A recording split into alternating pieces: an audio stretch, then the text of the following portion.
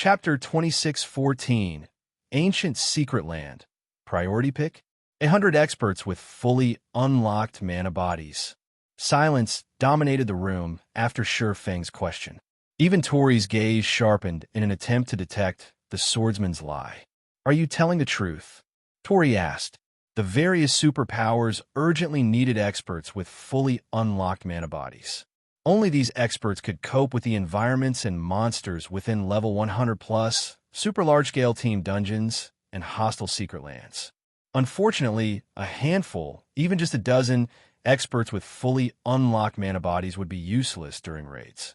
A team of 100 of these experts would be a different story. However, with a full 100-man team, raiding these locations would be possible, and such a team would be invaluable to Violet Sword, which had located an immensely important ancient secret land.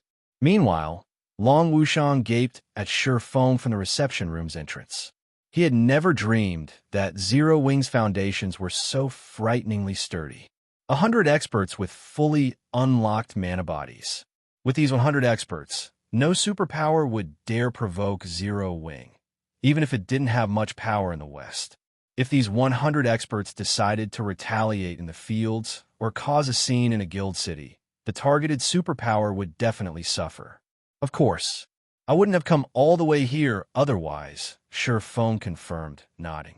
Although Zero Wing only had a little over 24 experts with fully unlocked mana bodies right now, many of the guild's Tier 3 Refinement Realm experts had already reached 85% or higher thanks to the Lost Town's special environment. At most, Zero Wing would need 3 more days to gather a full 100-man team. The raid on the ancient secret land wouldn't begin immediately. Violet Sword would need some time to prepare. Without the necessary tools, players wouldn't survive in the secret land, and by the time those tools were ready, Zero Wing should have all the experts it promised. Hence, Feng didn't consider his statement to be a lie. Tori and the other 2 instructors fell silent after hearing Feng's reply. Are we actually going to agree to his offer, Instructor Tori? This ancient secret land is likely unique in God's domain. You already know how astounding the environment is for training. Black Flame is too greedy. We have already split half the entry slots with mythology. If we give another 100 entry slots to Zero Wing, we'll have less authority there than mythology, even if we retain a spot. Wildfighter asked Tori in the team chat. The ancient secret land had a strict entry limit. It was more like an ancient city isolated from the outside world than a true secret land. As long as players defeated the trial boss, they become ordinary citizens in the city, enjoying the city's various benefits. To monopolize the secret land, Violet Sword had partnered with mythology, and both guilds had dispatched large armies to barricade the entrance, preventing other powers from entering. Each guild would then occupy half of the available entry slots. Violet Sword had gone to great lengths to secure 200 entry slots, yet Zero Wing wanted 100 for helping the Super Guild defeat the trial boss. No matter how one looked at it, this didn't seem like a worthwhile transaction. Given another 2 weeks, Violet Sword would be more than capable of taking the trial boss down by itself. The Super Guild didn't need any of Zero Wing's help. Crimson Star nodded in agreement to Wildfighter's comment. Guild leader Black Flame, while your proposal is tempting, you demand too much. I can offer a maximum of 10 entry slots, not 1 more, Tori said after giving the matter some thought. Even without your help, we will capture the secret land. It only may take us a few days longer. You might be right, but as far as I know, Violet Sword isn't the only power in control of the ancient secret land. Just 1 day could make a massive difference. I'm sure you're aware of this, Instructor Tori. Moreover, I don't just want 100 entry slots. I also want priority over one of the items the trial boss drops, Feng coolly declared, nodding. Long Wushang could only stare at the swordsman, utterly flabbergasted. How was this supposed to be a partnership negotiation? Violet Sword had clearly stated that it would succeed, with or without Zero Wing, but instead of reducing his demands, Feng had asked for even more, setting his sights on the trial boss's loot. He was simply insane. You're correct. We're not the only guild in control of the ancient secret land right now, but you can't ally with the other guild, can you? Zero Wing has offended mythology often in the past, Wild Fighter countered with a grin. Violet Sword is Zero Wing's only prospect for an alliance. We're already being quite generous by offering 10 entry slots. If you don't like it, you'll have to find another way to enter the secret land. Zero Wing's conflict with mythology was no longer fresh news. If mythology hadn't been the only other guild to control the ancient secret land, Violet Sword might have conceded to Feng's demands. There was no way mythology and Zero Wing would work together at this point. Feng was dreaming if he thought he could claim 100 entry slots and priority over the trial boss's loot. Convinced Feng was a madman, Long Wushang couldn't help but shake his head. Zero Wing was immensely powerful in the East. In fact, it was so powerful that not even several superpowers could take it down. However, Zero Wing's strength was limited to the Eastern continent. Even if the guild brought 100 experts with fully unlocked mana bodies to the West, it could, at most, annoy the various superpowers. Zero Wing couldn't reach the various superpowers' roots, let alone those of a veteran super guild like Violet Sword. What if we enter the secret land by ourselves? Feng asked, smiling. Read latest chapters at Wuxia World. You enter the secret land yourselves? Crimson Star Parrot, smirking. She then continued, Guild Leader Blackflame, I don't mean to belittle you, but do you know how large of a force our two guilds have stationed at the entrance? Not even 1,000 experts with fully unlocked mana bodies could dream of setting foot in the ancient secret land without our approval. To secure their hold, Violet Sword and Mythology had established a guild city around the ancient secret land's entrance. Without being able to destroy the city, no one would enter the secret land. Silently, Long Wushang nodded his agreement with Crimson Star's statement. He had visited this guild city when the Azure Chamber of Commerce had sent its lifestyle players to Violet Sword. That guild city's defenses were no weaker than the various super guilds' main headquarters. Is that so? Leisurely, Feng asked, but what if I have him? With that, Feng retrieved a summon guard scroll and called forth Versailles. Chapter 2615, Tier 4 Secret Silver Guard. Life transition when Feng summoned Versailles into the reception room. The room's mana transformed. So dense, so heavy. The mana inside the reception room didn't feel like mana at all. Everyone in the room felt as if they had been submerged in water and were drowning. A Tier 4 personal guard? How is this possible? Long Wushang and the Tier 3 assassin were stunned when they saw Versailles. They had seen level 120 personal guards before. After all, every superpower in the game had a few by now, but those had only been Tier 3 personal guards. They had never seen a level 120 Tier 4 personal guard before. They hadn't even thought one existed at this stage of the game. Reaching Tier 4 was an immensely difficult feat, even for personal guards. Most player and power-owned guards couldn't even reach Tier 4. Fine Gold guards had a relatively high chance of completing their Tier 4 promotion quests, but reaching that milestone required a lot of preparation and a lot of time. Even the various superpowers personal guards had just recently reached level 120. Thus, logically, getting one's hands on a Tier 4 personal guard at this stage should be impossible, yet Zero Wing had one. Tier 4 NPCs were the true big shots of God's domain. They qualified to rule major NPC cities and were beyond current players' reach. A Tier 4 personal guard? It seems the Eastern Continent's superpowers have grossly underestimated Zero Wing. Their assumption that your guild is powerless outside of Cold Spring Forest is severely flawed, Tori commented as he gazed at Versailles. Even after seeing the Tier 4 personal guard, he still appeared quite calm. Even so, I do not think that a level 120 Tier 4 Secret Silver Guard can break into our two-guild city. Although the guild city in question was only basic rank, it was protected by an incredibly powerful defensive magic array. The magic array could endure Tier 4 attacks without any trouble. Otherwise, the city wouldn't have withstood the demonic creature army's invasion. The Western continent was far more dangerous than the East. Towns and cities faced frequent demonic creature assaults. These armies especially loved to target guild towns and cities. It wasn't odd to find 3 to 5 mythic monsters among each demonic creature army, in addition to hundreds of thousands of weaker demonic creatures. Trying to rely on a measly Tier 4 NPC to threaten a guild city jointly operated by 2 super guilds was laughable. Of course, a Tier 4 NPC, particularly a Tier 4 Great Wizard, could destroy an ordinary guild city, but trying to destroy a superpowers guild city with a single Tier 4 NPC was ridiculous. Every guild city a superpower established would have some means of fending off or exterminating Tier 4 beings. Otherwise, there wouldn't be any difference between superpowers and ordinary powers. That's right. A Tier 4 Secret Silver Guard would be invincible in the fields.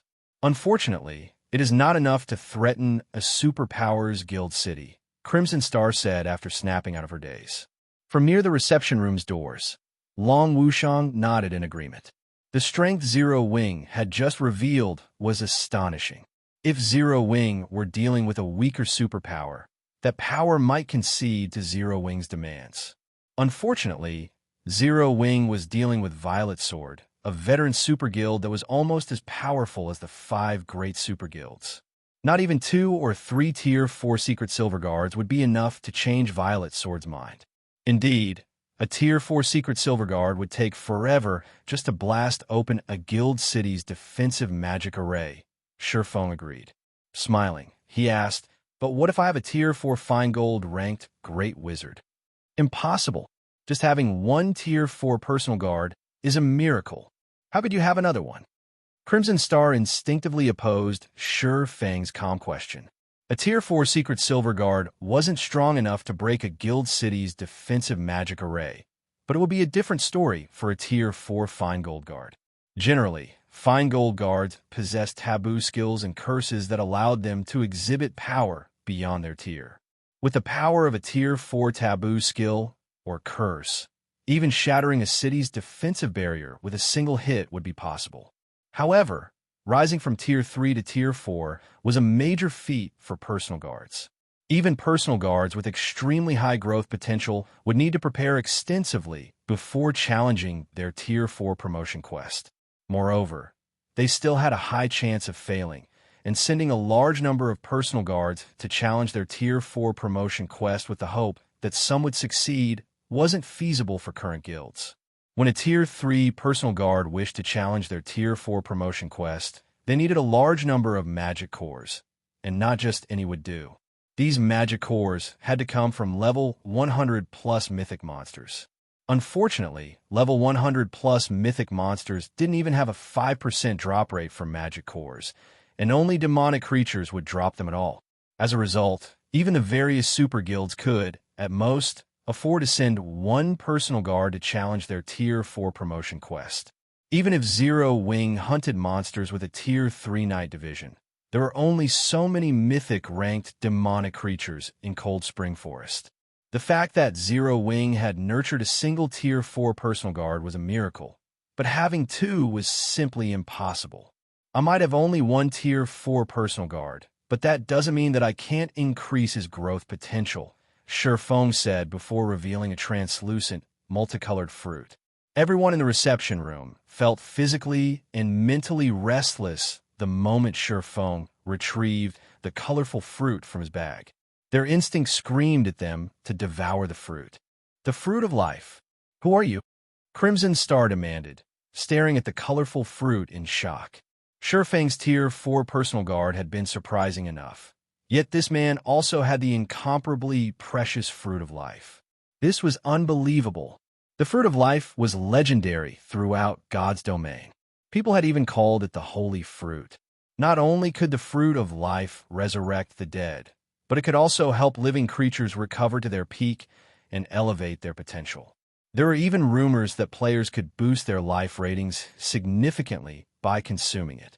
If they spotted a fruit of life, even high-tiered NPCs would do everything in their power to claim it, not to mention players. In Crimson Star's opinion, though, this legendary fruit was just that, a legend. It was beyond the reach of players. The only known way to obtain the fruit of life was to harvest it from the elven race's tree of life. However, elves consider these fruits holy. They would never trade or sell the fruit to outsiders. If players wanted their own fruit of life, they could only obtain one by attacking a location that housed a tree of life. However, the elves' trees of life were so heavily guarded that not even Tier 6 gods could reach them. Moreover, most of the various kingdoms and empires' great and grand wizards had learned from elven great and grand wizards. Anyone that dared attack the elves' main headquarters would only make an enemy of these kingdoms and empires. No one under the heavens would be able to save them. Even Tori stared at the fruit in Feng's hand in astonishment. The fruit of life. Read latest chapters at Wuxia World. The various superpowers have been desperately searching for the item after learning about it. Based on what they had learned, there was only one way, other than raiding an elven city, to procure a fruit of life. While the elves refused to trade or sell these fruits, they sometimes offered them as gifts to players who had significantly helped their race. Hence, there were quite a few fruits lying around. Only, most of these fruits of life had been given away decades, maybe centuries ago, so no one knew their current whereabouts. Even with the superpowers' powerful information networks, no one had found the slightest clue leading to these gifted fruits of life. And yet, Feng held one in his palm. "Eat it," Feng said, passing the colorful fruit to Versailles. Versailles did not hesitate, excitedly and fanatically taking the fruit. His changed attitude made the room's mana restless. After a deep, sincere bow of gratitude to Feng, Versailles ate the fruit of life as the players in the reception room watched. Chapter 26:16 Potential Skyrockets, World Creation. Crimson Stars and Wildfighter's eyes went wide as they watched Feng give the fruit of life to his personal guard with no hesitation. What a waste! The fruit of life was an incredibly rare and valuable item, far more valuable than a Tier 4 Fine Gold Guard. That fruit could permanently increase a player's life rating or upgrade a Fine Gold Guard to Dark Gold rank, drastically increasing the personal guard's chance of reaching Tier 5. Versailles was only a Tier 4 Secret Silver Guard. Even if the fruit of life upgraded him to Fine Gold rank, and his combat power drastically increased, he wouldn't become much more valuable. Fine Gold Guards had almost no chance of reaching Tier 5. Meanwhile, players could challenge their Tier 4 promotion quest once they reached level 120, which would significantly decrease a Tier 4 personal guard's value. Using the fruit of life to help a player or personal guard reach Tier 5 will be far more beneficial than using it to boost a Tier 4 NPC's combat power. Not many in God's domain would reach Tier 5. That much was clear after seeing how few players completed their Tier 3 promotion quests. While Crimson Star and Wildfighter mourned the fact that Feng had wasted the fruit, a visible layer of life energy formed around Versailles.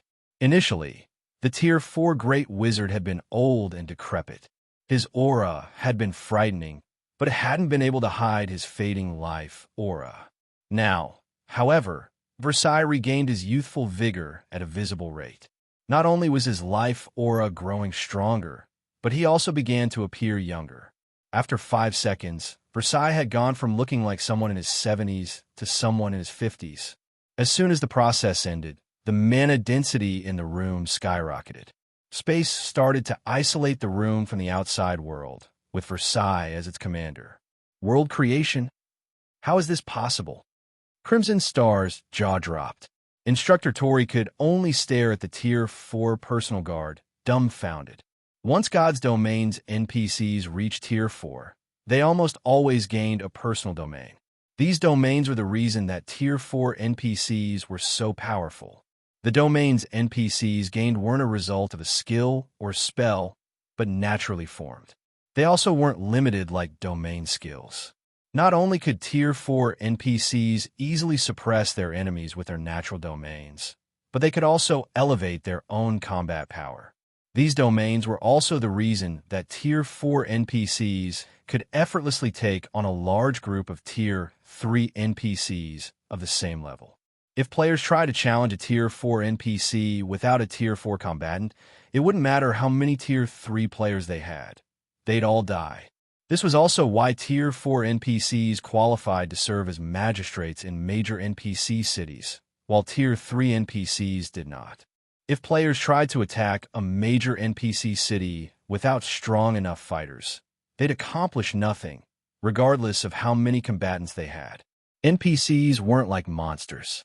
Tier 4 monsters were only powerful due to their basic attributes, while players relied on skills, spells, and numbers to make up the attribute differences. Even Tier 2 players could defeat Tier 4 monsters with a large enough team. NPCs, however, had an overwhelming advantage with their mana control. A Tier 4 NPC could use their mana to suppress every enemy within range. If players couldn't break free from the mana's bindings, they wouldn't even be able to put up a fight.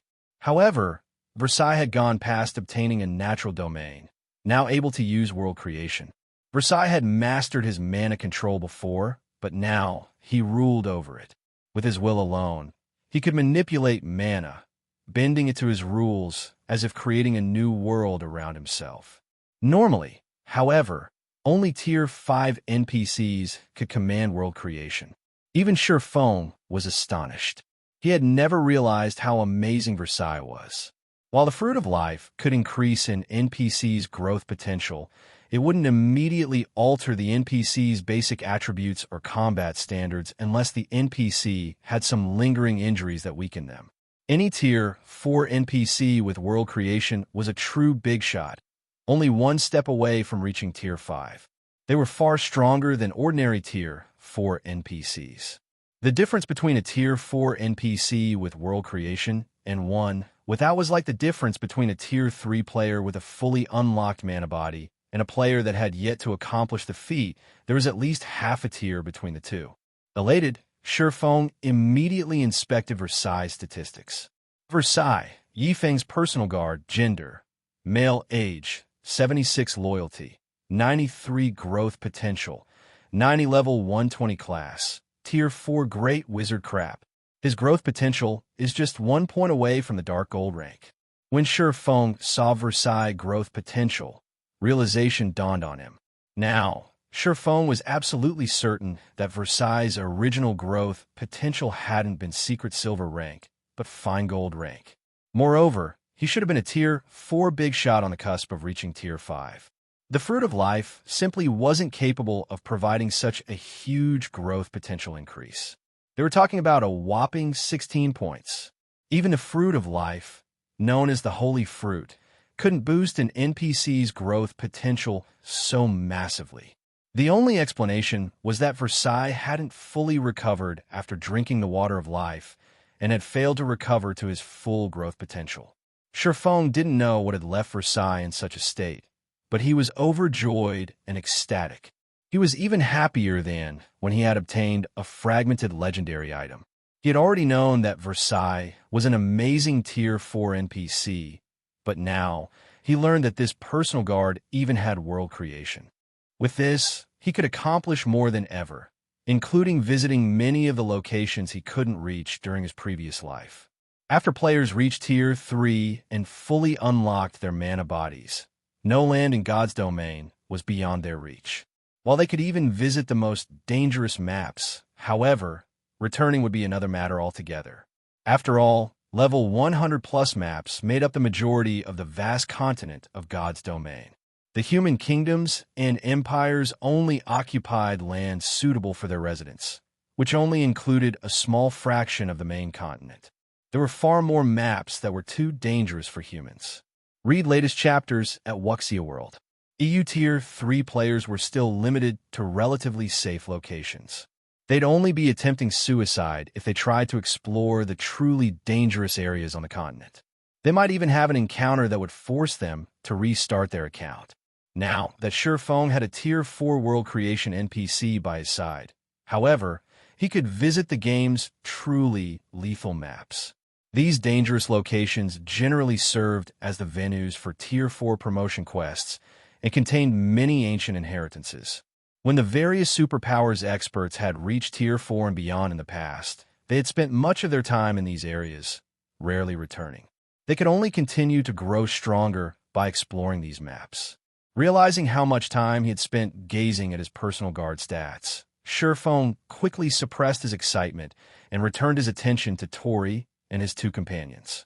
May I know if Zero Wing now qualifies to negotiate a partnership with your guild? Feng asked Tori. Chapter 26:17, Secret of the Ancient Secret Land. Even after a long moment, Tori and his comrades couldn't find a proper response to Feng's question. Feng was simply too ruthless.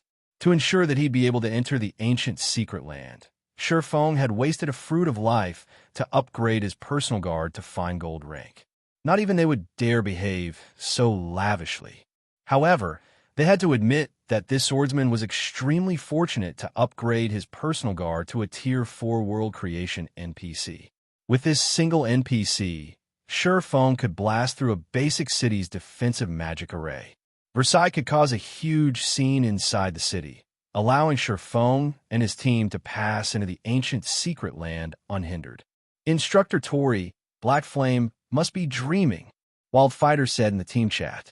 Even if he can break into the city and enter the ancient secret land, he'll only be able to do so a handful of times at most. I refuse to believe he can come and go from our city as he pleases forever. Moreover, Mythology will have to bear half of the entry slots we lose because of Zero Wing, significantly reducing our losses. When our two guilds gain Tier 4 experts, his personal guard will be useless, and our guild will still have 200 entry slots. The ancient secret land contained an ancient city independent from God's domain's two main continents. Even if players defeated the trial boss and became citizens, they would need to remain within the city for some time to enjoy its benefits. Players wouldn't gain access to all of the city's benefits when they first reach the city. However, while Zero Wing could get into the ancient secret land, the amount of time its players could stay in the city would be limited. Players could only extend their stay with a special tool. 1 week. Even with this special tool, players could only reside in the ancient secret land for a maximum of 7 natural days. If they did not leave on time, they'd starve to death. The special tool in question also had a 10-day cooldown. In other words, Feng would have to break into Violet Sword and Mythology's Guild City repeatedly to continue enjoying the Secret Land's benefits. Not only were the various superpowers searching for an easier way to unlock their experts' mana bodies, however, but they were also preparing for the Tier 4 promotion quests. This meant that Zero Wing had very little time left to take advantage of the Secret Land. Crimson Star nodded in agreement with Wildfighter's claim. There was no way their two guilds could form an alliance. After all, Zero Wing couldn't offer enough benefits to warrant 100 entry slots. Tori didn't immediately reply to Wildfighter's proposal. Instead, he closed his eyes and fell deep into thought. After some time, the man's eyes opened, and he looked at Feng, saying, "Guild leader Black Flame, a partnership between our guilds isn't exactly out of the question." Instructor Tori, both Wildfighter and Crimson Star were surprised to hear Tori's response. Violet Sword didn't need to agree to Feng's demands, and their guild leader and grand elders would never agree to such laughable conditions. "What are your conditions?" Feng calmly asked. Feng admitted that he had demanded quite a bit, but he had no choice.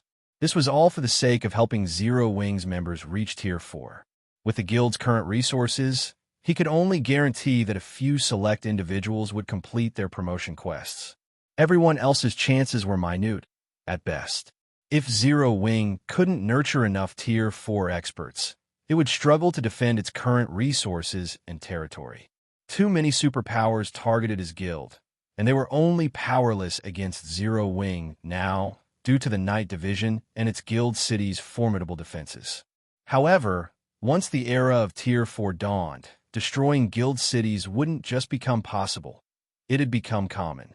When God's domain had reached the Tier 4 era in the past, it had been the craziest chapter of the game's history. The various superpowers had fought like madmen, destroying countless guild cities. Many had even been annihilated. This was also one of the reasons that Feng was so desperate to reach Tier 4. Although he could rely on Versailles to force his way into the ancient secret land, that wasn't a long-term plan. Allying with Violet Sword was his best option. He'd only resort to force if the Super Guild refused to work with him.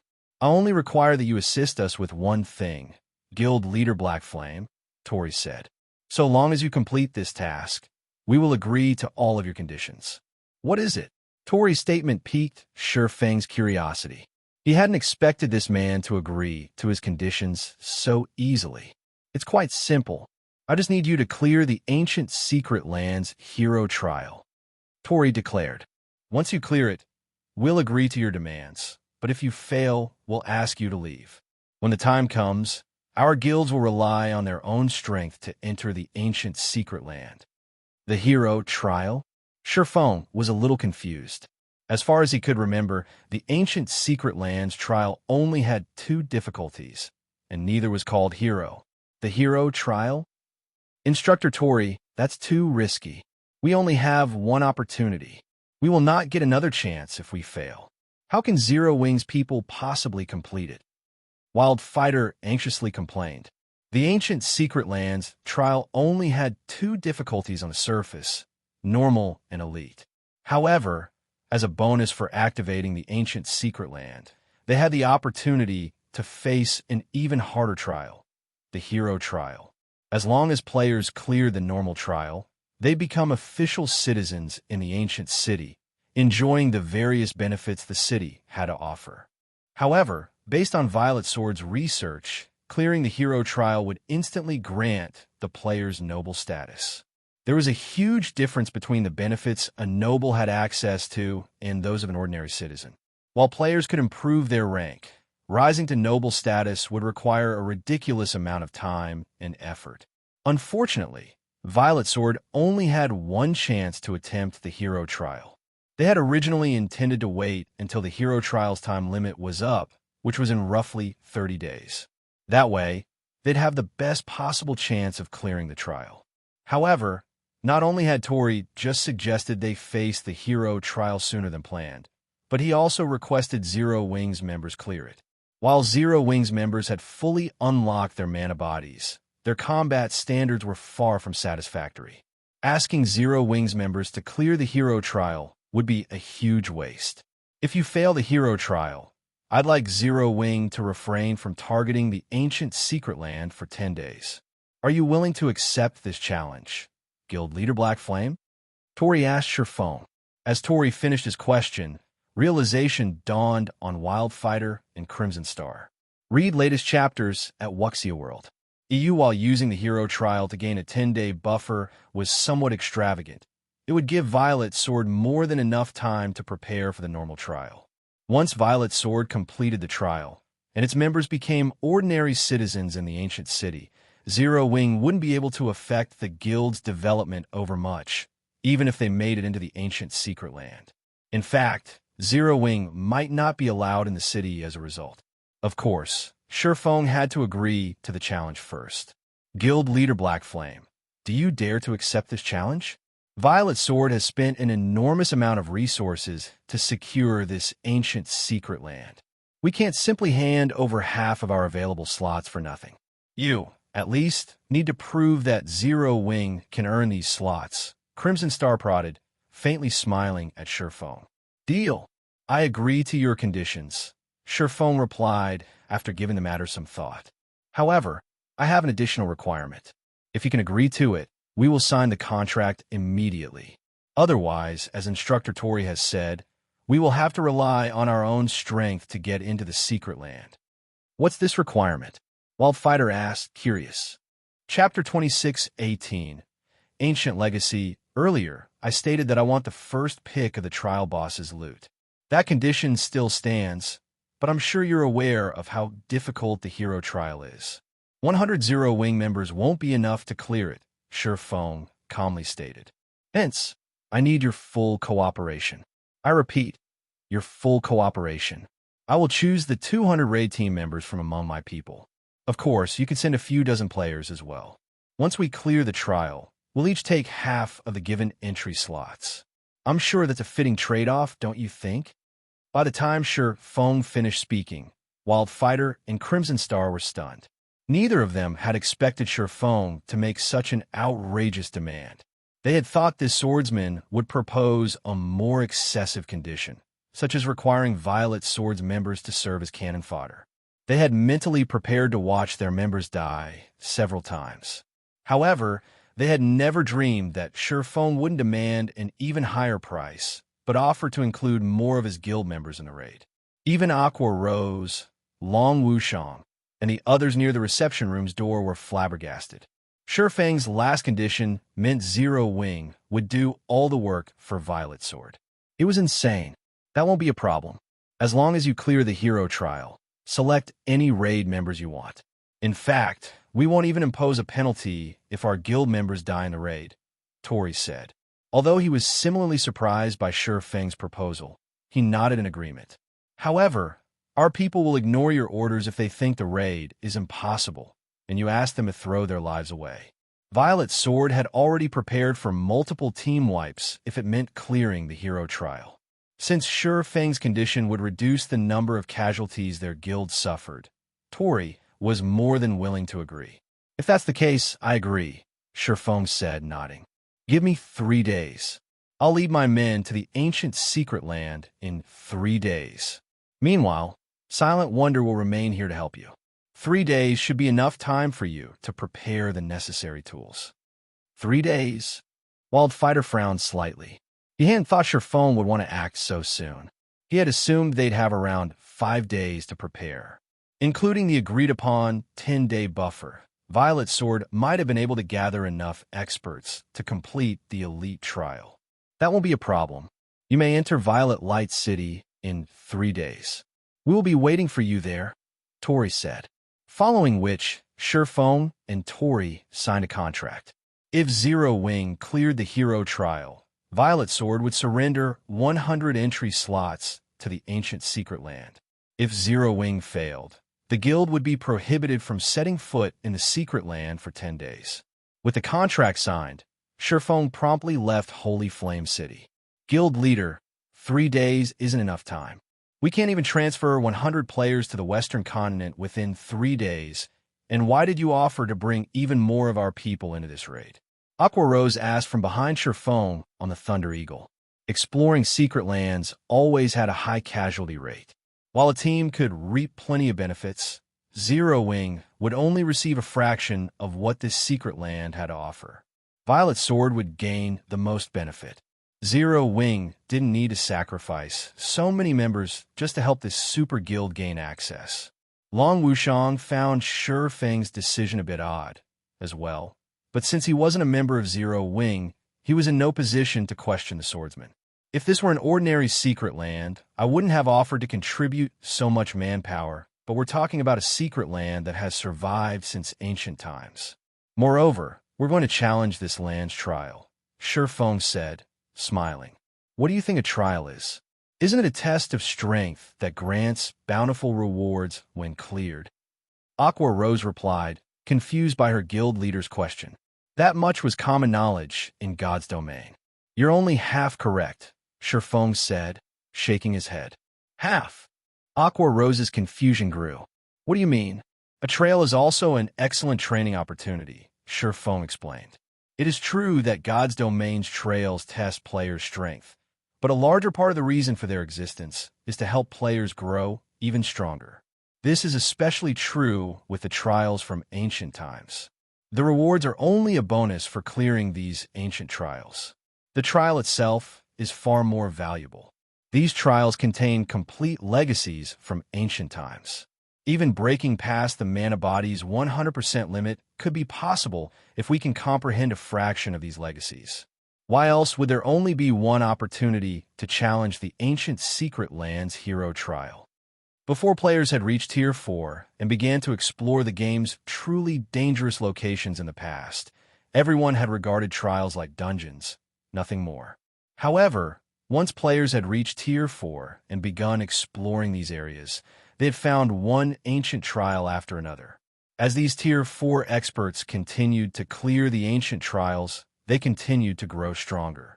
Everyone realized how important God's domain's trials were after this discovery, especially those that had survived intact since ancient times.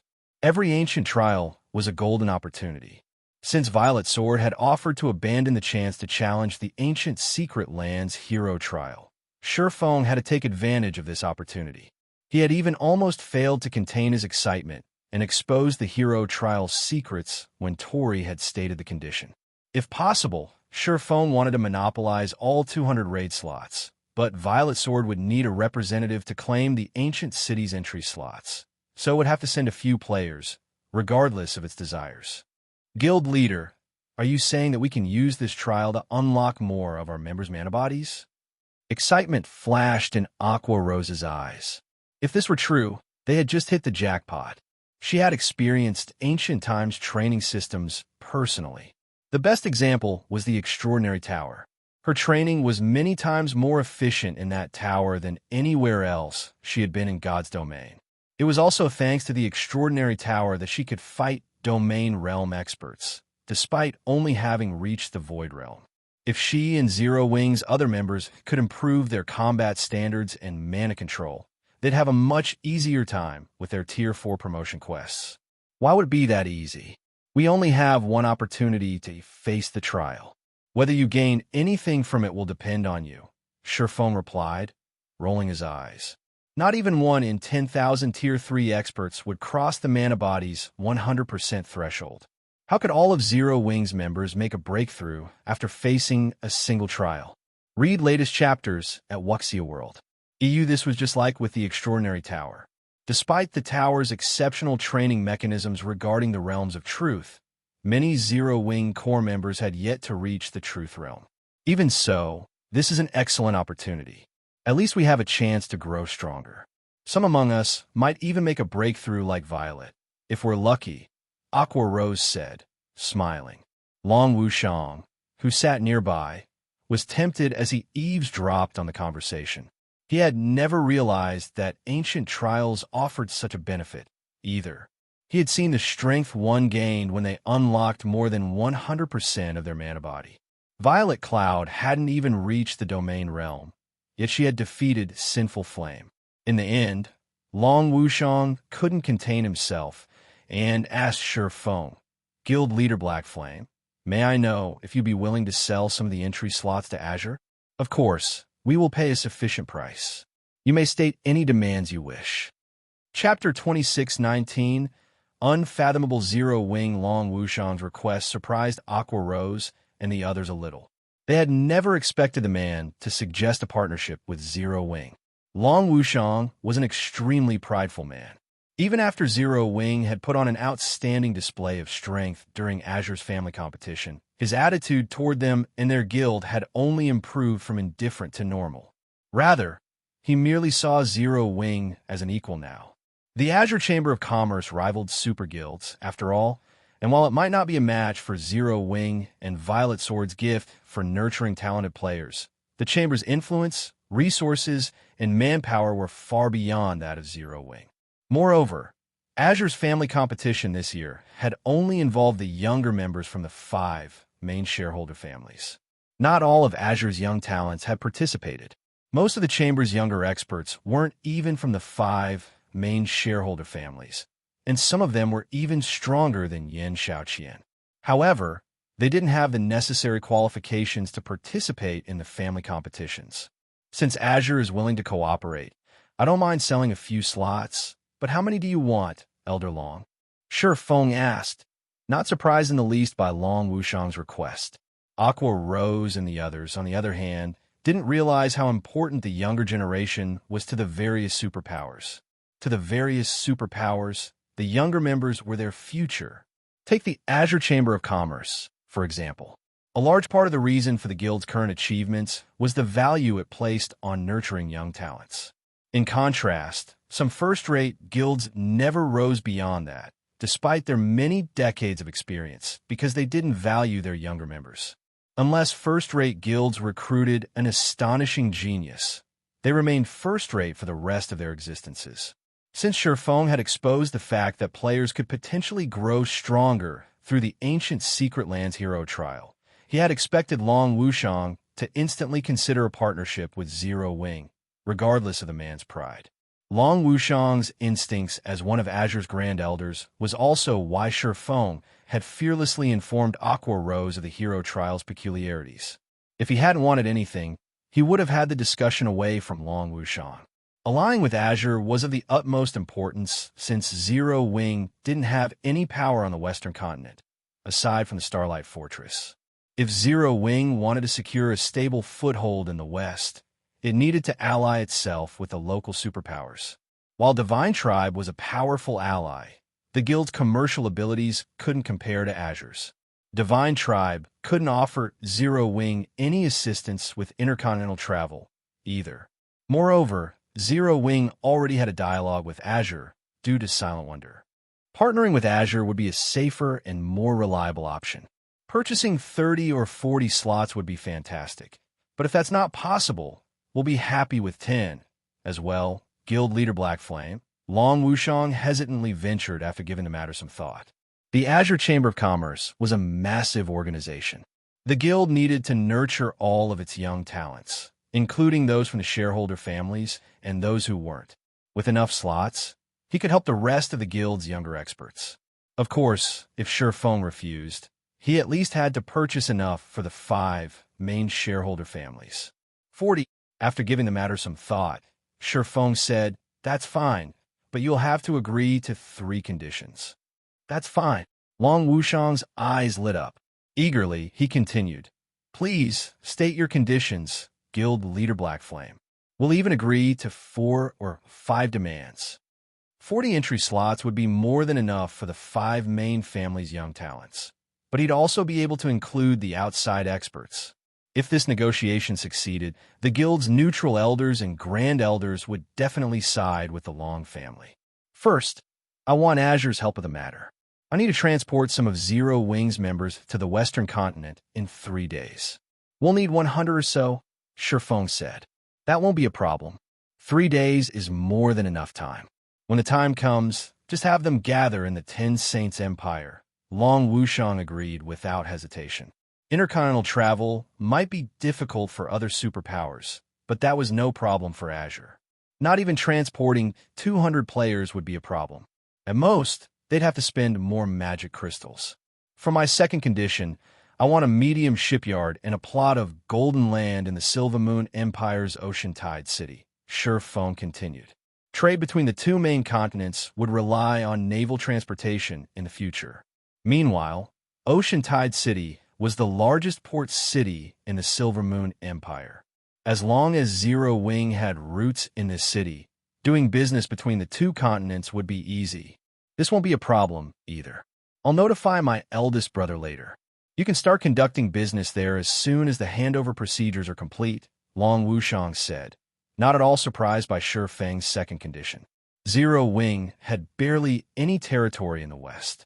If it wished to acquire the Western continent's resources, the quickest way would be establishing itself in the West port cities. That way, it could travel between the continents more often and transport far more cargo. After all, players could only transport a limited amount of items via teleportation. With contact between the 2 continents still being so difficult, one could resell merchandise from either area for a high price. However, those prices would fall as more powers gained the ability to travel between the East and West. Zero Wing would need to increase its sales volume to maintain a sizable income.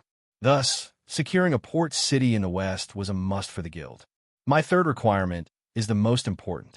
I need Azure's complete Void Realm legacy, Feng earnestly declared, glancing at Long Wushang.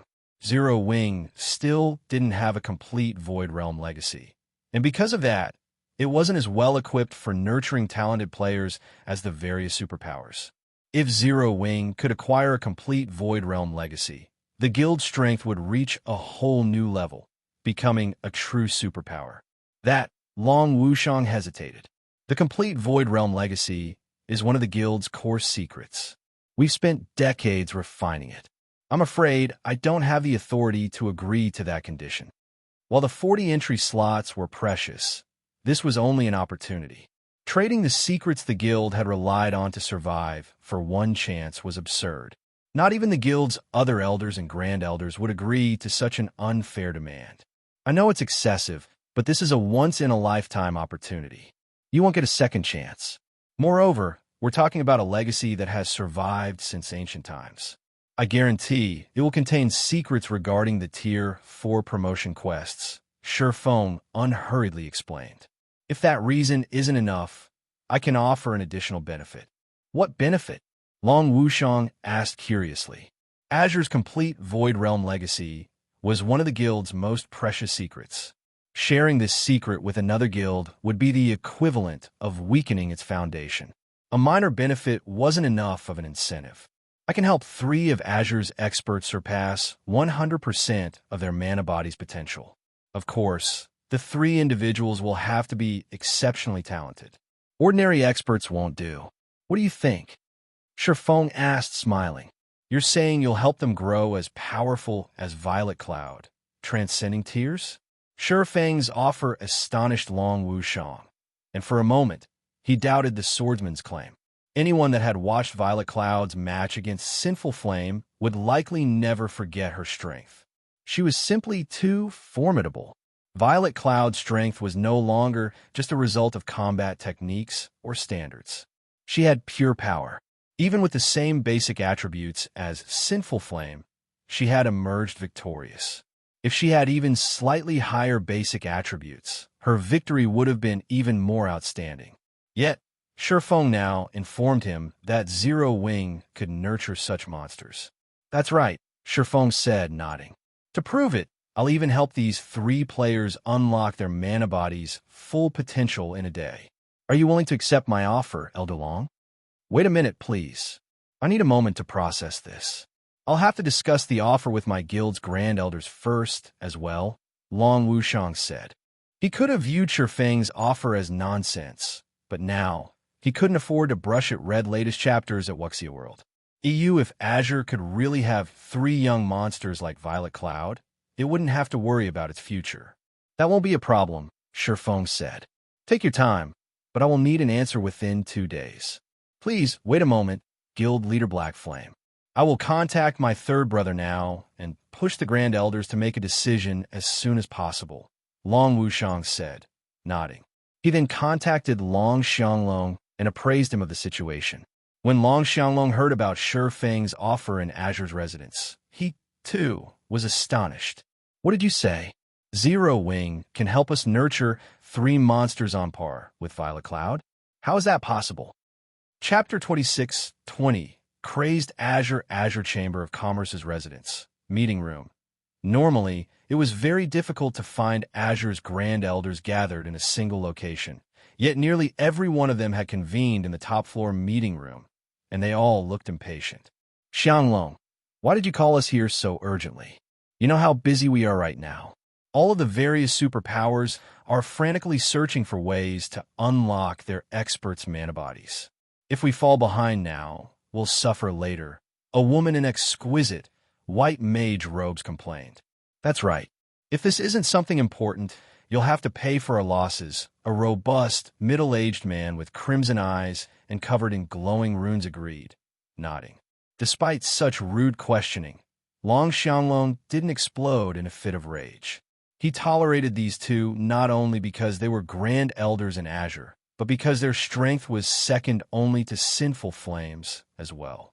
They were even stronger than Long Xianglong, the Long family's most formidable expert. Along with Triumphant Howl, they were Azure's 3 monsters, and each represented Azure's non-family members. Why isn't Triumphant Howl here yet? Long Xianglong asked, glancing at the empty seat beside the 2. You know him. Unless the guild is going to war or is at risk of destruction, he doesn't care about anything besides leveling, the crimson-eyed man said. Forget about him. Why did you call for us here? All right, then. With 80% of the guild's Grand Elders present, we should have enough people to make a decision, Long Xianglong said, sighing. While Azure's 3 monsters were incredibly powerful, they were also free spirits. They hated restrictions and rarely listened to the ruling family's representatives. What exactly has happened, Lunatic Long? You actually used a Grand Elder mobilization order. Has something gone wrong with Violet Sword over Silent Wonder? Duan Hanzhan demanded, smirking at Long Xianglong. Duan Hanzhan had already learned about Feng taking Silent Wonder to Violet Sword's residence the moment Azure's family competition had ended in hopes of settling the dispute between the Long family and the Super Guild.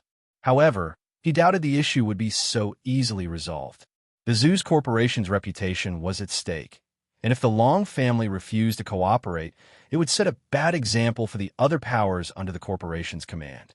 Even if Silent Wonder were of little significance to the Zeus Corporation's plans, it wouldn't let the matter rest so easily. Meanwhile, Zero Wing didn't have enough power in the West to convince Violet Sword to budge. If the negotiation didn't go well, Violet Sword might even move against the Long family and Zero Wing directly. I'm afraid I'll have to disappoint you, Old Ice Demon. The matter regarding Wonder has already been dealt with, Long Xianglong shot back. As a matter of fact, I've gathered you all here today to discuss good news. This matter might even affect Azure's future. Something that can actually influence Azure's development?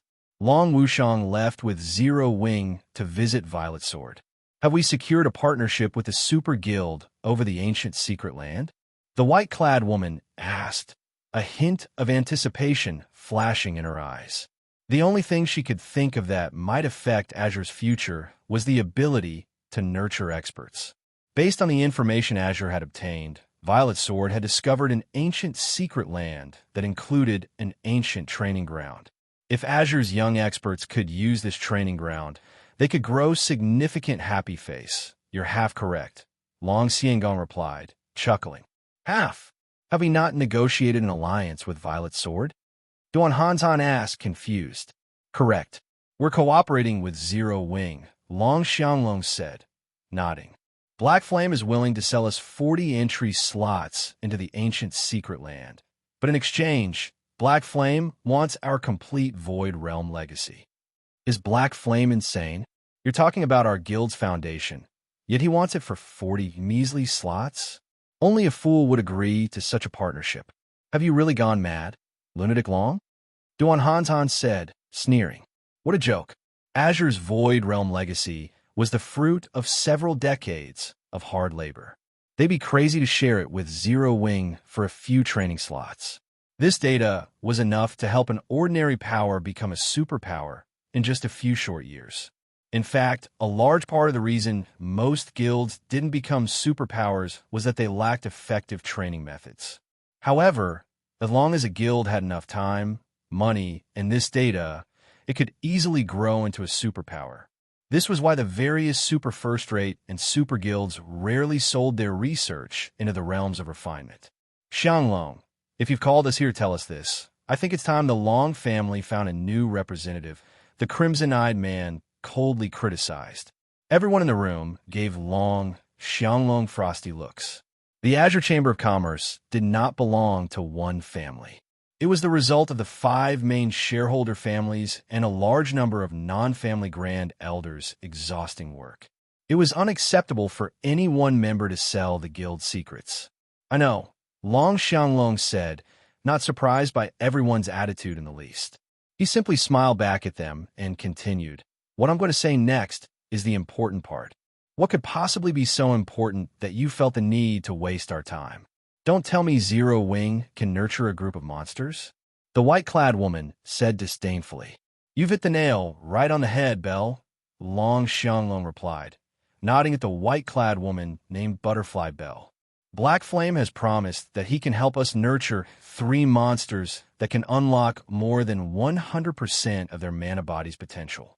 He's even promised that he'll help the 3 selected players reach 100% within a day. Cross the 100% threshold? Isn't that what the little girl from Zero Wing accomplished? Duan Hanzan exclaimed. Everyone that had watched the family competition had learned of how frightening Violet Cloud's combat power was. Not even a legendary expert like Sinful Flame had been her match. She was inhuman. Most ordinary powers thought unlocking 100% of the mana body could be accomplished given time, but anyone that had tried knew that the closer they got to 100%, the better their mana body performed. Unlocking 100% of one's mana body should be the maximum. However, Violet Cloud, who had broken past 100%, was definitely an extremely talented genius, and anyone that tried to replicate the feat would only be met with failure. Yet, Zero Wing declared that it could nurture inhuman experts like Violet Cloud. Read latest chapters at Wuxia World. Ew, I heard the girl talk about it before. It seems she's not unique in Zero Wing. She even mentioned stronger members of the guild. Sinful Flame suddenly spoke up. Based on her expression at the time, I doubt she was lying. Zero Wing should have more monsters that have crossed the 100% threshold.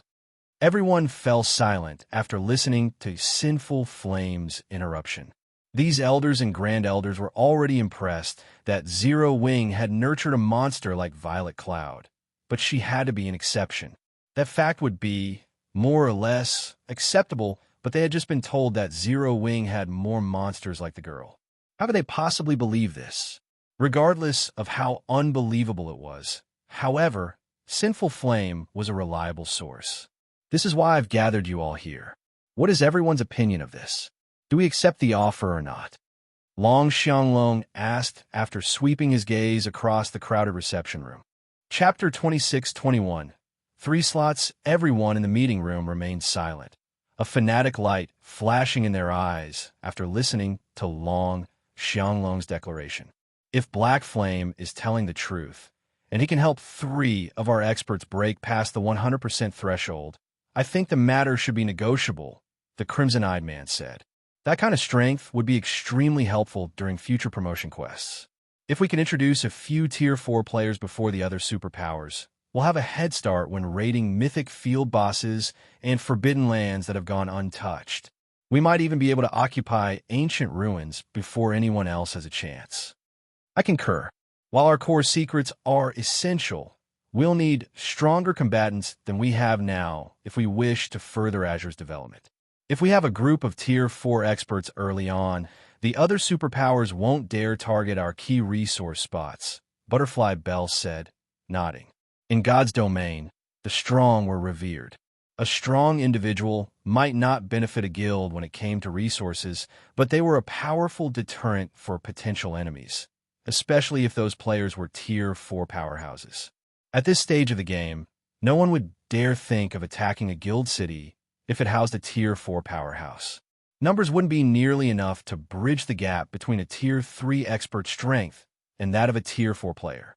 With 3 Tier 4 experts, specifically experts with extraordinary combat power for their level and tier, Azure would have an effective deterrent. Even without Violet Sword, Azure could safeguard its current resource areas. The Chamber might even be able to secure more. On the other hand, keeping a tight hold on the guild's Void Realm legacy would only ensure that Azure's foundations remain steady. It wouldn't help the guild grow. Upon hearing the Crimson-Eyed Man's and Butterfly Bell's words, the independent Grand Elders promptly nodded in agreement. One couldn't make an omelet without breaking eggs.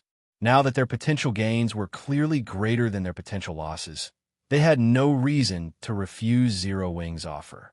I have no arguments against accepting Black Flame's offer, but how do we choose which 3 members to send? Duan Hanshan asked Long Xianglong. Interested to hear his answer, the Grand Elders turned toward the Long family's representative. Long Xianglong had summoned them here to discuss this topic, and Silent Wonder was a member of Zero Wing. The Long family was in the best position to negotiate this deal. These 3 training slots were incredibly valuable. If these 3 players broke past their mana body's 100% threshold, they'd rise to the apex of God's domain, even if they were merely Void Realm experts. Whatever faction these experts belonged to would gain quite a bit more authority within the Azure Chamber of Commerce. In fact, the slots distribution might cause a massive authoritarian shift in the guild. I realize what you're all thinking, Long Xianglong said, chuckling as everyone gave him serious looks. Rest assured, the Long family won't try to claim one of the slots for an unworthy candidate. Black Flame has already informed us that no random player will do. The 3 selected individuals must have incredible potential to make a breakthrough. As usual, the 5 families will have priority in selecting 2 players, and if one of their selections isn't a match for the Independence Reserve member, that player will take their place. What does everyone think? Taking the initiative, Butterfly Bell said, "In that case, I nominate Boss Flame. We all know his strength and potential."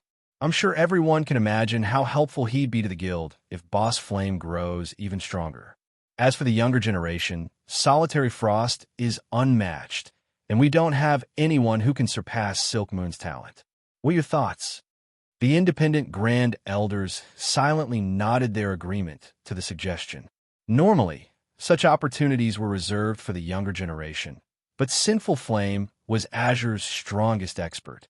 If he could increase his strength, not only would he become a better deterrent for Azure, but he could also solidify the independent Grand Elder's authority. They didn't mind giving up a training slot for this. Duan Hanshan said nothing to oppose the idea. Rather, he was strongly in favor of the suggestion. Earlier, he had worried that the Long family would unfairly try to claim one of the 3 slots. That would leave Solitary Frost competing for the remaining slot reserved for the 5 families. While the young player had almost no chance of losing, nobody could say for certain that the independent faction of the guild didn't have something hidden up their sleeves. Now that Solitary Frost had been selected for one of the 3 slots, however, he had no issues with the arrangement. I'm afraid Silk Moon won't do. We still haven't been able to reach her, Long Xianglong said, shaking his head. Although Black Flame has given us a 2-day time limit, we should make our decision as soon as possible, just in case.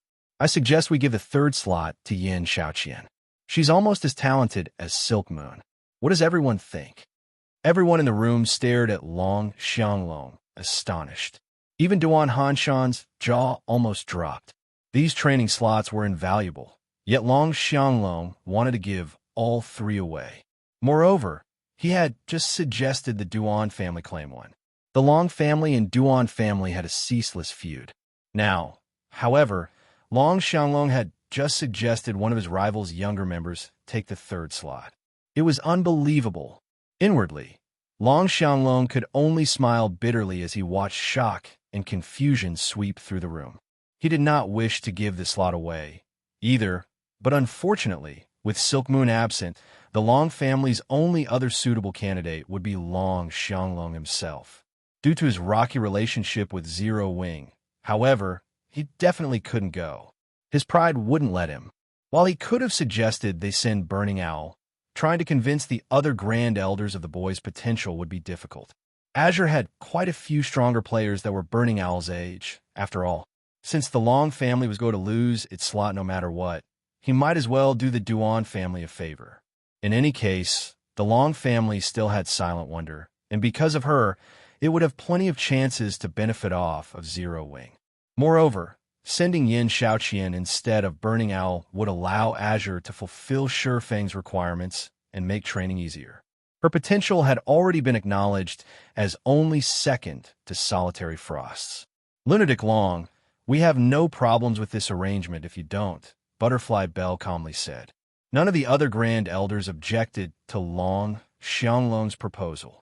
Yin Xiaoqian was quite talented and only half a step away from the domain realm. She was undoubtedly the best candidate after Silk Moon. That settles it, then. I'll contact Black Flame after this, Long Xianglong announced, concluding the meeting. He then turned to Duan Hanshan and continued, Old Ice Demon, please prepare Solitary Frost and Yin Xiaoqian. Once we sign the contract with Zero Wing, send them to the Starlight Fortress. It will be taken care of. Once the contract has been signed, I'll take them there myself, Duan Hanshan said, nodding. Following which, everyone proceeded to discuss who they would send to Violet Sword's ancient secret land.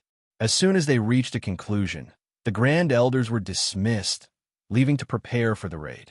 An hour after the meeting had ended, Long Wushang represented the Azure Chamber of Commerce in signing a cooperative contract with Feng. In no time at all, not only had Feng gained the rights to one of Ocean Tide City's medium shipyards and golden lands, but he had also received a small warehouse in the city as a gift. Meanwhile, in Azure City's teleportation hall, are we really going to train with Zero Wing, Uncle Hanshan? Yin Xiaoqian asked Duan Han, who wore a serious expression. I'm afraid it'll be difficult to rejoin Violet Sword's training if we do. Instructor Tori might just give up on us. Although she and Solitary Frost were members of the Azure Chamber of Commerce, and where they trained it was none of Violet Sword's business, These two were considered Tori's disciples. Training with Zero Wing would be a slap in the face to Tori, as if they were declaring that Zero Wing's training was more valuable. While Violet Sword's training is amazingly effective, this is a unique opportunity. Do you think securing these slots was easy? I doubt you'll get a chance like this in the future. Moreover, only Zero Wing can provide this kind of training right now, Duan Han informed her coldly. Read latest chapters at Wuxia World. EU, Uncle Han, I agree with Xiaoqian. It is only a matter of time before we unlock our mana body's full potential, but opportunities to improve our combat standards and techniques are difficult to come by. We went to great lengths to earn Instructor Tori's guidance. If he finds out that we left to train with Zero Wing, I doubt he'll agree to train us anymore, Solitary Frost said. While he admitted that Zero Wing was quite capable when it came to helping players unlock their mana body's potential, passing up a chance to improve their combat standards and techniques for a chance to unlock their mana bodies a few days sooner was a waste. The only reason he had lost to Silent Wonder, in his opinion, was that he had yet to unlock his mana body fully. If he had, defeating her would have been a piece of cake. With enough time, anyone could unlock their mana body's full potential. Hence, he firmly believed that improving his combat standards and techniques was the true path to power. You're only going to Zero Wing to unlock your mana body. You're not there to learn techniques. It doesn't clash with Instructor Tori's training. I'm sure he won't have an issue with this, Duan Han replied. It's getting late. We should hurry to the Starlight Fortress. We shouldn't make Zero Wing wait too long. With that said, Duan Han led Solitary Frost, Yin, Xiaoqian, and a few dozen Azure members through the teleportation array and to the closest NPC town to the Starlight Fortress. Chapter 26-22 changes to the Starlight Fortress Star Valley, Starlight Fortress. A long line of players, including tens of thousands, waited to enter the magnificent, ancient fortress. There were also quite a few Tier 3 players among them, creating a spectacular, stunning scene for first-time visitors. Azure's 40-man team stood at the front of the line, gazing at the Starlight Fortress in curiosity. There are so many Tier 3 experts here, one of Azure's Tier 3 players exclaimed, glancing at the line of players behind him. Tier 3 players were still incredibly rare, and even the various major powers considered their Tier 3 experts mainstays in the guild. However, Tier 3 experts were a common sight in the Starlight Fortress. Almost 1 out of every 10 players was a Tier 3 expert. It was amazing. I've heard that quite a few experts have come to the Starlight Fortress for the Demon God's legacy, but aren't there a little too many here? A level 110, Tier 3 male Guardian Knight, another Azure member commented. He could sense that many of the Tier 3 experts he saw were Refinement Realm experts. Some had even reached the Flowing Water Realm as he had. The mana here feels different too. It's very calming, and it somehow feels complete. Standing here, it's easier to sense mana than elsewhere, a level 109, Tier 3 female elementalist said. If I could rest and train here, my mana control would improve far quicker than training in the outside world. While Azure's young talents chatted amongst themselves, Solitary Frost and Yin Xiaoqian stared at the fortress, just as surprised by its mana as everyone else. So, this is 3 supreme elements mana? It really is extraordinary, Yin Xiaoqian muttered as she sensed the flow of mana around her. At the same time, realization also dawned. It's no wonder why so many of Zero Wing's members have fully unlocked their mana bodies. If they live in such an environment, their mana control will only grow stronger with time. They'll also have a much easier time unlocking their mana body's potential. The Starlight Fortress's mana, which contained the 3 supreme elements, was no longer a secret to the various superpowers. Only, none of the superpowers had bothered to expose this secret to the public. Naturally, independent players with keen senses had kept their mouths shut, as well, since they wanted to take full advantage of the fortress's benefits. After all, the Starlight Fortress could only house a limited number of player residents. This environment is only a close match for that of ancient times. Solitary Frost wondered, shocked as he bathed in the fortress's mana. He hadn't thought the fortress's environment which supposedly rivaled that of ancient times, was overly important. It was only close, not the real deal. How could any location in God's domain still have the same environment as before the Great Destruction? In his opinion, the past had only had so many more powerhouses than the present because of how many complete legacies had been available during ancient times. There was no way it could have been because of some ancient environment. Of course, the environment during ancient times had been incredibly mana-dense, but all of the various superpowers had their own special training grounds with high mana density. Some of those training grounds even had mana that was far denser than during ancient times.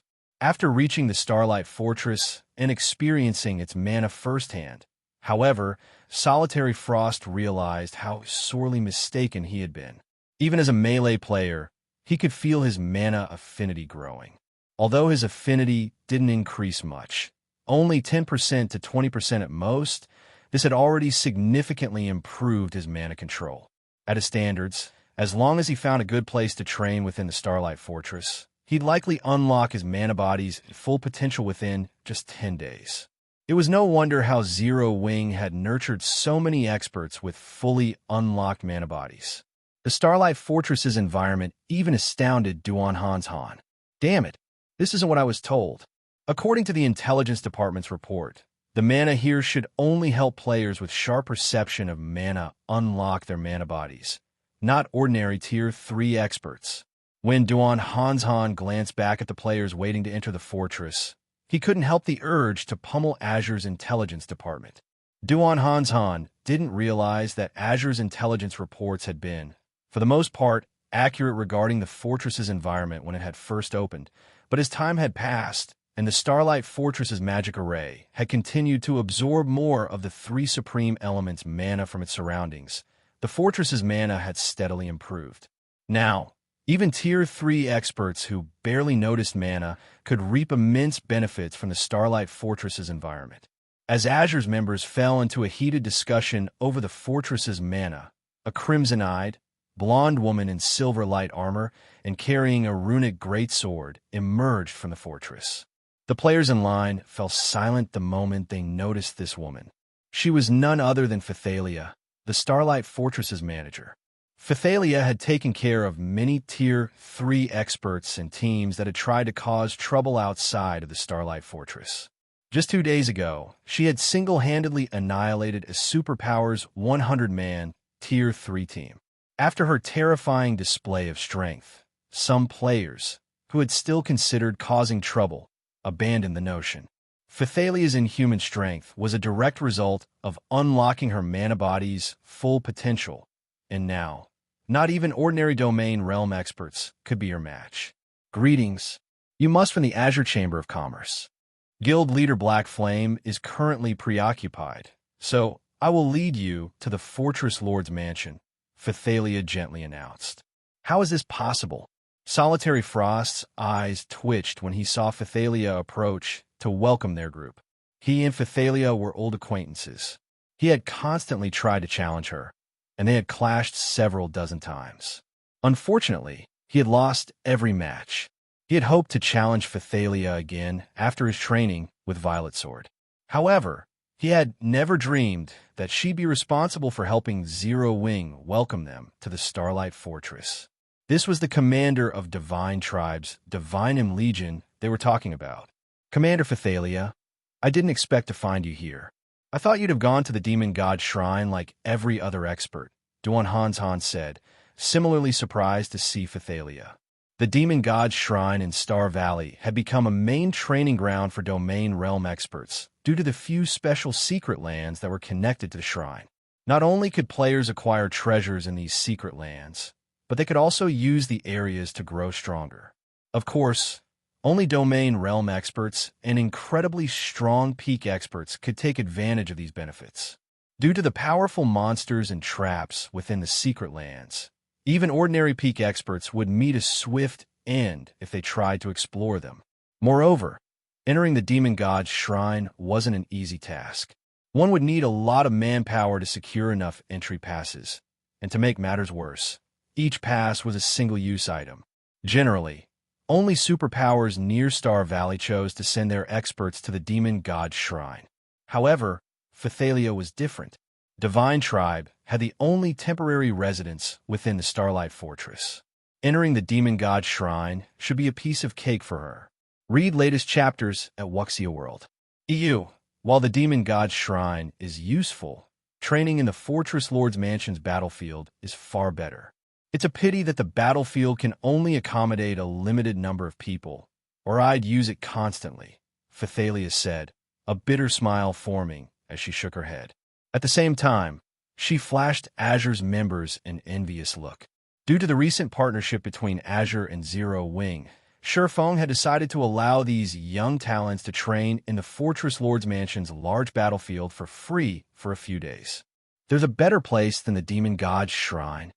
The news astonished Solitary Frost. For experts of his and Phythalia's caliber, growing stronger by training was incredibly difficult. The fact that the demon god's shrine could help domain realm experts was amazing.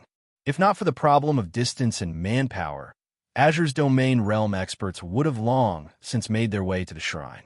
And yet, Phythalia insisted that training in the Starlight Fortress's Fortress Lord's Mana was even more effective than training in the demon god's shrine. How could he possibly believe such an outlandish claim? Let's pause our conversation for a moment. Our time is limited.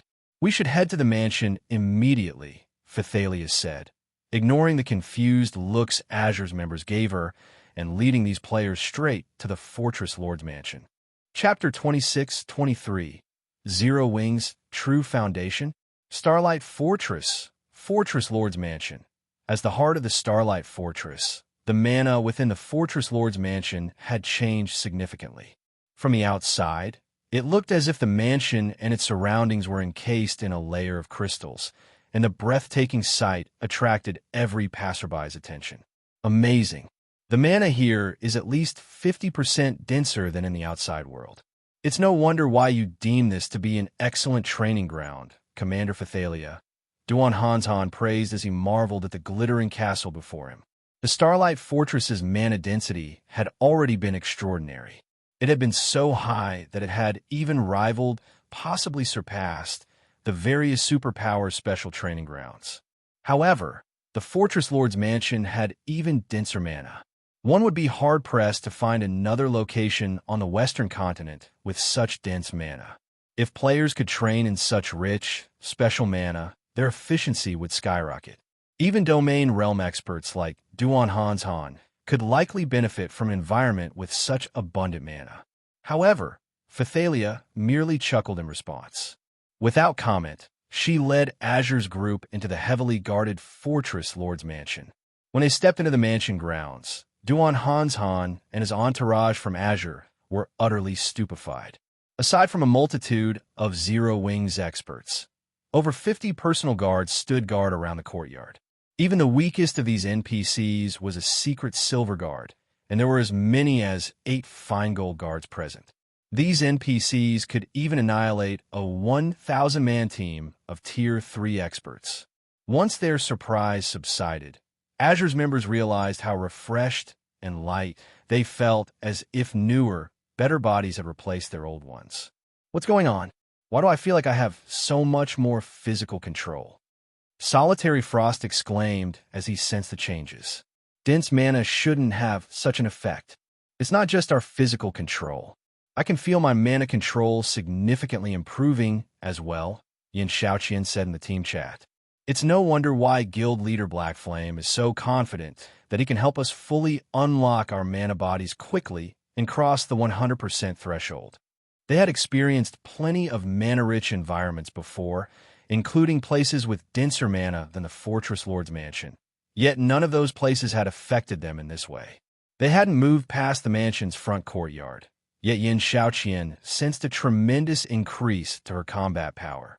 If she could train here for a while, she was confident that she'd reach the domain realm in no time.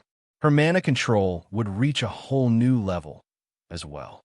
Sensing the changes, Duan Hanzhan turned to Phythalia and asked, Commander Phythalia, didn't our agreement with Guild Leader Blackflame only entail 3 training slots?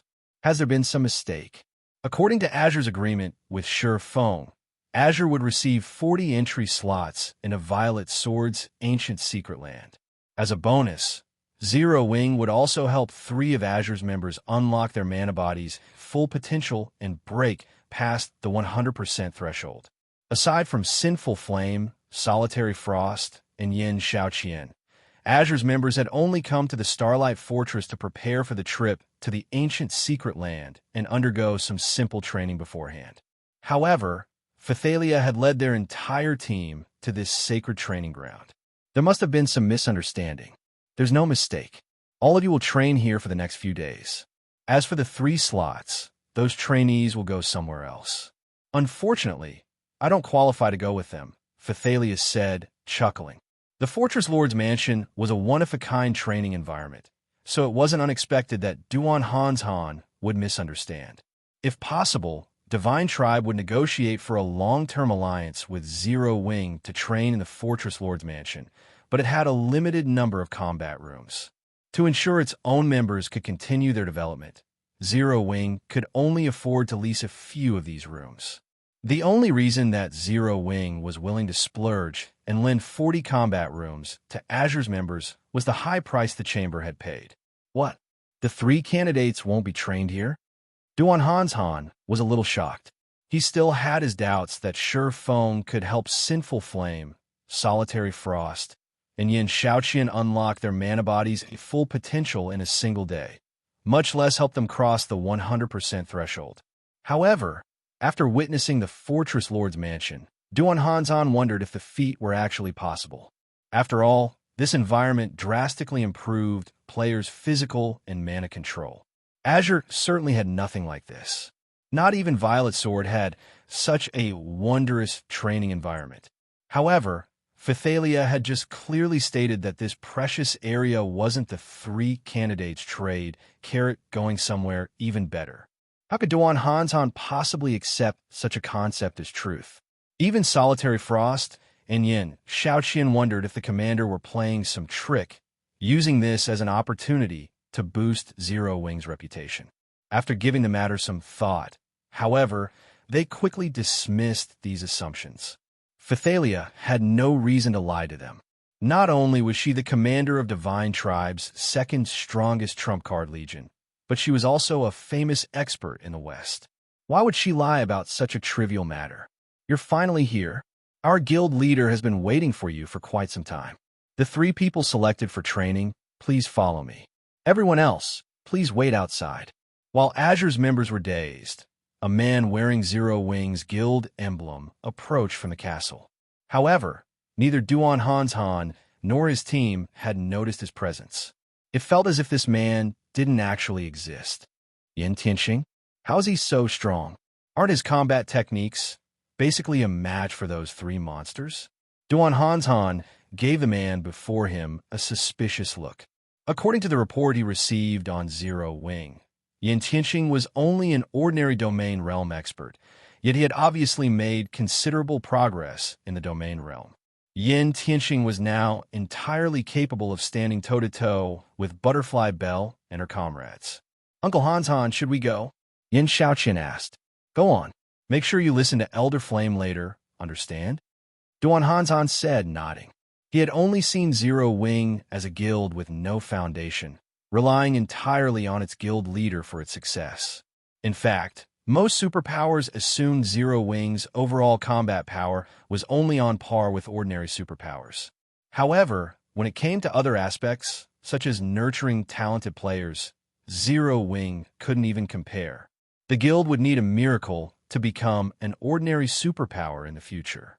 However, Duan Han realized how wrong he and the various superpowers had been after entering Starlight Fortress's Fortress Lord's mansion. Understood, Xiaoqian and Solitary Frost replied, standing at attention. Please lead the way. Sinful Flame turned to Tianxing once Duan Han had finished instructing the 2 youngsters. Read latest chapters at Wuxia World. EU, follow me. Tianxing responded with a nod. Tianxing then led Sinful Flame's 3 into the mansion's lobby and to the Legacy Room, which was located in the heart of the mansion. To level 122, Tier 3, Fine Gold Guard stood before the Legacy Room. Not even Sinful Flame would dare make a rash move before these two personal guards. When the doors parted, Sinful Flame and the two young experts noticed a man standing in the Legacy Room. He was manipulating the room's magic array, and all of the elemental mana within flowed around him. As the man continued his work, the mana around him grew astonishingly dense, eventually condensing into a white mist. Elemental control? Mana mist? How is this possible? Xiaoqian stared with wide eyes, shocked at the man within the room. Chapter 26-24. Astonishing Legacy Room. The term elemental control was foreign to ordinary players and most expert players. Normally, players would only understand what elemental control was after they had reached Tier 3 and started attempting to unlock their mana bodies. To achieve elemental control was to exert precision control over every type of mana. To accomplish that, one had to understand the properties of the different types of mana in existence. At the very least, one had to grasp the principles behind driving the four major elements. At this stage of the game, however, let alone gaining precision control over the various types of mana, the superpowers were still clueless about the operating principles of the four major elements. Hence, even Domain Realm Magical class players were incapable of elemental control. Yet, to Xiaoqian's surprise, the man standing inside the Legacy Room was controlling the ambient mana within the room as if it were a part of his own body and was even using it to strengthen the room's magic array.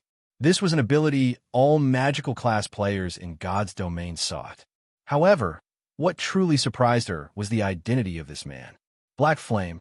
After all, melee classes were inherently less attuned to mana than magical classes. In addition, melee players used mana much less frequently in battle than magical class players, so they should be less familiar with mana than magical class players. Yet, despite being a Tier 3 Sword King, Feng had actually achieved elemental control. "You're here," Feng said, and promptly accelerated the operation of the Legacy Room's magic array. He then continued, "The room's magic array is nearly fully operational. The three of you will be learning how to unlock your mana bodies here. In a while, each of you will have 5 minutes to experience what it feels like to have a fully unlocked mana body. What you need to do during this time is memorize the feeling of how the mana inside your body flows. Afterward, you'll have to think of ways to replicate this feeling. Remember, each of you has only one opportunity. Experience a fully unlocked mana body for 5 minutes. Xiaoqian was surprised at Feng's words. Although the experience lasted only 5 short minutes, if she knew what her fully unlocked mana body would feel like, she would have a much easier time unlocking it afterward. Moreover, she wouldn't have to worry about going astray and taking a long detour. She could simply head straight to her goal. So, this is the secret behind Zero Wing Strength. Solitary Frost similarly gazed at Feng in astonishment. Currently, the various superpowers of God's domain were already struggling to find a location that could help players improve their mana control. Zero Wing, however, could allow players to experience how it felt to have a fully unlocked mana body for 5 minutes. The guild was standing on a completely different playing field from the various superpowers. It's no wonder Zero Wing has so many experts with fully unlocked mana bodies. If the other superpowers were to find out about this, they'd most likely die of envy. Sinful Flame took a closer look at the Legacy Room upon hearing Feng's explanation. While players could fully unlock their mana bodies given enough time, the sooner a player did so, the sooner they could venture into locations that remained forbidden to ordinary Tier 3 players and obtain opportunities there. They would also have more time for other things. After all, exploring the mana body took up a lot of time and energy. Hence, shortening this exploratory period was also something the various superpowers were currently working on. After fully activating the Legacy Room's magic array, Feng turned his gaze to Sinful Flame and the others and asked, "All right, who's first?" "I'll go first. Solitary Frost and Xiaoqian will enter after me," Sinful Flame said. Both Solitary Frost and Xiaoqian nodded in agreement. neither of them dissatisfied by Sinful Flame's decision, as they understood that the first person to experience the legacy room would benefit the least. After all, none of them knew what it felt like to possess a fully unlocked mana body, so they didn't know what they should do to maximize the benefits from the legacy room. By going in later, they would have Sinful Flame's opinions and suggestions for getting a better experience. Very well. Elder Flame, please, Feng said as he walked out of the legacy room and gestured for Sinful Flame to enter. Once Sinful Flame entered the legacy room, its doors promptly shut. Silence then fell over the antechamber. Solitary Frost and Xiaoqian could not help growing nervous and curious as they eyed the closed doors. Even now, they remained dubious of being able to fully unlock their mana bodies within a day. After all, the further one unlocked one's mana body, the more difficult additional progress became. This wasn't a feat that could be accomplished just by briefly experiencing having a fully unlocked mana body. Trial and error required a lot of time. Meanwhile, as Solitary Frost and Xiaoqian were entertaining such thoughts, 5 minutes flew by. In the next moment, the doors to the legacy room slowly opened, and dense mana poured out the doorway.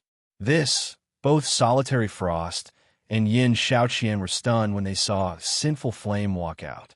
They could tell that the dense mana coming from the room actually belonged to Sinful Flame. Moreover, the aura Sinful Flame radiated was suffocatingly strong. Elder Flame, did you fully unlock your mana body? Xiaoqian exclaimed in disbelief. She knew that previously, Sinful Flame had unlocked his mana body's potential to only a little over 80%, so reaching 100% should still take him quite some time. Now, just 5 minutes after entering the legacy room, he had already fully unlocked his mana body. How could she believe this? At this moment, let alone Xiaoqian. Even Feng was surprised by this situation. Originally, he had intended to use the remaining 3 slots to the legacy room on Zero Wings experts that had good potential. However, in order to obtain Azure's trust and its Void Realm legacy, he had no choice but to give them to Azure. Even so, Azure's 3 candidates should still emerge from the legacy room a little way off from fully unlocking their mana bodies. After all, unlike Fire Dance and the others, Sinful Flames 3 did not get to experience the trial inside the legacy gate and gain a significant amount of knowledge relating to the mana body. Hence, Feng had been prepared to give them 3 of the ancient potions he had obtained from Poison City. Coupled with the effects of the Fortress Lord's Mansion's combat rooms, those should make it possible for Azure's 3 candidates to fully unlock their mana bodies within 1 day. Feng never thought that Sinful Flame's talent would be this high. Sinful Flame had actually succeeded in fully unlocking his mana body after just 1 trip into the legacy room. His talents were terrifying. During the brief moment Feng was in shock, Sinful Flame turned to look at Solitary Frost and Xiaoqian and advised, once you two are inside, don't use the methods you previously used to operate your mana body to experience your fully unlocked mana body. Instead, just focus on sensing how the mana inside your mana body flows. There are many mistakes in the methods we researched. If you insist on using your previous notions to experience your fully unlocked mana body, you'll have a difficult time gaining any improvements. Moreover, while inside, I sense that reaching 100% potential isn't the end for the mana body, but a new beginning. Even though I have fully unlocked my mana body now, I can feel that it is still inferior to the mana body I had inside the room. However, my talents are limited, so I only manage this much for now. Just like Guild Leader Black Flame said, give everything you have into memorizing the sensations you feel while inside the room and don't think of anything unnecessary. Only by doing so will you be able to gain a greater harvest. You might even cross the 100% threshold through this opportunity. Upon hearing Sinful Flame's words, Tianxing, who stood to one side, nodded his head thoughtfully. As for Solitary Frost and Xiaoqian, they glanced reflexively at Feng in embarrassment. Previously, they hadn't placed much importance on Feng's words, treating them as mere chatter. They had failed to realize that Feng was actually giving them pointers. In reality, Even Feng was startled by Sinful Flame's words. After all, he hadn't been giving any serious advice before, just stating the basic method for utilizing the legacy room. Of course, Feng did not show his surprise on his face, simply nodded silently at Sinful Flame's words. Following which, Solitary Frost and Xiaoqian also entered the legacy room one after another. Time flowed like running water, and 3 days went by quickly. In an ancient forest in the faraway Silver Moon Empire, Violet Light City stood on a mountaintop, overlooking the entire forest. The city teemed with mythologies and Violet Sword's members. Instructor Tori and the others from Violet Sword had arrived quite some time ago and were currently standing above the city's front gate. Instructor Tori, everyone's ready. Now, we're just waiting for Zero Wings members, Crimson Star reported as she approached Tori. Read latest chapters at Wuxia World. EU. I heard that Mythology partnered with several superpowers. Their raid team attempted the elite trial yesterday. The 200-man raid team consisted entirely of bona fide Void Realm experts, some of whom even have fully unlocked mana bodies. However, I heard that even a fully unlocked mana body was of limited help inside the trial. In the end, Mythology's raid team failed to defeat the trial boss. Although Zero Wing had a lot of experts with fully unlocked mana bodies, they hardly have any Void Realm experts in the guild. I wonder if they can even reach the Hero Trial's trial boss. Wildfighter said, smirking. I'm afraid that's going to be difficult. I really don't know what Black Flame was thinking back then to suggest filling the majority of the raid team with Zero Wings members. If he finds out about Mythology's failure, he'll most likely die of regret, Crimson Star said, smiling. Once they team wipe a few times, I bet he'll come asking us for reinforcements.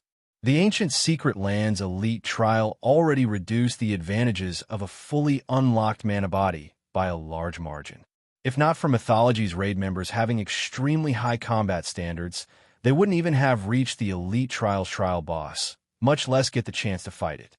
If even the Elite Trial placed such a heavy suppression on the mana body, the suppression in the Hero Trial would naturally be much greater. In that case, the chances of Zero Wing's raid team, which barely had any peak experts in it, meeting the Hero Trial's trial boss were practically zero. While Wildfighter and Crimson Star were conversing, a steel behemoth and several gigantic flying mounts approached Violet Light City, their arrival causing a commotion throughout Violet Light City.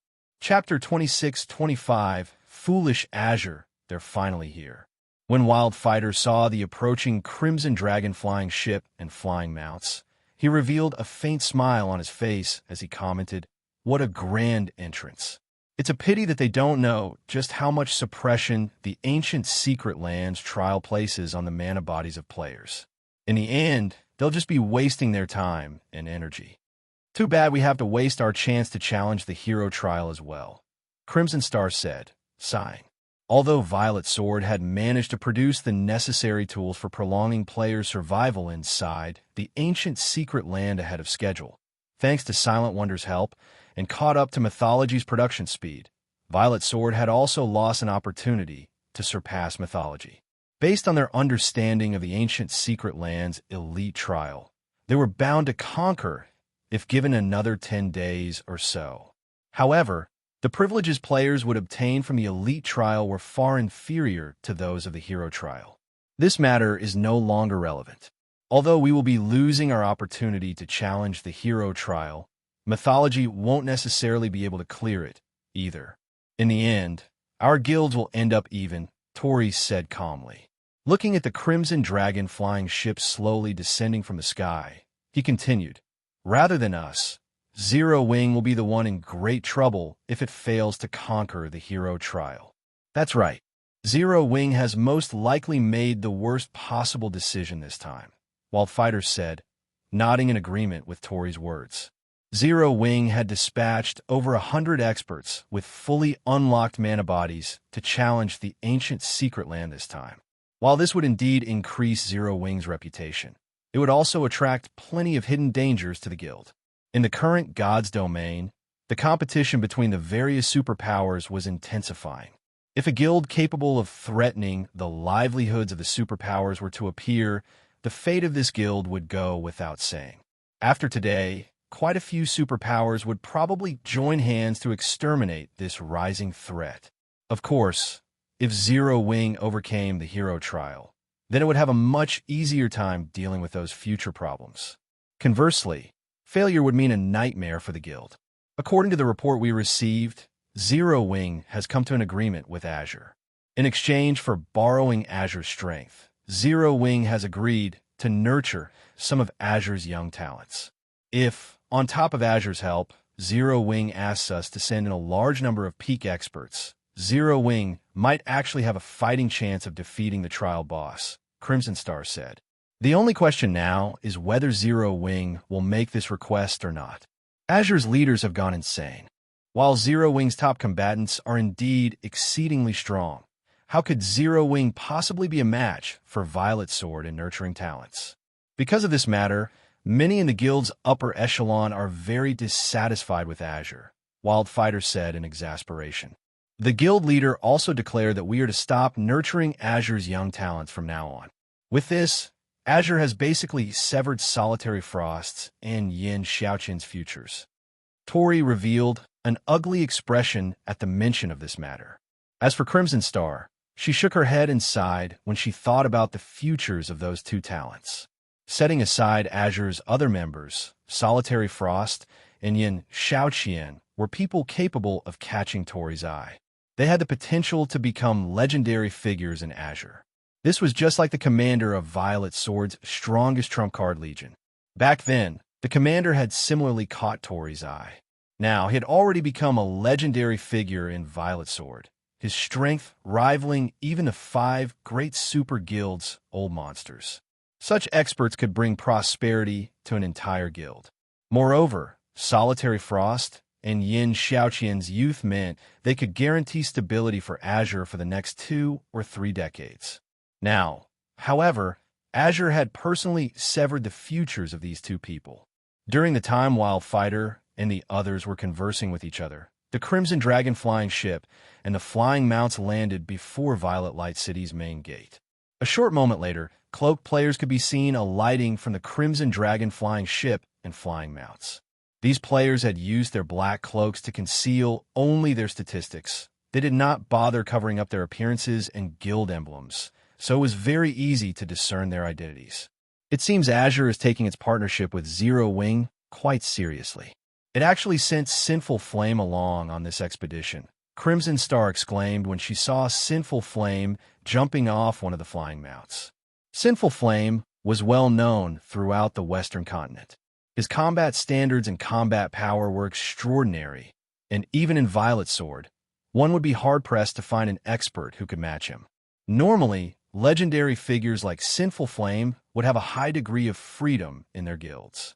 Only when the guild encountered truly troublesome matters would they take action.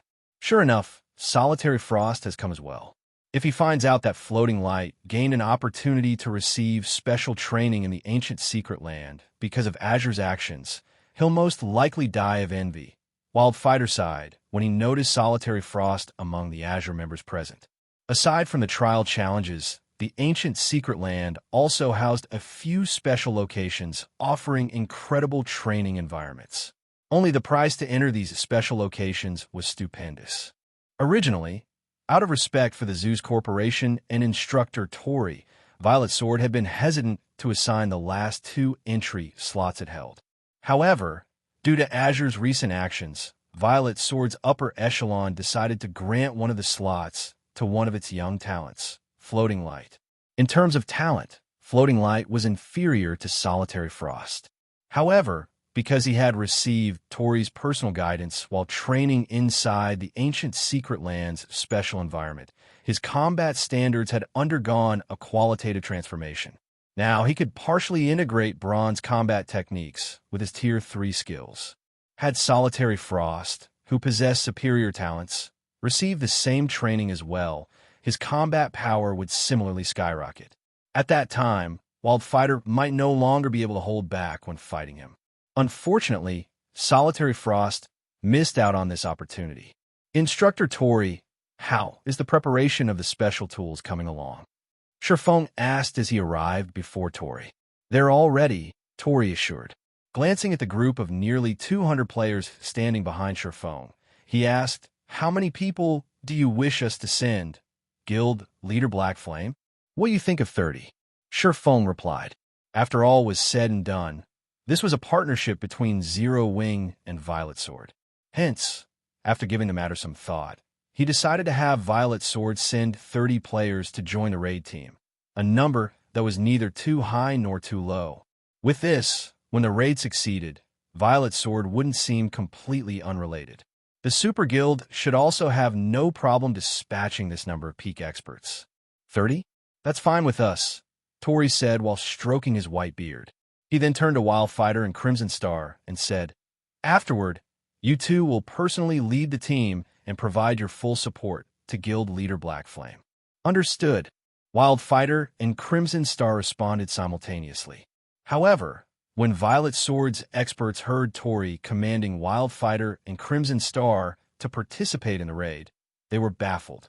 In their opinion, it was already a big deal for Tori to have Vice Commander Floating Light, a domain realm expert, take part in the raid. They never thought that he would have two of the guild's prestigious instructors participate as well. Read latest chapters at Wuxia World. Anybody capable of becoming an instructor in Violet Sword was part of the core upper echelon of the guild. Rarely would these individuals lead a guild expedition, and if they did, the mission would normally be critical. Now, however, Tori was actually sending not one, but two instructors to participate in the raid. If word of this matter spread, it would definitely cause a sensation in the guild. All right, make the necessary preparations according to our previous arrangements, Wildfighter commanded as he looked at the team of experts standing behind him. At Wildfighter's command, 28 of the peak and apex experts present promptly went into action. Guild Leader Black Flame, please follow me. We still need to walk quite a distance to reach the secret land's entrance, Crimson Star said calmly as she approached Feng. Once we arrive there, I believe all the necessary items should be ready. All right, I'll be troubling you then, Feng said, nodding. He then had everyone on his team follow Crimson Star into Violet Light City. Chapter 2626.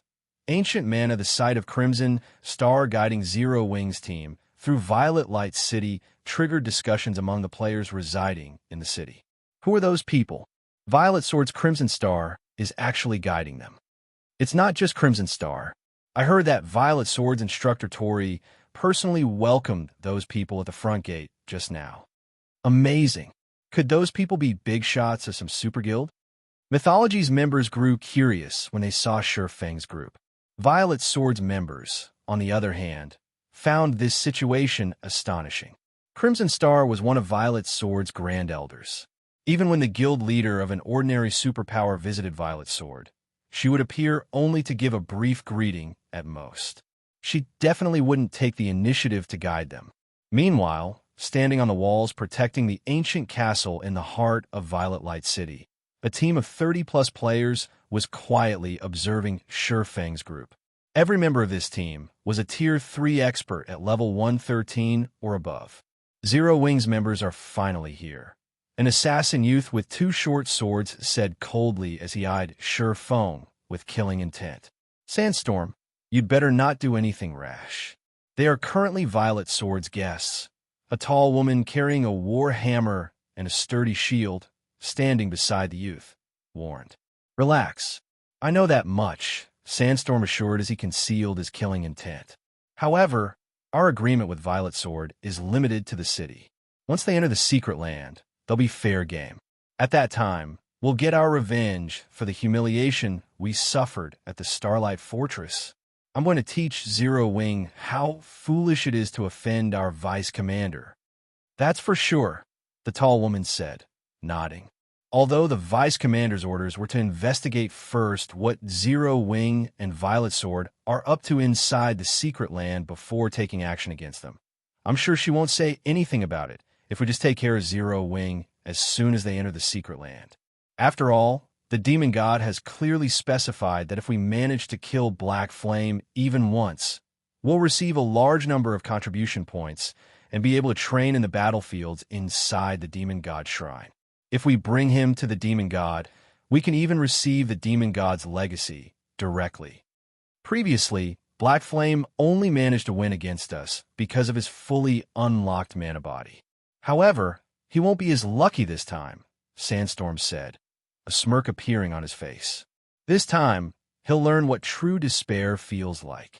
The Demon God Shrine was an extraordinary training ground, which was something every superpower on the Western continent knew.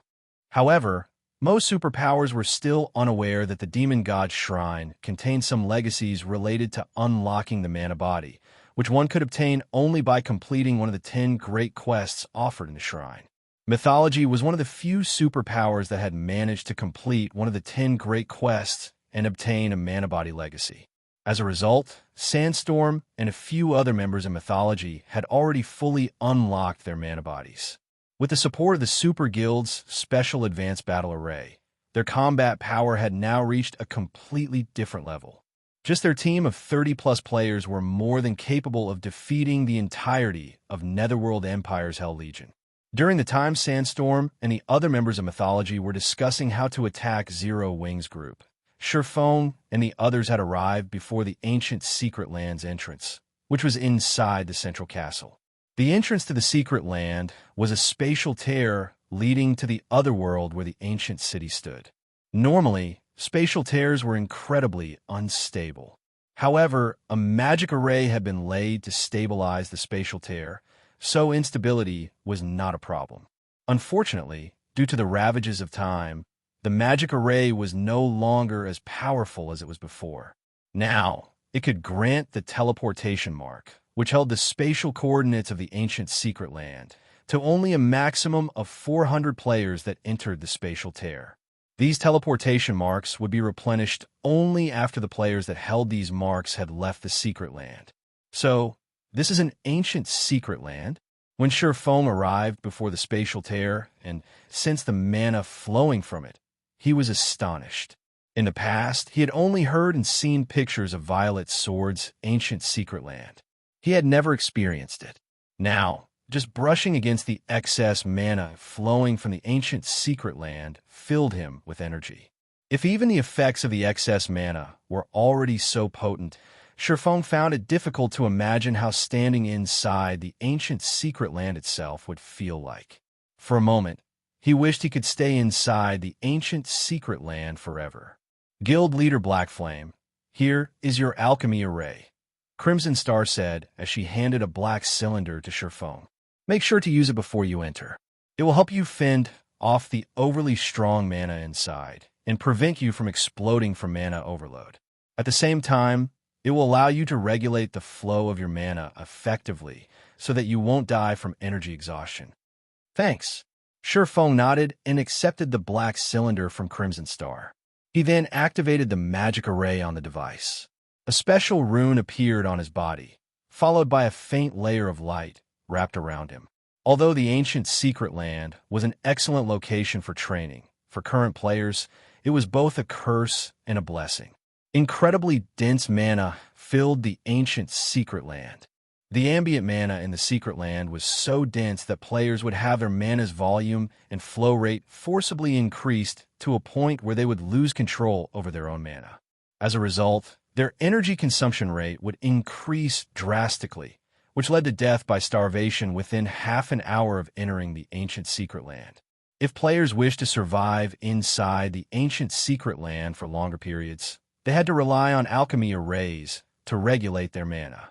Even so, players could remain inside the ancient Secret Land for only 7 days. The alchemy array used was a consumable. Hence, Violet Sword was desperately trying to increase the production speed and volume of this alchemy array. Otherwise, even if they held the ancient Secret Land, they could only stare at it. After Feng and his group were all ready, Crimson Star led them into the spatial tear and disappeared from the castle. Everyone was immediately teleported to a dense forest. All around them were ancient trees towering over 100 meters. Translucent crystals adorned these trees, giving the trees and the forest a mesmerizing beauty. The mana inside the forest was also so dense that it had condensed into white mist. However, despite the white mist, everyone's vision remained unaffected. During the time everyone was enjoying the scenery around them, a roar suddenly came from a distance and echoed throughout the forest. Upon turning toward the origin of the roar, everyone quickly noticed a 200-meter-tall, one-horned bear fighting an equally tall, six-eyed ape. Every one of the two beasts' actions shook the entire forest and deformed the terrain around the monsters. Damn it! Why are two region chiefs fighting each other? Crimson Star frowned as she watched the battle of the two giant behemoths. The ancient secret land was an incredibly dangerous place. Not only were there plenty of monsters here, but each region in the secret land would have a powerful boss ruling over it. Violet's sword in mythology had labeled these bosses region chiefs. The weakest among these region chiefs was already a level 120 mythic monster with combat standards at the Trial Tower's 6th floor. In addition, all monsters found within the ancient secret land had incredibly powerful bodies. Even an ordinary level 120 mythic monster here could rival a level 120 mythic ranked archaic species found in the outside world. Normally, both Violet Swords and Mythology's members would do their best to avoid these region chiefs when visiting the ancient secret land. The reason for this wasn't just the high casualty rate incidental to challenging these region chiefs. There was also the fact that fights with these region chiefs would attract the attention of nearby monsters. Players that fought a region chief would end up having to fight a continuously increasing number of monsters and eventually suffer annihilation. Two region chiefs appearing in this location could be considered to be the worst-case scenario.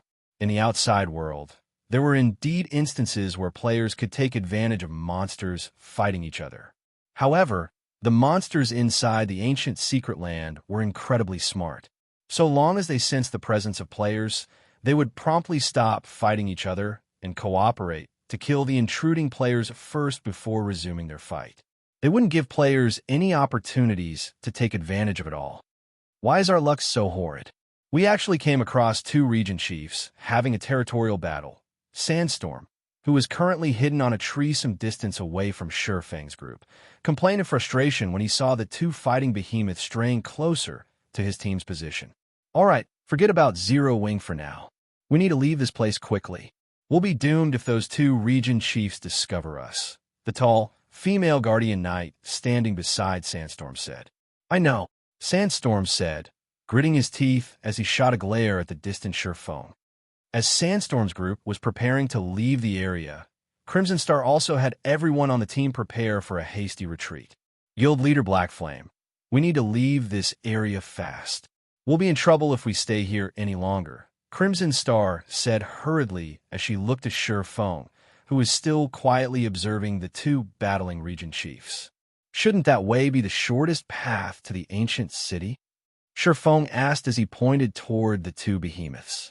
If we circle around them, wouldn't we need to waste half a day? That is indeed the shortest path to the ancient city, but if we get caught by those two region chiefs, instead of wasting half a day, all of us will end up dying here. Crimson Star snapped in exasperation when she heard that Feng was actually still planning to take this route to the ancient city. However, she also understood Feng's thoughts. They could stay inside the ancient secret land for only 7 days. If they wasted half a day on a detour, they would be under much greater pressure when raiding the hero trial. After all, with how many monsters there were inside the trial, they would need 5 or 6 days just to reach the trial boss. Read latest chapters at Wuxia World. Moreover, the two region chiefs were mythic bosses. In the outside world, coming across two mythic bosses would be akin to hitting the jackpot. However, they were currently inside the ancient secret land, facing monsters far stronger than those in the outside world. Challenging two mythic bosses simultaneously would simply be suicide. Otherwise, Violet Sword wouldn't have to be so careful when exploring the ancient secret land. Guild leader Black Flame, let's leave. If we don't go now, we'll enter the perception range of those two region chiefs, Wildfighter advised urgently. Our main goal is to clear the trial. We don't need to fight those two region chiefs. I guess you're right. We don't need to fight those two, Feng said, nodding. He then turned to look at Crimson Star and Wildfighter and added, I'll lure them away. Use this opportunity to sneak past them. After saying so, Feng dashed straight for the two behemoths. Chapter 26-27. Feng soared upon seeing Feng charging toward the two distant behemoths. Crimson Star and Wild Fighter turned pale. He's insane. Crimson Star cursed when she saw that Feng had already gotten over 100 yards away. Immediately, she turned to the rest of the team and ordered, "Everyone, retreat together with floating light. Do not stop for anything. Retreat to Violet Light City. Wild Fighter, hold a rear with me." "Got it." Wild Fighter responded and unsheathed his weapon, a solemn expression appearing on his face. In this situation, Violet Sword's members could not help growing nervous. As for Sandstorm and the other members of Mythology, spectating from a distance, their eyes nearly fell out of their sockets when they saw Feng's actions. That crazy black flame. He's actually charging to the two region chiefs. Sandstorm cursed. Then, he commanded hastily, "Hurry! Retreat quickly." As soon as Sandstorm finished speaking, Mythology's members, who had been preparing to retreat from the area already, picked up their pace with serious expressions. Black Flame truly is insane. He's actually planning to drag everyone down with him. Did Violet Sword's people not warn him about the region chiefs here? The tall, female guardian knight grumbled, similarly cursing at Feng as she jumped down from the tree she had been standing on. The region chiefs of the ancient secret land were considerably stronger than mythic monsters found in the outside world. In terms of strength and speed, they were at least 30% better. Trying to take on just one of these region chiefs with a 200-man Tier 3 team was already an incredibly difficult task, incurring plenty of casualties. When coupled with the endless stream of other monsters that would continuously join in on the battle, any team that tried to challenge a region chief was doomed. However, what made the ancient secret lands region chiefs truly difficult to deal with wasn't their physical prowess, but their massive perception range. When these region chiefs fought players, they could manipulate all the mana within a 5,000-yard radius, relying on this mana to detect all movements within range. One could say that, so long as there were players within a region chief's passive perception range of 500 yards, or players fighting a region chief, then all players within a 5,000-yard radius of the region chief would become its targets. If players failed to kill the aggravated region chief, then they wouldn't be able to shake off its pursuit. This was also the reason why Mythology and Violet Sword had labeled the mythic bosses in the ancient secret land region chiefs.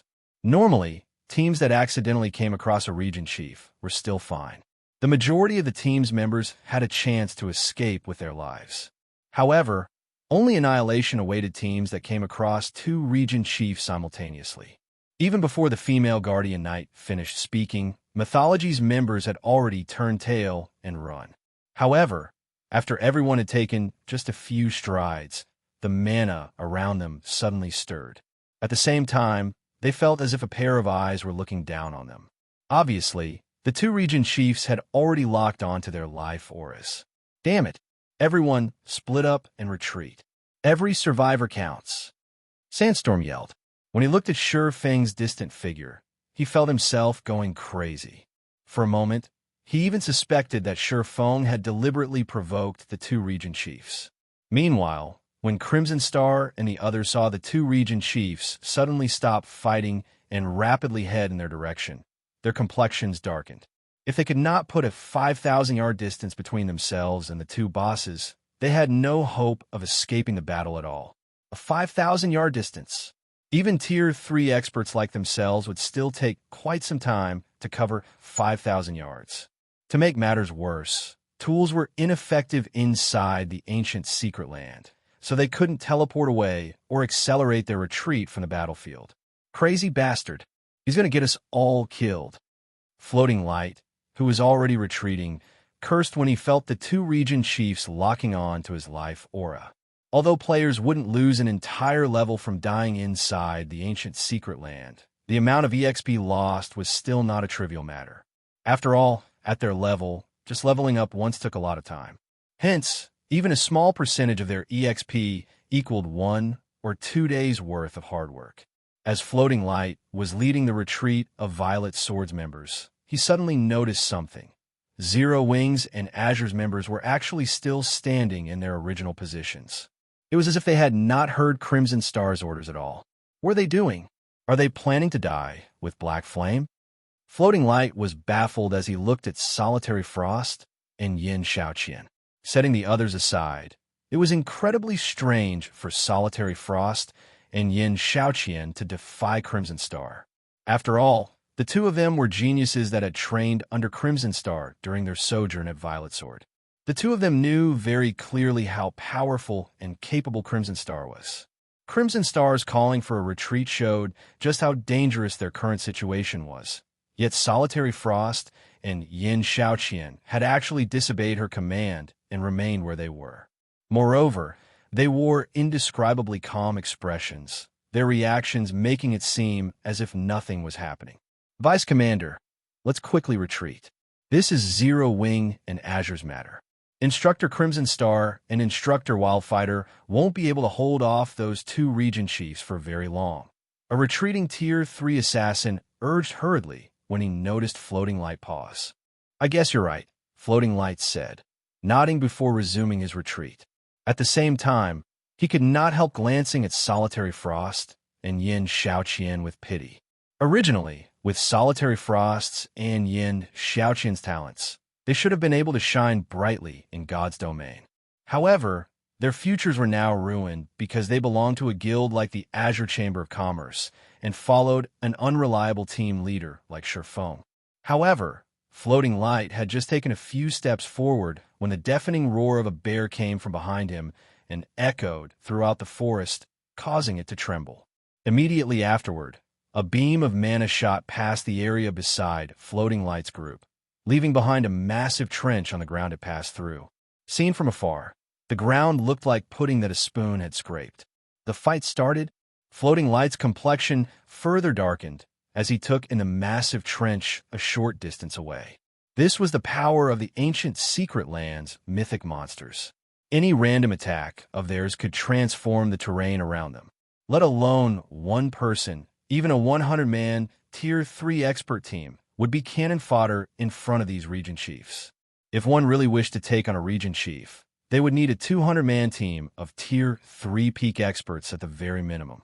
Moreover, the team would need 2 or 3 domain realm MTs working together to tank the region chief. Otherwise, they wouldn't be able to stop the boss's attacks adequately.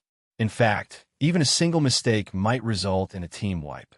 After Floating Light's group ran for another 50 yards or so, a lightning bolt suddenly shot past them some distance away, followed by the ear-splitting crack of thunder. As the thunder faded, the sky above them darkened abruptly. In the next moment, the 200-meter-tall, six-eyed gorilla went flying overhead and crashed heavily into the ground a few hundred yards ahead of them, the ground shattering at the impact. As for the giant gorilla, it stumbled quite a bit as it landed and very nearly lost its footing. After stabilizing itself, the gorilla glared into the distance before releasing a deafening roar. It then charged forward, completely ignoring Floating Light and the other members of Violet Sword, who stood only a short distance away from it. What is going on? Floating Light was confounded by this situation. Read latest chapters at Wuxia World. EU Violet Sword's other peak experts similarly could not help rubbing their eyes, thinking that they were hallucinating. However, no matter how much they rubbed, the several massive craters the six-eyed gorilla's feet left behind did not disappear. Before Floating Light and the others could react to this unexpected development, though, another deafening boom and the snapping of trees entered their ears. However, these sounds came from quite a distance away. There should still be some separation between the origin of these sounds and the six-eyed gorilla that had just charged past them. Floating Light and the others turned around reflexively, looking for the origin of these sounds. They spotted a cloaked man wielding 2 long swords standing atop a tree. Meanwhile, some distance away from this swordsman was a gigantic bear that had just steadied itself, glaring hatefully at him. The six-eyed gorilla was also stalking toward this man, seemingly searching for an opportunity to strike at him. However, Floating Light and the others could also see a hint of fear in the one-horned bear's and six-eyed gorilla's eyes. It was clear that the two region chiefs were afraid of the tiny human on the tree. Chapter 26-28. Suppressing the region chief's floating light, and the other members of Violet Light gaped in shock at the man standing atop the gigantic tree that was over 100 meters tall. Just how high is his strength? Those were two level 120-plus region chiefs. Either of those region chiefs could wipe out a 200-man Tier 3 team of peak experts. Facing both region chiefs, even a team of such caliber was sure to get annihilated. At this moment, however, Feng had single-handedly suppressed and even repelled the two region chiefs. This was simply unbelievable. Is this why they didn't retreat before? When Floating Light looked at the two region chiefs warily eyeing Feng and thought back to the fact that Solitary Frost and Xiaoqian had not moved even after Crimson Star gave the command to retreat, realization immediately dawned upon him. With such a monstrous team leader, there was indeed no need to retreat. At this moment, Floating Light and the other retreating members of Violet Sword weren't the only ones shocked by this situation. Crimson Star and Wild Fighter, who were planning to hold the rear, as well as the frantically retreating members of Mythology, nearly had their eyes fall out of their sockets when this incredible scene played out before them. What did he do during this period? How did he raise his strength attribute to such an extent? Sandstorm's heart roiled with shock as he stared at Feng. During the fight at the Starlight Fortress, the strength Feng displayed was just close to reaching the Tier 4 standard. Moreover, he had relied on his fully unlocked mana body to do so. However, just how long had passed since that fight? In Sandstorm's opinion, even if Feng were incredibly lucky and obtained one or two pieces of epic equipment or gained some special encounters, he would be fortunate to match the strength of Tier 4 mythic monsters of the same level. At this moment, however, Feng's strength had actually grown to a level where he could overwhelm even the region chiefs of the ancient secret land. However, before anyone could snap out of their stupor, the two region chiefs took action once more. Firstly, the one-horned bear let loose an angry roar before slamming its front paws into the ground and shattering it. A twofold magic array then formed beneath Feng's feet, covering a 300-yard radius. Immediately afterward, thick stone walls emerged, bordering the magic array and enveloping Feng completely. Tier 4 spell, Earth's Embrace. As the one-horned bear was taking action, the six-eyed gorilla leaped into the sky above Feng. The gorilla then summoned a crimson magic array with a 400-yard radius above the swordsman. Tier 4 spell, Fire Dragon's Descent. In the next moment, a fire dragon larger than the six-eyed gorilla and made entirely out of flames emerged from the magic array. It spread its wings as it descended toward Feng. Those two region chiefs actually know how to coordinate their spells. Crap, that's cheating. Shouldn't mythic bosses be upright and use spells in turns? Everyone was stunned when they saw the two region chiefs' coordinated assault. Coordinating skills and spells was an extremely common thing for players. However, this was the first time they had seen monsters, particularly Tier 4 bosses, do so. Hence, everyone could not help despairing at the sight. For Tier 3 players like themselves, just one Tier 4 spell was already plenty difficult to deal with. If not handled appropriately, the result would very likely be an instant team wipe. If they had to go up against two coordinated Tier 4 spells, even Tier 3 MTs with their life-saving skills activated would be killed instantly, unless they had invulnerability skills or spells. It's really over this time. Crimson Star shook her head and sighed when she saw the two coordinated Tier 4 spells. If it were her, she could defend against one Tier 4 spell using a Tier 3 curse. However, even she would be powerless against two Tier 4 AoE spells. This didn't mean that she had just one Tier 3 curse in her arsenal of spells. In fact, she had several. Currently, however, it was simply impossible for her, and most likely all magical class players in God's domain, to double cast two Tier 3 curses. Ha ha ha. So what if you have amazing strength? Let's see how you deal with this. Sandstorm burst out in laughter when he saw the two region chiefs' coordinated assault on Feng. The swordsman's strength had indeed exceeded his expectations. In fact, he felt powerless when he witnessed Feng's fearsome display, and it was definitely impossible for them to exact revenge on him this time. However, being able to see the two region chiefs killing Feng now wasn't a bad outcome, either. After all, he knew that, because of the demon god's curse, the swordsman would suffer triple the death penalty every time he died. Although they were currently inside the ancient secret land where the death penalty was not as stringent as that in the outside world, a triple death penalty would still deal Feng a heavy blow. However, while everyone was looking at the gigantic fire dragon descending toward Feng, the swordsman surprisingly maintained his composure.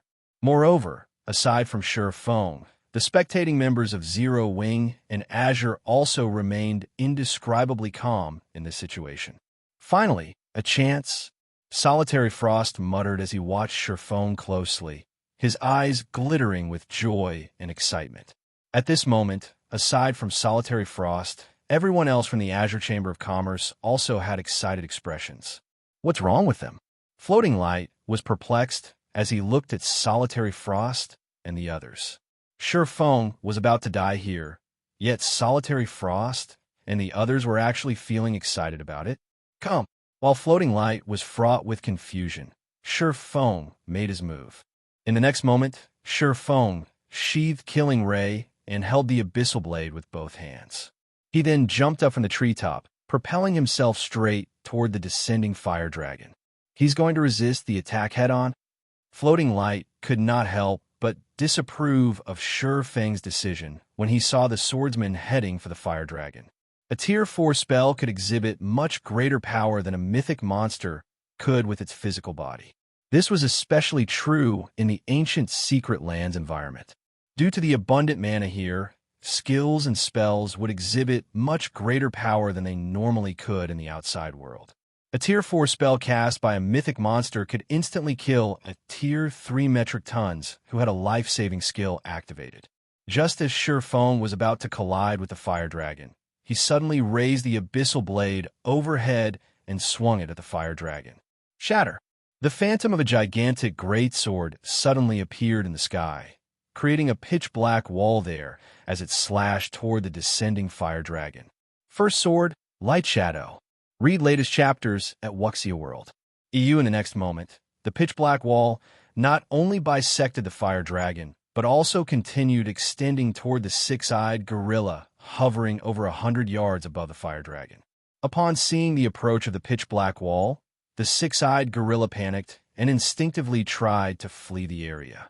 However, the pitch-black wall extended far too rapidly.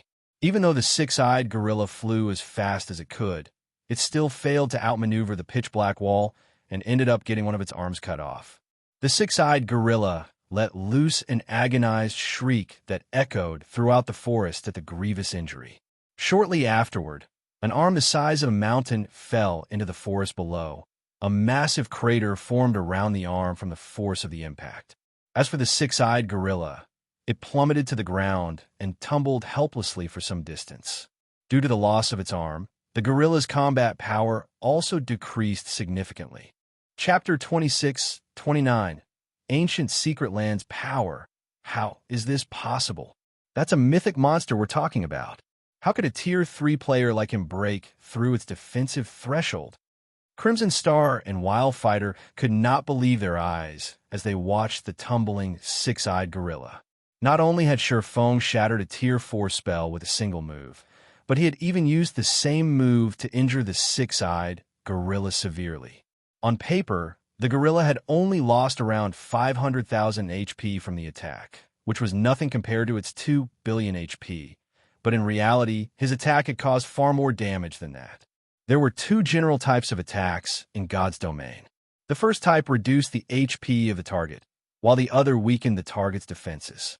In the case of the former, if the target's HP fell to 0, then they would die. In the case of the latter, if the target had its defenses destroyed, then its physical body would suffer damage, which would, in turn, reduce the target's combat power, as well as the difficulty of killing said target. Only, It was incredibly difficult for players to execute attacks capable of destroying a monster's defenses, particularly those of high-ranking monsters, as the stronger a monster was, the higher its defensive threshold would be. Normally, players couldn't destroy the defenses of a monster of the same tier, much less those of a higher tier. The best players could do against higher-tiered monsters was cause minor injuries and continuously stack these minor injuries to reduce the monster's combat power.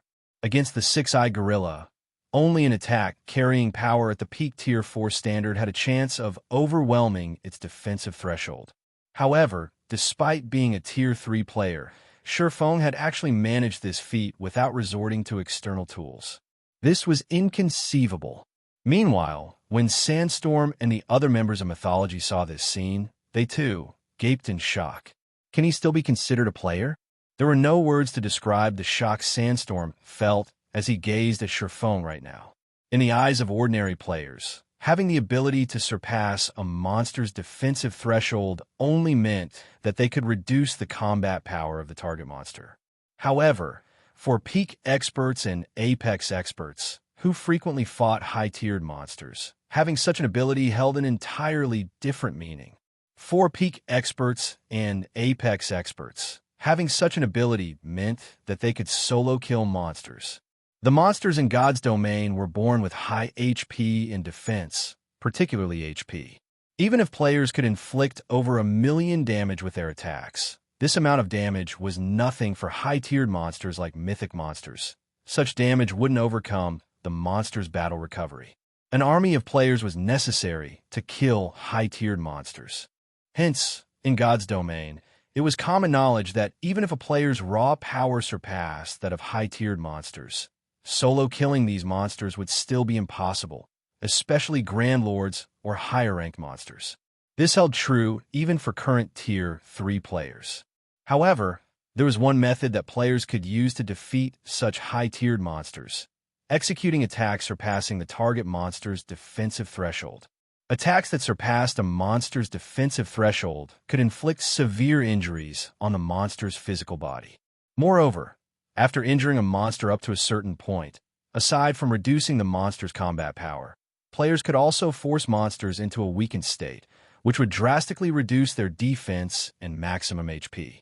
If players managed to corner a monster to the point where it entered a heavily weakened state, they could even impose the HP loss debuff on the target monster and thoroughly nullify the monster's battle recovery. If a monster lost its battle recovery, which was also its strongest ability, solo killing it would no longer be impossible. With sufficient stamina and concentration, players could slowly but surely grind the monster to death. Now that Feng was capable of surpassing the six-eyed gorilla's defensive threshold, this meant that Feng could solo kill it. Meanwhile, a player having the ability to solo kill a Tier 4 mythic monster was simply unheard of in God's domain. At this moment, however, let alone the spectating players, even Feng himself found this situation astonishing.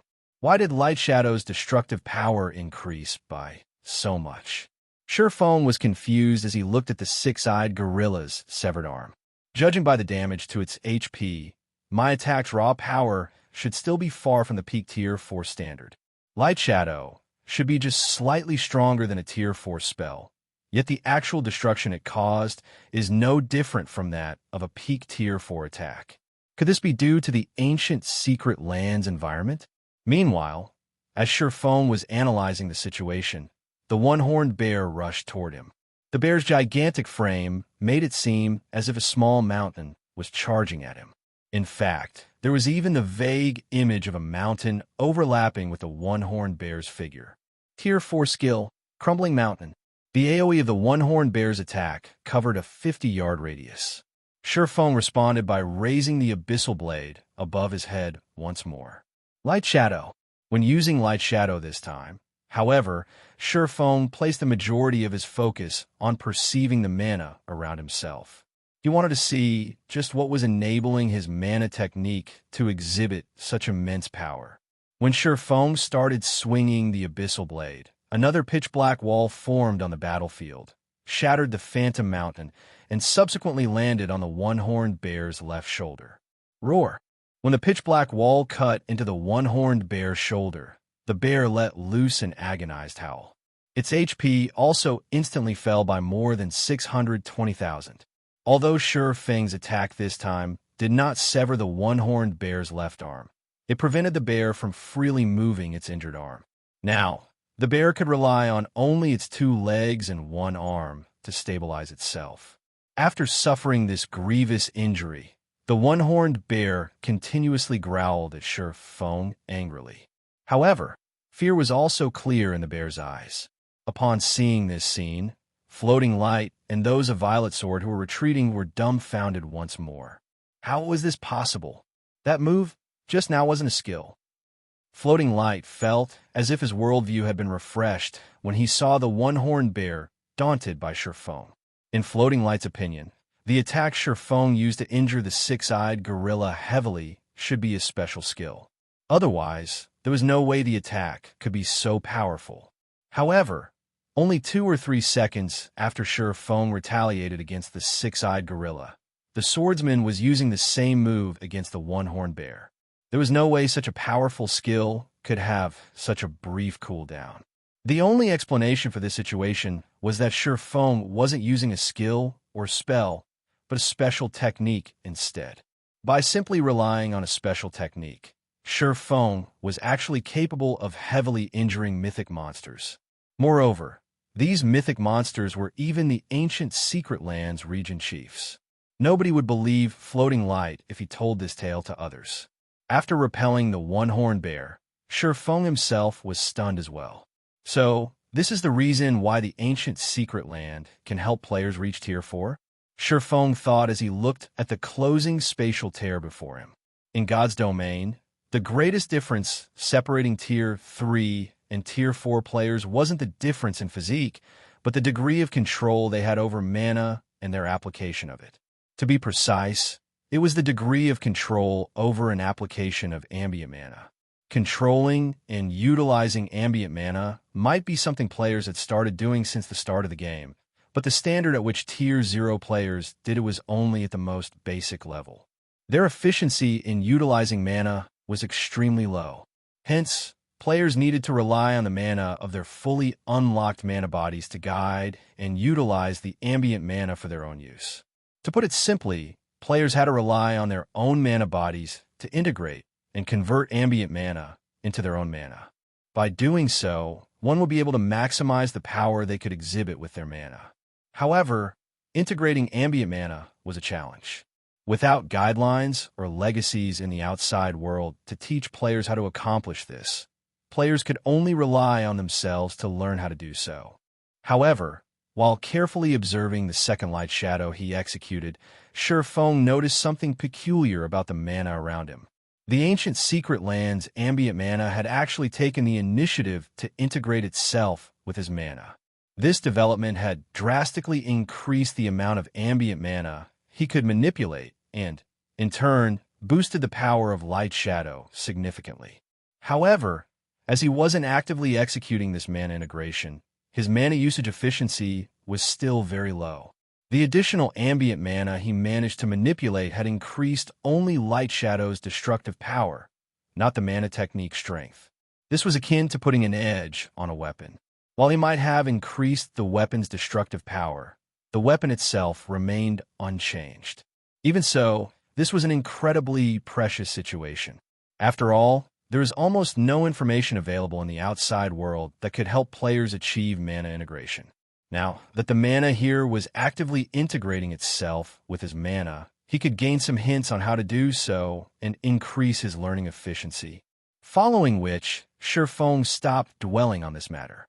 Instead, he executed Light Shadow 2 more times to chop off 1 leg each from the one-horned bear and six-eyed gorilla. The mobility of these 2 region chiefs has already been greatly reduced. Let's go, Feng said as he turned to Crimson Star and Wild Fighter, who were still in a daze. After saying so, Feng promptly ran toward the ancient city, ignoring the 2 region chiefs.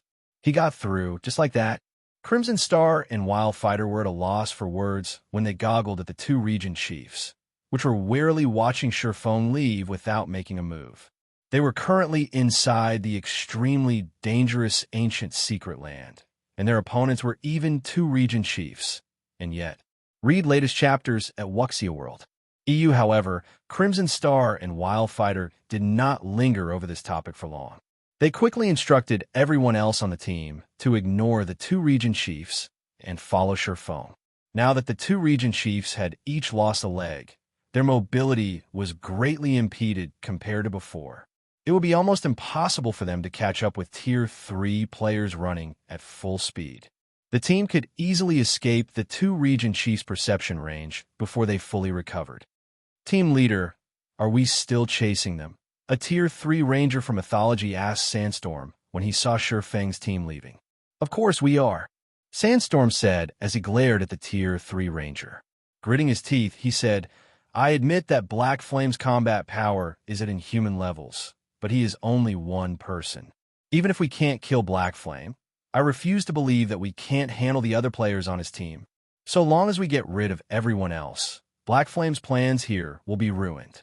After saying so, Sandstorm started chasing Feng's team, together with the other 30-plus members of Mythology. Chapter 2630, Tier 4 Divine. Well, while the ancient secret land might be known as a secret land, it was several times larger than a large-scale map in the outside world, essentially a miniature world. Even though Feng and the others were Tier 3 players, since they were prohibited from using mounts, they ended up running for more than half a day to reach a majestic city in the middle of a canyon. The city in question had several layers of magic barriers as defense. Through the translucent barriers, one could see multiple magic towers and buildings several hundred meters tall. There were even floating buildings that could not be found in any of the kingdoms and empires on the main continent. This city was far more developed than even the capitals of kingdoms and empires. Feng was shocked when he laid eyes on this majestic ancient city for the first time. Even while standing several thousand yards away from the city, he could already feel a frightening pressure constantly bearing down on his body, making his body indescribably heavy. If Tier 2 players were subjected to this pressure, they wouldn't be able to approach the city at all. Be careful of those statues erected behind the city walls. Although there are magic arrays suppressing the power of those statues, if you look at them for too long, you'll fall into a mentally weakened state. Crimson Star warned the curious crowd behind her. If that happens, you'll need 4 or 5 days to recover. Let alone challenging the trial, you might not even have enough time to make it out of the secret land. Those statues will cause players to fall into a mentally weakened state. Upon hearing Crimson Star's words, Feng could not help taking a closer look at the stone statues enveloped by magic arrays. As soon as he did so, he felt a frightening spiritual pressure invading his mind. At the same time, the figure of an ancient being appeared briefly before his mind's eye. Feng's heart palpitated from this mental pressure. Fortunately, his mind was able to resist it, if just barely. Tier 4 Divine Will? Feng was somewhat surprised at the mental pressure the statues were exuding. No wonder Violet Sword was able to produce so many Tier 4 experts back then. At this point, ancient gods had long since withdrawn from the main continent of God's domain. Now, it was incredibly difficult to meet even demigods there. However, before disappearing, many ancient gods had left behind legacies in dangerous locations. Meanwhile, these legacy locations generally possess divine will. On the surface, the divine wills in these legacy locations function to inflict powerful mental pressure on trespassers and deter casual approach or observation of the legacy locations. However, divine will also had a very useful function for players: the tempering of concentration. In God's domain, players' stamina and concentration were considered hidden attributes and were incredibly difficult to raise. This was especially true for the concentration attribute. Aside from tier promotions, there were no clear methods that players could use to raise their concentration. Originally, concentration was an attribute few players paid attention to, as they would generally run out of stamina before they would concentration. However, as more and more players started learning combat techniques, everyone finally understood the importance of concentration. With stronger concentration, Not only could players afford to execute many more combat techniques, but they could also reduce the stamina and concentration consumption of combat techniques. Most importantly, powerful combat techniques required sufficiently high concentration. Unfortunately, there weren't many known methods that players could use to reliably increase their concentration. Generally, players could only rely on raising their tiers or improving their brain activity to do so. However, as more and more experts came into contact with ancient locations and divine will, they had discovered an astonishing matter. Divine will could actually be used to raise the maximum limit of players' concentration. Although the improvements were small, players would eventually receive an impressive boost to their concentration over time. However, divine will wasn't something that easily found. Moreover, divine will couldn't improve a player's concentration in perpetuity. The improvements players could receive from the divine will would differ depending on its strength. If players already possessed very powerful concentration, certain divine wills might not even be effective on them. Meanwhile, the statues erected within the ancient city contained divine will capable of tempering players' concentration up to the Tier 4 standard. Hence, Feng had referred to it as Tier 4 divine will. If a Tier 3 player could elevate their concentration to the Tier 4 standard, it would be of tremendous help when challenging the Tier 4 promotion quest. With stronger concentration, players could better control their body, strength, and mana. They would be able to exhibit much greater potential than they used to. However, due to the magic arrays enveloping those statues, the divine will the statues emitted was heavily suppressed. While this weakened divine will might be effective on ordinary Tier 3 players, it would be almost no help to Tier 3 peak experts. Tier 3 peak experts that tried to temper themselves using this divine would only exhaust their concentration to no avail. Guild Leader Black Flame. Ahead of us is the entrance to the trial grounds, Crimson Star said as she pointed at a gigantic gate nearby. As we are challenging the hero trial, we have only one opportunity. If we team wipe inside, we won't be able to enter the trial grounds anymore.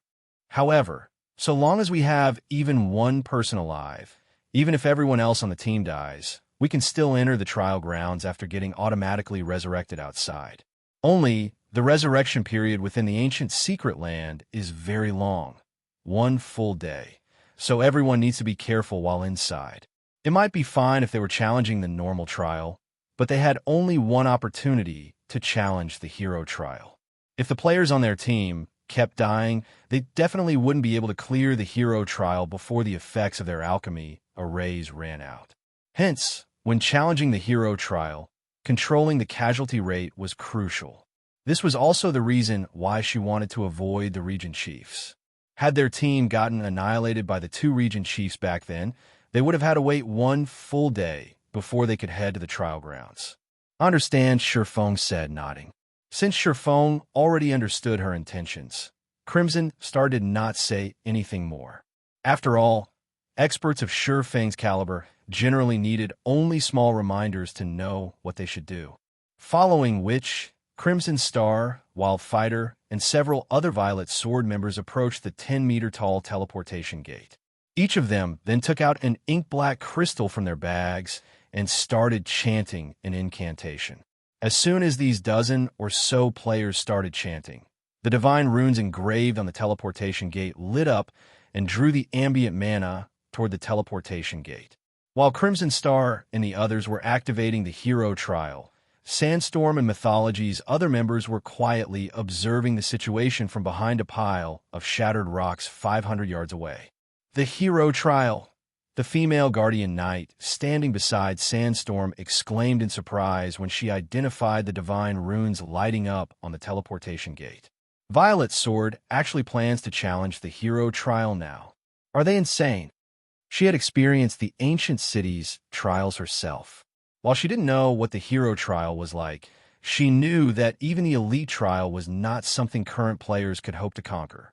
If not for their previous raid team having plenty of advanced battle arrays, they wouldn't have made it to the trial boss's feet. As for the more difficult hero trial, that was something even the current mythology didn't dare dream of challenging. The hero trial? When Sandstorm saw Crimson Star's group activating the hero trial, A wide smile bloomed on his face. Good. Wonderful. Although I don't know what gave Violet Swords and Zero Wings people the courage to challenge the hero trial, this is our chance. Since Crimson Star and Wildfighter are personally activating the hero trial, they can't stop midway without wasting their one chance. This is the perfect time for us to take action. But dealing with Black Flame won't be easy, the female Guardian Knight argued worriedly as she eyed Feng, who was standing beside the teleportation gate. With him around, it'll be difficult for us to gain any advantage. Relax. The Vice Commander prepared a trump card for our operation this time, Sandstorm said, grinning. He then took out several gleaming gemstones from his bag. These are Tier 3 magic devouring gemstones, which the Vice Commander obtained from the Demon God Shrine. If we equip them on level 100 Dark Gold weapons or above, we can sacrifice the weapon and the gemstone to gain Tier 4 power for a short period. This item isn't subject to any restrictions inside the ancient secret land. The Vice Commander gave me 5 of these as a precaution. So long as we 5 team leaders use this gemstone, we'll have 5 Tier 4 combatants on our side. Including the HP and defense we'll gain from the advanced battle array, we should be able to pin down Black Flame with just 3 people. The remaining 2 team leaders will lead the rest to slaughter Violet Swords and Zero Wings members. All their efforts will go down the drain. Read latest chapters at Wuxia World. If you had such treasures on you, why didn't you take them out earlier? The female Guardian Knight grumbled as she rolled her eyes at Sandstorm. Previously, the task their Vice Commander gave them was for them to spoil Violet Sword's plan, as well as kill Feng if possible. With the magic devouring gemstones, while they might not be capable of killing Feng, spoiling Violet Sword's plan would be child's play.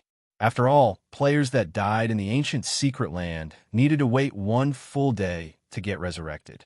If they could kill a significant number of Violet Swords and Zero Wings members, the 2 guilds would waste 1 day of the Alchemy Array's operational time, which would, in turn, drastically reduce the 2 guilds' odds of clearing the hero trial.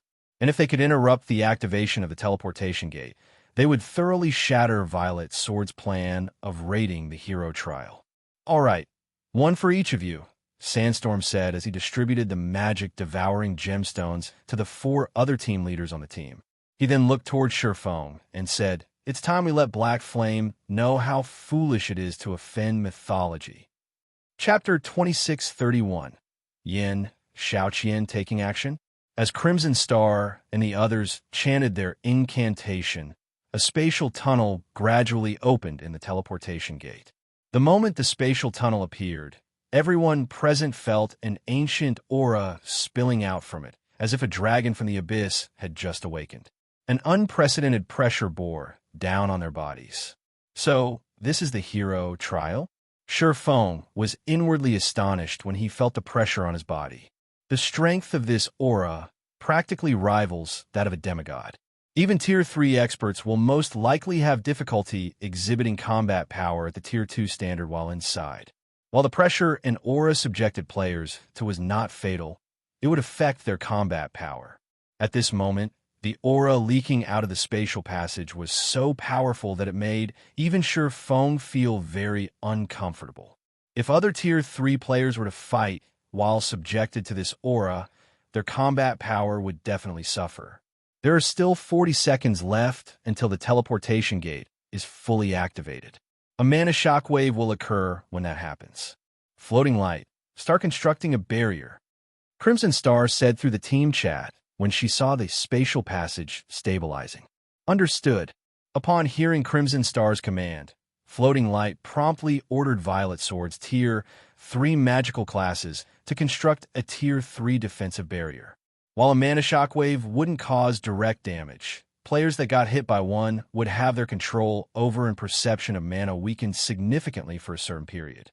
Players might even lose the ability to use skills and spells during this time. On Violet Sword's first attempt at the normal trial, the raid team dispatched had failed to take this mana shockwave into account. As a result, the raid team had suffered from a runaway mana state for 1 whole day. However, as Violet Sword's members were constructing the defensive barrier, a low shout came from a distance. A chance. Everyone, attack. Interrupt the teleportation gates activation. Sandstorm commanded when he saw Floating Light and the magical class players of Violet Sword constructing a magic barrier. Immediately, several figures charged toward Crimson Star's group with flying speeds. The Silver Light Legion. Crimson Star immediately recognized Sandstorm's group when she saw them, her complexion darkening slightly. Sandstorm. Is mythology trying to break the agreement?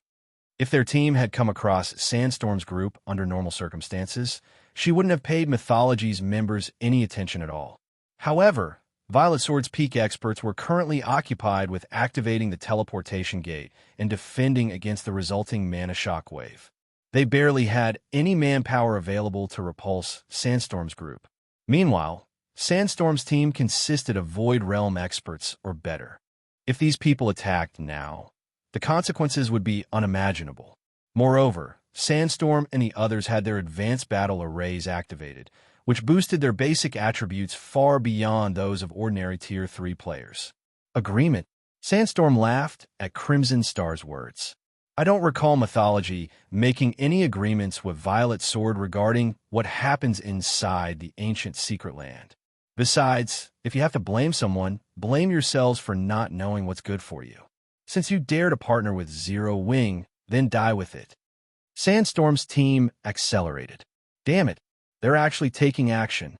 Crimson Star turned to Floating Light and said, Light, coordinate with Guild Leader Black Flame's group and buy us time. If the teleportation gate's activation is interrupted, we'll lose our chance to challenge the hero trial. Understood. Floating Light nodded in response. He then faced Sandstorm's team with a solemn expression. Although their side had an absolute advantage in numbers, and they even had the help of a monster like Feng, the number of combat-ready peak experts they had was far from comparable. Not to mention, Sandstorm and a few other individuals on his team had an advanced battle array, which granted them a huge increase in basic attributes. If they allowed Sandstorm's team to break through and interrupt Crimson Star's group, then all their preparations for the hero trial would be for naught. You need to be careful. I don't know why, but Sandstorm and his fellow team leaders are actually giving off a pressure like a mythic monsters. Do not clash with them directly, no matter what. Wildfighter reminded, a serious expression similarly appearing on his face. All you need to do is buy time. So long as you can hold them back for 40 seconds or so, we'll be free and can deal with them together. At this time, however, Feng suddenly said, that won't be necessary. Just leave these people to us. Focus on activating the teleportation gate and defending against what comes after. Guild Leader Black Flame, we do not doubt your strength, but we really cannot take this risk. The members of Mythology's Silver Light Legion are all supported by a battle array. Their peak experts can hold their own against Domain Realm experts. Not to mention, Sandstorm and his fellow team leaders are at the half-step Domain Realm, at the very least. The few of them also possess some kind of strange strength. They aren't a force that an ordinary team of peak experts can hope to handle. Crimson Star advised hurriedly when she saw Feng dissuading them from taking part in the battle. Although Floating Light's group only has a few members, every one of them is a peak expert. They could be of some help to you. She was confident that Feng would emerge victorious in a fight with Sandstorm's group. However, their problem right now wasn't whether they could defeat Sandstorm's group, but whether they could prevent Sandstorm's group from interrupting the teleportation gate's activation. After all was said and done, Feng was only one person. Since Sandstorm's team had 30 players, how many could Feng possibly hold back by himself? Wildfighter also nodded in agreement with Crimson Star's words. He felt that Feng was being perverse about keeping up appearances. Don't misunderstand. We are fully capable of stopping this level of combat power. If you still feel uneasy, I won't object to you joining the battle, Feng said, chuckling at the anxious expressions on Crimson Star's and Wildfighter's faces. Although Feng did not speak that loudly, everyone present was a Tier 3 expert with extraordinary senses. Hence, even Sandstorm's group, which was still several hundred yards away, heard him clearly. Stop us! Sandstorm laughed at Feng's words, a cold glint appearing in his eyes. "Let's see how you'll stop us, then. You guys, take action." As soon as Sandstorm finished speaking, 6 level 113 and higher assassins suddenly appeared within 50 yards of Crimson Star's group. The masked man at the head of the assassins radiated an aura rivaling that of mythic monsters. This lead assassin moved so quickly that he appeared within 30 yards of Crimson Star in just the blink of an eye. The assassin then unsheathed his daggers and sent several dozen arcs of light tearing through space toward Crimson Star and the dozen or so other players activating the teleportation gate. What? Some of them actually snuck over already. Floating Light's complexion paled upon seeing these 6 assassins. It was simply impossible for them to stop such a sudden and widespread attack. Even Feng would most likely be able to stop only a portion of these attacks. After all, Crimson Star and the others activating the teleportation gate stood a distance from each other. It was impossible for a melee player like Feng to cover all that ground simultaneously. Just when the several dozen arcs of light were about to land on Crimson Star and the others, however, ice walls started appearing out of thin air one after another, separating Crimson Star's group from the light arcs. Meanwhile, when these powerful light arcs, which were capable of tearing apart even space itself, landed on the ice walls, it was as if they had crashed into an impenetrable wall. Not only did the ice walls stop the advance of these light arcs, but they even deflected the attacks to a certain extent. In the end, not even one of the several dozen light arcs managed to land on their target. Impossible. My attack actually got deflected by a bunch of Tier 2 ice walls. The eyes of the level 114, Tier 4 assassin in the lead nearly fell out of their sockets when he saw this scene. Currently, thanks to the magic devouring gemstone, his Tier 3 skill already carried power at the Tier 4 standard, something a few measly Tier 2 ice walls couldn't hope to deflect. In fact, the Tier 2 ice walls shouldn't even be capable of affecting his attack at all. However, the impossible had actually happened. Read latest chapters at Wuxia World. Who took action? Sandstorm was likewise stunned by this scene. He then turned to Crimson Star and wondered, could it be her? At this moment, Sandstorm truly could not think of any elementalist, aside from Crimson Star, who could use Tier 2 ice walls to deflect Tier 4 attacks. On the other hand, Crimson Star was currently activating the teleportation gate. Logically, she shouldn't have any leeway to do anything else. Crimson Star herself was astonished by this situation. However, compared to a melee player like Sandstorm, she, as an elementalist, was much more sensitive to mana. Hence, she was able to trace the origin of the ice walls immediately. Xiaoqian. When Crimson Star turned to look at the origin of the ice walls, however, she was stunned when her gaze landed on Yin Xiaoqian. Currently, Ice-type mana swirled around Yin Xiaoqian, a testament to the activation of an Ice-type spell. Since when was she this strong? Chapter 2632, Silence Battlefield. Upon seeing Yin Xiaoqian take action, Violet Sword's members fell silent. Yin Xiaoqian had attracted a lot of attention when she participated in the training for young talents in Violet Sword. One of the reasons for this was that she was only half a step away from entering the domain realm. The other reason was Instructor Tori's willingness to teach her. Hence, most of Violet Sword's upper echelon and peak experts had done their research on her and knew what kind of strength she possessed. However, the current Yin Xiaoqian was like a completely different person from the one they knew. She had single-handedly stopped the attack of a peak expert whose basic attributes were at the Tier 4 standard. Moreover, this Tier 3 assassin expert was also clearly only half a step away from the domain realm. Of the Violet Sword members present, even domain realm experts like Crimson Star and Wildfighter might not be able to stop the assassin's attacks completely, yet Yin Xiaoqian had. Naturally, this surprised Violet Sword's members. Her mana body is fully unlocked. Wildfighter, who stood relatively close to Yin Xiaoqian, revealed astonishment on his face when he sensed intense mana fluctuations from her. Her mana body was only at a little more than 50% potential 3 days ago. What did Zero Wing do? Upon hearing Wildfighter's words, realization dawned upon the other Violet Sword members present, and every one of them stared at Xiaoqian in even greater astonishment. This was especially true for Floating Light, who had trained under instructor Tori together with her. How is this possible? This is the mana body we are talking about. How can she fully unlock it in just 3 days? Floating Light's eyes widened in shock as he gaped at Xiaoqian. For a moment, he felt as if he was looking at a stranger. When it came to talent in combat, he was superior to Xiaoqian.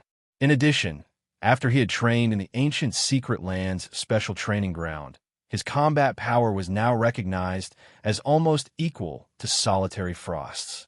In theory, he should be far superior to Xiaoqian. Now, however, it turned out that Xiaoqian's combat power actually surpassed his by a large margin. However, before Violet Sword's members could react to this unexpected development, Mythology's lead assassin made another move. This time, though, he dashed forward at great speed instead of launching a ranged attack. In no time at all, the lead assassin arrived within 10 yards of Crimson Star's group, this situation causing the expressions of Crimson Star and the others to darken. The assassin class wasn't known for its ranged attacks. The class truly shone in close combat. This was especially true for the explosive power the class could exhibit at melee range. Moreover, with the agility of the assassin class, try to pin one down using ranged spells was extremely difficult, all the more an assassin with Tier 4 basic attributes. That little girl's defensive measures might be brilliant, but at this distance, I want to see how she'll stop my attacks, the lead assassin said as he got within 5 yards of Wildfighter. Tier 3 skill, Absolute Shadow Assault. Immediately, the assassin's body split into multiple shadows to assail Wildfighter, these shadows causing the surrounding space to crack as they approached the Berserker. These shadows were so powerful that even Guardian Knights and Shield Warriors would die instantly if struck, let alone a Berserker like Wildfighter. It's over. Upon seeing the rapidly approaching shadows, Wildfighter involuntarily shut his eyes. As he was currently activating the teleportation gate, he couldn't afford to defend against the attack at all. Doing so would cancel the process.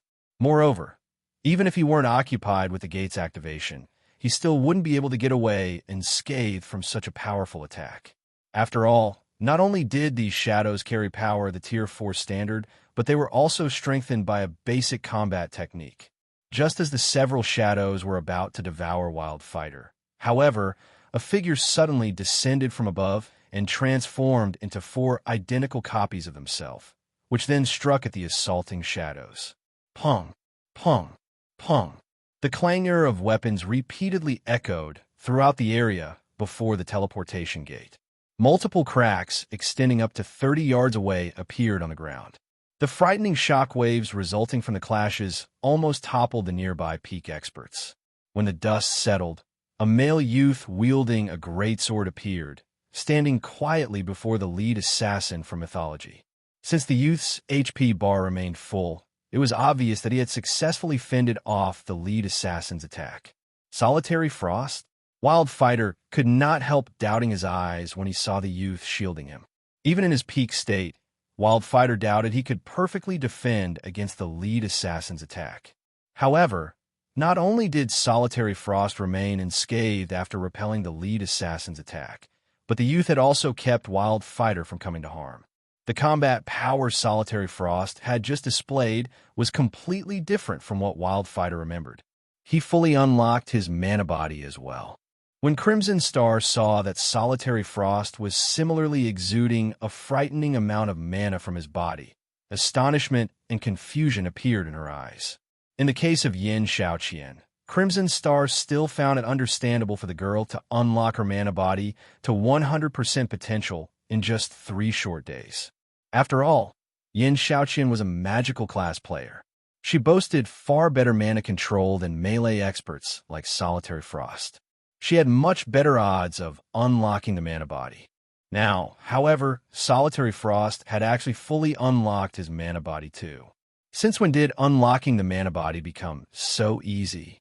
While Crimson Star stewed in shock and confusion, Mythology's assassin leader, whose attacks got thwarted twice in a row, was extremely depressed. First, it was Yin Xiaoqian.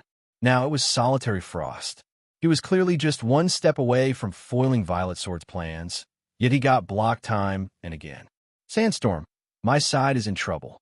The kid I'm up against has already fully unlocked his mana body. His combat standard is also very high. He's not the slightest bit weaker than Wild Fighter. If he focuses on deflecting my attacks, I don't think I can do anything to the casters within a short period. If Black Flame joins in on the fight, I'm afraid I won't even be able to escape, the lead assassin reported a Sandstorm through the team chat. Since the ambush has failed, retreat and regroup with us first. We'll focus on killing off as many of Zero Wings and Azure's members as possible, Sandstorm ordered, gritting his teeth when he saw Feng holding off the remaining 5 members of the assassin party. After saying so, Sandstorm hastened his footsteps. Previously, the main group of Mythology's team had deliberately exposed themselves to hold the attention of Feng and the other Zero Wing members with fully unlocked mana bodies, so that the assassin party would succeed in its ambush. However, Azure turned out to have monsters with fully unlocked mana bodies as well. This unexpected development had thrown a wrench into Sandstorm's original plans. Everyone, charge. No need to hold back anymore. We'll get rid of them together with the assassin party.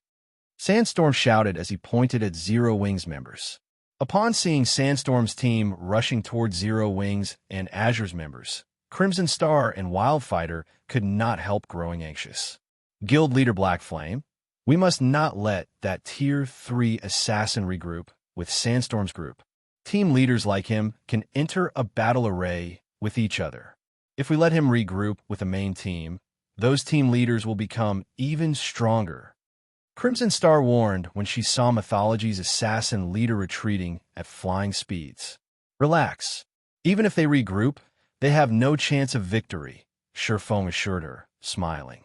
Even after seeing Mythology's assassin party retreating, he showed no intention of giving chase. But Crimson Star fell speechless when she saw Feng's nonchalant attitude toward Mythology. She knew that Zero Wing had sent over 100 experts with fully unlocked mana bodies this time. These experts undoubtedly possessed astonishing combat power. However, the 30-plus members of Mythology's Silverlight Legion were no pushovers, either. With the assistance of a battle array, even those that hadn't fully unlocked their mana bodies could still exhibit combat power rivaling that of experts with fully unlocked mana bodies. In addition, every one of Mythology's members present was a bona fide peak expert or better. If the two sides clashed with each other, Zero Wing definitely wouldn't have an easy time. Good. Flowing Shadows party is almost back. Everyone, get ready. It's time we let Zero Wing and Azure know the power of Mythology. Sandstorm said to the 3 other team leaders when he saw the assassin party within 100 yards of the main team. Leave it to us.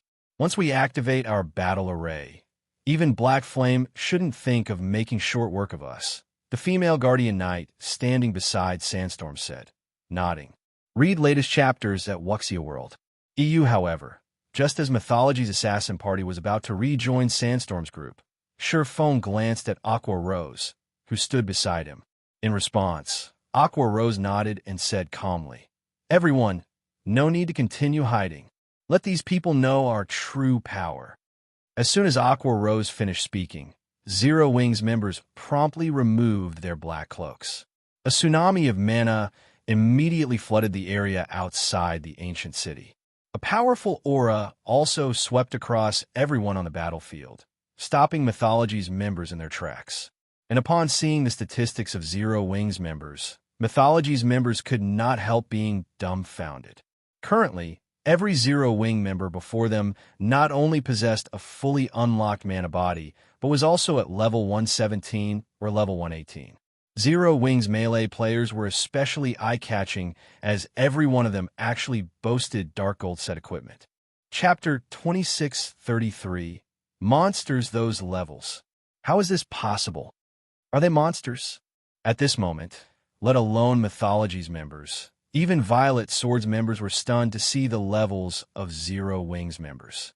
Currently, Even the peak experts of the various superpowers had reached only level 113 or level 114.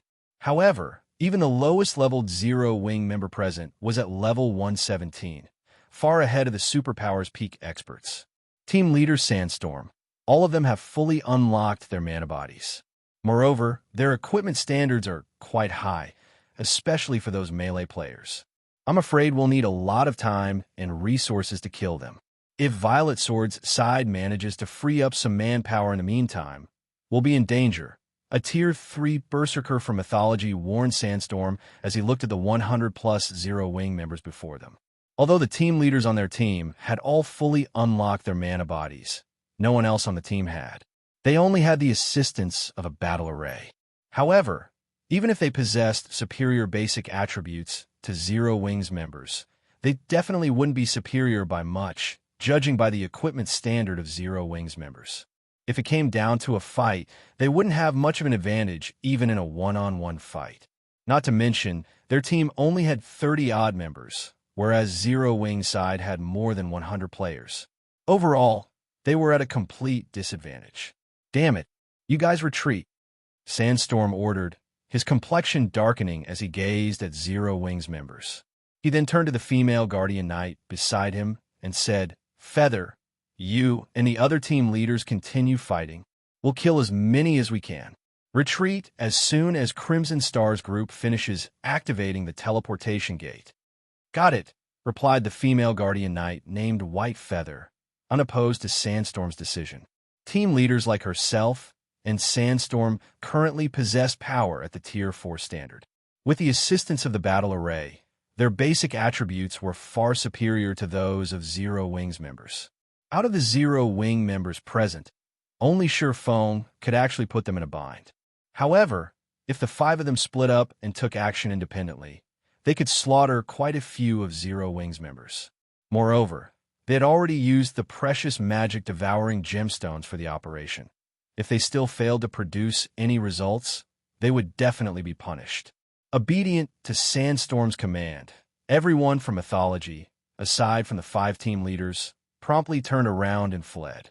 However, as soon as Mythology's members took flight, a clear and crisp voice entered everyone's ears. "Don't even think of getting away so easily." In the next moment, a magic array rapidly spread out from beneath Zhao Yueru's feet, summoning a barrier of flames. Covering a 500-yard radius around Zhao Yueru, the barrier trapped all of Mythology's members within it. "Bastard!" Sandstorm bellowed in rage when he saw the barrier of flames rise. He immediately charged straight at Zhao Yueru, his movement speed astonishing Violet Sword's members. Sandstorm was at least twice as fast as the assassin leader that attacked Crimson Star's group earlier. In the blink of an eye, he appeared over 50 yards from his original location. "Everyone be careful. He's already capable of perfectly integrating advanced footwork into his movement skill. Do not clash with him directly," Wildfighter warned, a grim expression appearing on his face at Sandstorm's astonishing speed. Among the various types of combat techniques available, the most difficult type to integrate with skills and spells was footwork. Integrating footwork with a movement skill was especially challenging. Even in Violet Sword, only a few individuals were capable of this. Anyone who achieved this integration could freely weave their way through an army of tens of thousands. Not to mention, Sandstorm's basic attributes were currently at the Tier 4 standard. With the combination of his speed and strength, he was basically unstoppable. In just 3 seconds, Sandstorm penetrated Zero-Wing's defensive line and arrived behind Zhao Yueru. He then executed a downward slash at the Elementalist's back using the silver short sword he wielded. "Die, you hindrance!" Sandstorm bellowed. Immediately, mana gathered around his short sword and coalesced into a great sword that left a dark void in its wake. Just when the great sword was about to land on Zhao Yueru, however, a lithe figure suddenly appeared beside the Elementalist and sent a sword light cutting at the greatsword. Boom! A loud explosion shook the battlefield, and the space surrounding the point of collision shattered into oblivion. The resulting shock wave sent all the players within a 10-yard radius of the explosion's epicenter flying. Impossible. She blocked it. White Feather, who was watching from a distance, doubted her eyes when she saw Gentle Snow stopping Sandstorm's attack. Although Sandstorm was an assassin, he had been drastically strengthened by the magic-devouring gemstone and the advanced battle array. His current strength far exceeded that of ordinary mythic monsters of the same level. With the boost in power his Tier 3 skill provided, his attack should be capable of repulsing even bona fide mythic monsters. However, despite being merely a Tier 3 player, Gentle Snow had actually managed to receive the attack without losing any ground. A special skill, Sandstorm muttered. Although he was similarly surprised that Gentle Snow stopped his attack, he quickly realized the reason why she was able to do so. I don't know what skill you use to stop my attack, but since it is a skill and not a combat technique, you'll only be able to stop me once. I refuse to believe you can continue stopping me. After saying so, Sandstorm readied himself to launch another attack. However, as if Gentle Snow had long anticipated this, she intercepted him, executing 4 attacks with her greatsword. Will of Light. 4 extreme slashes. Boom, boom, boom, boom. Sandstorm quickly responded to Gentle Snow's intervention, rapidly brandishing his short sword to defend against the 4 slashes. Every attack he blocked sent him stumbling 1 step back. Are you done using your skill yet? Although Sandstorm was forced to retreat by 4 steps, he still maintained a calm expression. He then smirked and said, "If you're done, it's my turn now."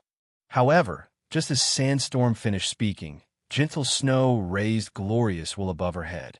At the same time, her body started releasing a sacred glow that suppressed even the space around her. "Disappear," Gentle Snow shouted as she swung Glorious Will down at Sandstorm. A boundless light devoured Sandstorm. Myth of Light. With just 1 attack, Gentle Snow obliterated everything before her within 100 yards. Even space itself shattered. As for Sandstorm, he went flying over 100 yards away, his HP falling below 50% and his body covered in injuries. When he hit the ground, the impact created a huge crater.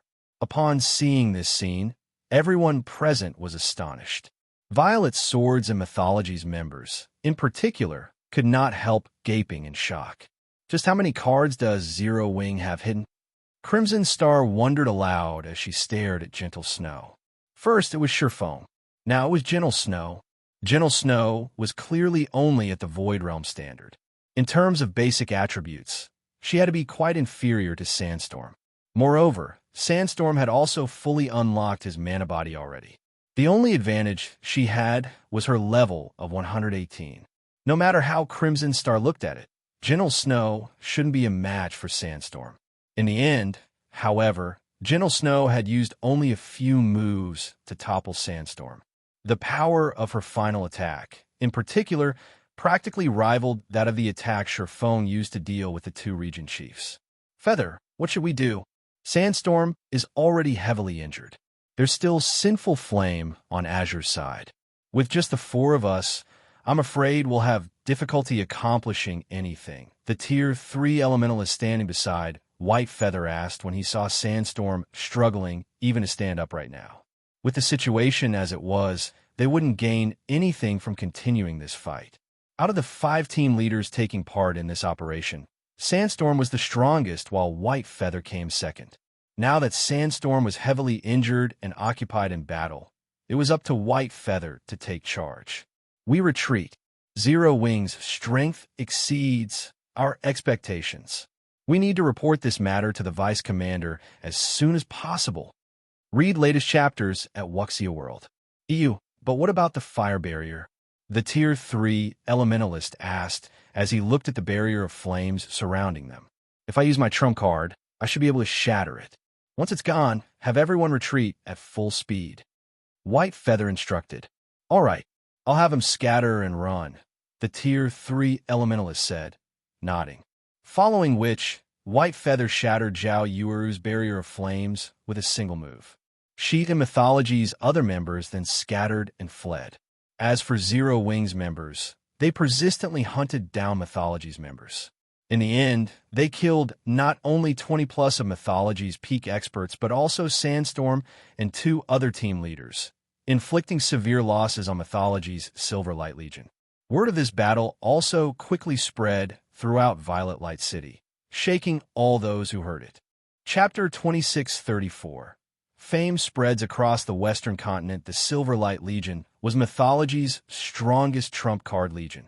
It might not have many members, but every member had astonishing combat power. Moreover, the peak experts of the Legion all possessed the assistance of a battle array. All this time, the Silverlight Legion had been in existence, the various superpowers dreaded. Meanwhile, although Violet Light City was a guild city jointly established by Violet Sword and Mythology, as many superpowers were partners with these super guilds, there were plenty of members of other superpowers present in the city. Word of Sandstorm's team suffering a tragic defeat triggered heated debates among the various superpowers members resting within Violet Light City. Some could not help doubting the validity of this information. In their opinion, Mythology's Silverlight Legion was basically an invincible existence. At this stage of the game, no matter how strong a team of players became, it would, at best, be the Silverlight Legion's equal. The utter rout brooded about was definitely impossible for the Silverlight Legion. How could a pseudo-superpower like Zero Wing have a team capable of defeating the Silverlight Legion? While the various superpowers operating in Violet Light City were looking into this matter, White Feather and the other survivors of Sandstorm's team were currently standing inside a meeting room in Mythology's residence and reporting about it to the white-haired youth before them. White Feather and the others gazed at this white-haired youth with reverence in their eyes. This was because this white-haired youth was none other than the Silverlight Legion's vice commander, Prosciutto, nicknamed the Silver Ghost. You're saying Zero Wing has over 100 members with fully unlocked mana bodies? The Silver Ghost asked calmly as he looked at White Feather. MHM. In addition, according to our investigations, before Azure's Solitary Frost and Yin, Xiaoqian underwent Zero Wing's special training. Both of them were still quite some distance away from fully unlocking their mana bodies. Now, however, both of them have already done so, and they now rival Crimson Star and Wildfighter in combat power. White Feather replied seriously while nodding. It seems Zero Wing has quite a lot of secrets, Prosciutto commented as he entered deep thought. Vice Commander, they activated the teleportation gate not long ago. Why don't I organize another team and wait for them to come out? Previously, we lost mainly because we were outnumbered. If we have more people in the team, Zero Wing won't have much of an advantage over us, White Feather suggested. Now that news of the Silverlight Legion's defeat had spread, they would definitely become a laughingstock among the superpowers if they could not take care of Zero Wing in short order. That won't be necessary, Prosciutto said. Chuckling, he continued. Since Zero Wing wants to become famous, we'll fulfill their wish. Notify the ones below and have them publicize this information. I believe plenty of superpowers and major corporations will be interested in Zero Wing's secret for unlocking the mana body. Vice Commander, although the other superpowers will definitely be interested in this secret, if we don't make a move ourselves, I'm afraid no superpower will be willing to take action against Zero Wing. In the end, everyone will simply sit back and watch Zero Wing develop, White Feather said worriedly. Relax. Soon, we'll be done with the task the demon god assigned us. At that time, the kingdoms and empires on the continent will no longer serve as a protective shield for the various powers. Meanwhile, with how much resources Zero Wing is occupying, it will become the common target of the superpowers. We won't need to make a move at all, Prosciutto said, smiling. That quest is almost complete. White Feather's eyes glowed with excitement when she heard Prosciutto's words. There were 2 crucial quests available in the Demon God Shrine, and the completion of either of them could kick up a storm throughout the Western continent. Mythology had chosen to challenge one of those quests. Originally, though, she thought that they would need a lot more time to complete it. If they really completed that quest, then even if Zero Wing cleared the Ancient Secret Lands hero trial, it would be meaningless. The only outcome awaiting Zero Wing would be destruction. All right, go make the necessary preparations to publicize Zero Wing's information. Also, send someone to the Eastern continent to notify Vice Guild leader Cold Shadow about the quest progress. She should know how to deal with Zero Wing, Prosciutto commanded. Understood, White Feather replied before leaving the meeting room. News of Zero Wing having over 100 experts with fully unlocked mana bodies spread across the entire Western continent, instantly garnering great fame for Zero Wing. At the same time, though, the Western continent's powers also grew jealous of Zero Wing and started coveting its secrets. The guild immediately became the focal point of the Western continent as the various powers began investigating it.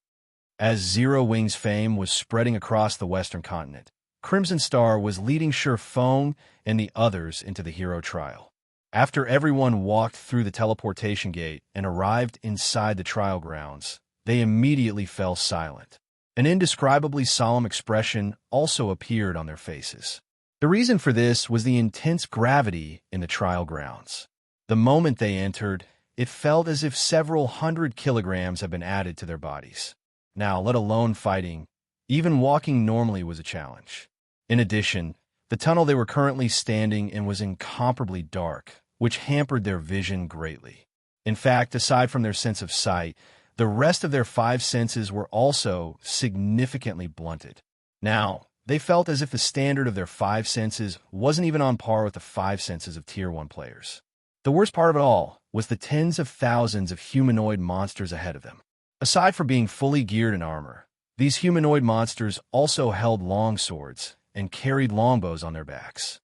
Looking at this scene, everyone could not help feeling that they had just entered an ancient battlefield.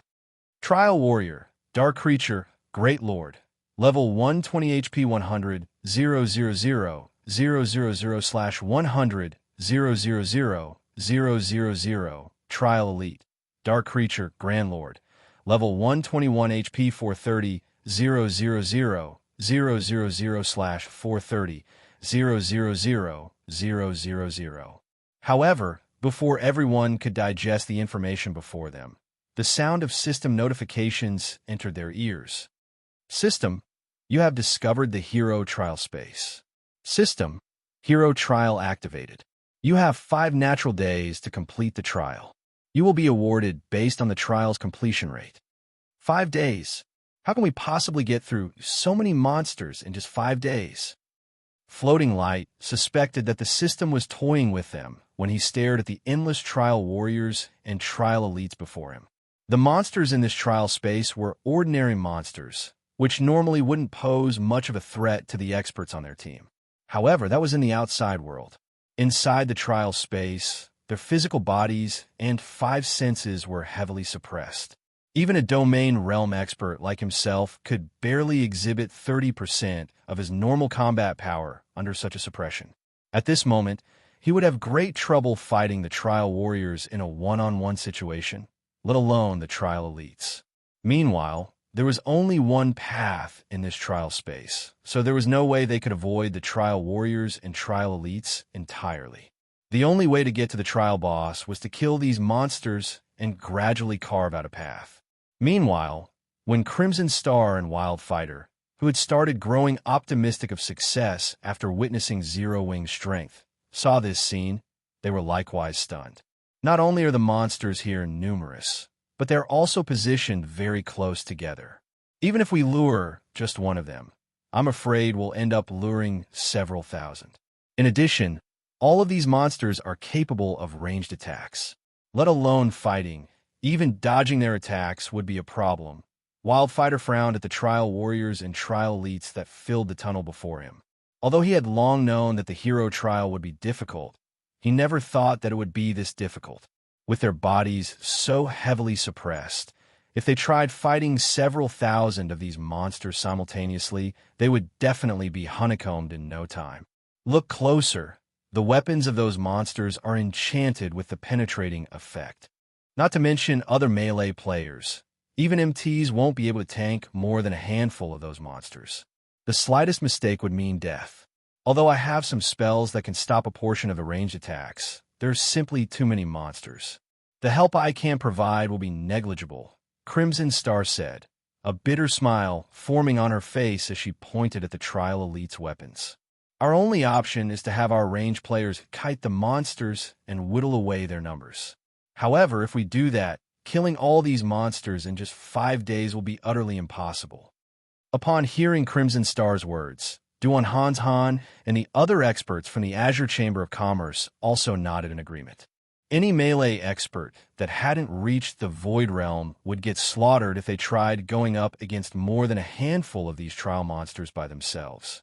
However, their team simply had too few peak experts. They couldn't form a front line capable of effectively holding off the trial monsters. Their only option was to have the range players kite the monsters and have the melee players repel any monsters that got too close for comfort. However, while this strategy was very safe, the efficiency was abysmal. Vice Commander Crimson, you say can block a portion of the range attacks? Feng asked after giving the matter some thought. Yes, I can block roughly 20% to 30% of the ranged attacks. However, there are simply too many monsters here. Against the attacks of several thousand monsters, even if I manage to block 30%, it will do little to no good for those dodging the attacks, Crimson Star said, nodding. Read latest chapters at Wuxia World.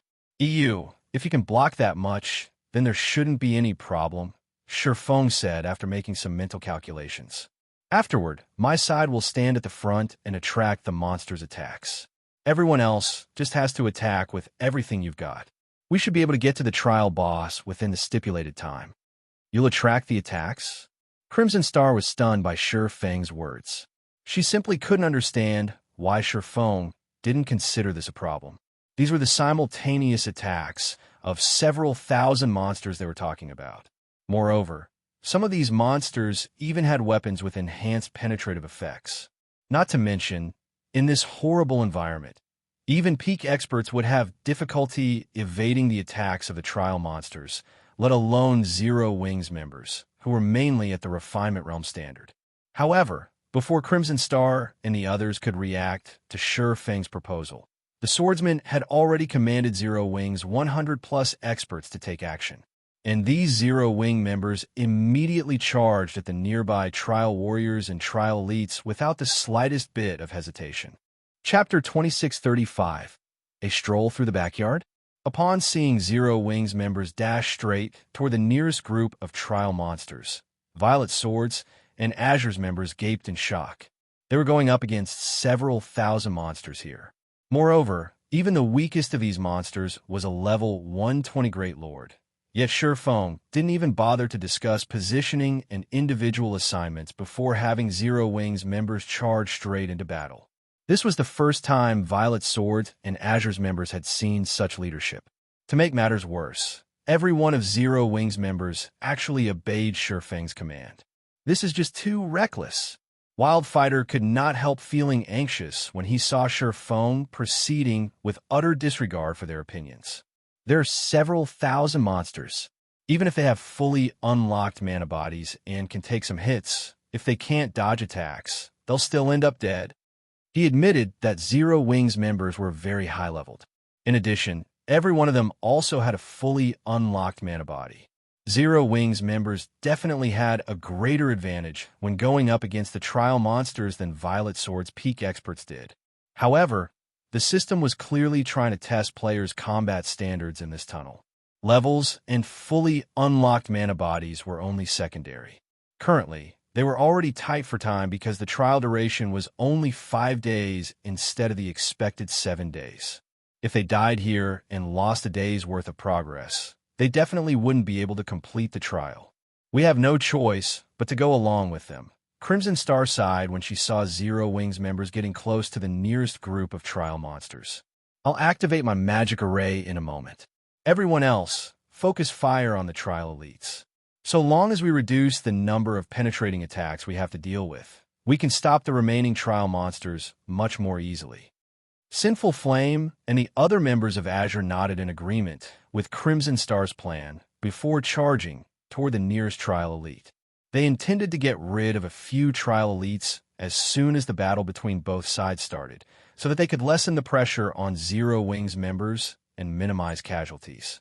The instant Zero Wings members entered the trial monster's perception range, The trial warriors and trial elites promptly sprang into action like veterans of the battlefield. In no time at all, 400 trial warriors spread out into a square formation around the main army. They then stabbed the iron shields they carried into the ground, creating an iron wall that protected the several thousand other trial monsters within their formation.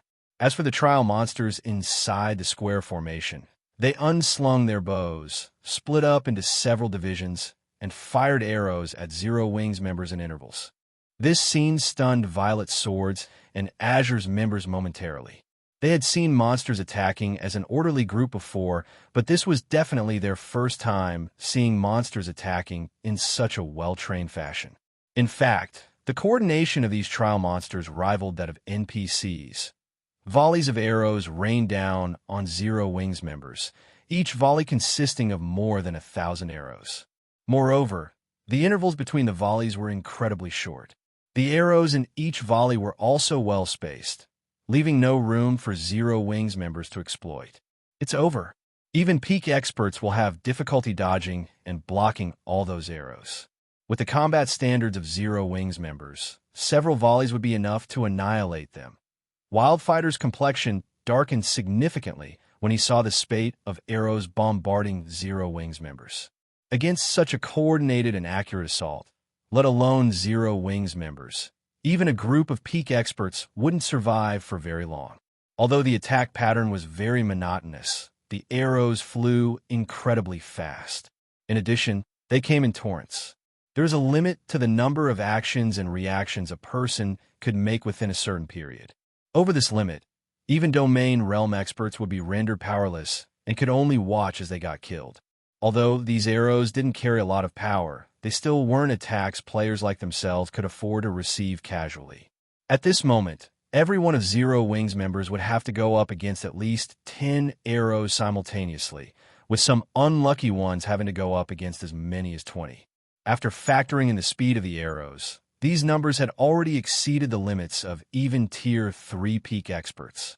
Only domain realm experts would be able to accurately determine the trajectories of these arrows and react to them in time. Just when the first volley of arrows was about to land on Zero Wings members, a voice appeared in the team chat. Vice Commander Crimson, activate your defensive magic array. Feng ordered unhurriedly as he looked at the descending arrows. Got it. Upon hearing Feng's command, Crimson Star snapped out of her daze and waved her staff, completing the activation of the magic array she had prepared beforehand. A silver barrier bloomed from the center of Zero Wings formation, instantly expanding to cover a 200-yard radius and enveloping all of Zero Wings members within it. Tier 3 Curse, Aerial Defense. Aerial Defense was a curse that had a certain probability of invalidating the flying tools within its range. It was similarly effective against arrows. In the next moment, more than 20% of the first arrow volley clattered to the ground. Now, only about 900 arrows continued flying towards Zero Wings members. Even so, Violet's Swords and Azure's members still wore grim expressions on their faces. Although the number of arrows had been reduced to around 900, the number of attacks each of Zero Wings members had to face still exceeded the limit of peak experts, let alone refinement realm experts. As Violet's Swords and Azure's members were shaking their heads and sighing, Zero Wings members started maneuvering around the arrows, dodging them effortlessly as if they had long since known the trajectories of these arrows. From afar, it seemed as if Zero Wings members were dancing in a rain of arrows. When the first volley of arrows ended, not a single Zero Wing member had suffered a direct hit. While some Zero Wing members had lost roughly a quarter of their HP, that was merely a result of them defending against the trial elites' penetrating arrows. The HP they lost was also instantly replenished by the healers on the team. How is that possible? Floating Light's eyes bulged when he saw this scene. Against that volley of arrows, even he wouldn't have such an easy time blocking and defending. However, Zero Wings members had dealt with the volley of arrows as if they were just strolling through their backyard. At this moment, let alone Floating Light, even Solitary Frost and Xiaoqian, who had trained with Zero Wings members for the past few days, were astonished by this scene. Despite the majority of Zero Wings members being only at the refinement realm, they had easily dealt with an attack that even peak experts would find troublesome. This was simply unbelievable. They can actually block and dodge that kind of attack so easily. Just what kind of training do they normally undergo? Xiaoqian's heart roiled with confusion as she looked at Zero Wing's refinement realm experts. What Xiaoqian and the others did not know was that Zero Wing's core members had long since familiarized themselves with attacks like the Trial Monster's arrow attacks. After all, they faced much worse when they were training at the Extraordinary Tower's first floor. In fact, in the opinions of Zero Wing's members, blocking and dodging the Trial Monster's arrow attacks would still be a cakewalk even without Crimson Star's support. After enduring several volleys of arrows, Feng noticed that all of the agitated Trial Monsters had shifted their attention to Zero Wing's members. He then ordered through the team chat, "We've stabilized the aggro. Everyone start attacking." Upon hearing Feng's command, Violet Sword's and Azure's members snapped out of their daze and started launching attacks at the Trial Monsters, together with Zero Wings members. Because Zero Wings members were holding aggro, everyone else could attack freely without having to worry about getting attacked themselves. As a result, the Trial Monsters fell rapidly, one after another. Read latest chapters at Wuxia World. Meanwhile, everyone discovered that these Trial Monsters granted a surprisingly large amount of EXP, basically 3 times higher than normal. At this discovery, Violet Sword's and Azure's members grew ecstatic. The only disappointing thing about these Trial Monsters was that they did not drop any loot. After the team grinded the Trial Monsters for more than half a day, something strange occurred. One of the Trial Elites killed suddenly burst into flames and transformed into a dilapidated crystal steel that hovered quietly in the air. The steel radiated frightening mana fluctuations that sent many of the Tier 3 experts present stumbling back. An ancient legacy steel. When Feng saw this worn steel, his eyes widened in shock, and he could not help wondering whether he was hallucinating. Chapter 2636, Beginning of Chaos. Feng aside, the sudden appearance of the crystal steel surprised everyone else present and piqued their curiosity. They never thought that the Trial Monsters, which had not dropped a single item until now, would actually drop a steel. What an amazing steel! It's causing the ambient mana density to skyrocket just by hovering there. Even the surrounding space has become heavier. Crimson Star exclaimed when she registered the changes the crystal steel brought to its environs. If a Tier 2 player were here, they wouldn't even be able to approach it. In regard to this situation, though, Violet Sword's members could not help a little disappointment. Even a fool could tell that the crystal steel was extraordinary. However, according to the agreement between Zero Wing and Violet Sword, aside from the trial boss's loot, every other discovery made and loot found in the trial would belong to Zero Wing. Hence, they could only look at the steel. What is this steel? Not only can it not be appraised, but you can't even touch it. It's as if this steel doesn't exist in this space, Aqua Rose said with a gloomy expression on her face as she stood before the steel. Could it be a holographic projection? This crystal steel was incredibly precious. Even if they couldn't appraise it and discover its uses, they could still set it up inside a room to increase the room's mana density. This room could then be used as a training facility for players. However, if this treasure was merely a hologram, then it can't even serve as a decoration. This isn't a hologram.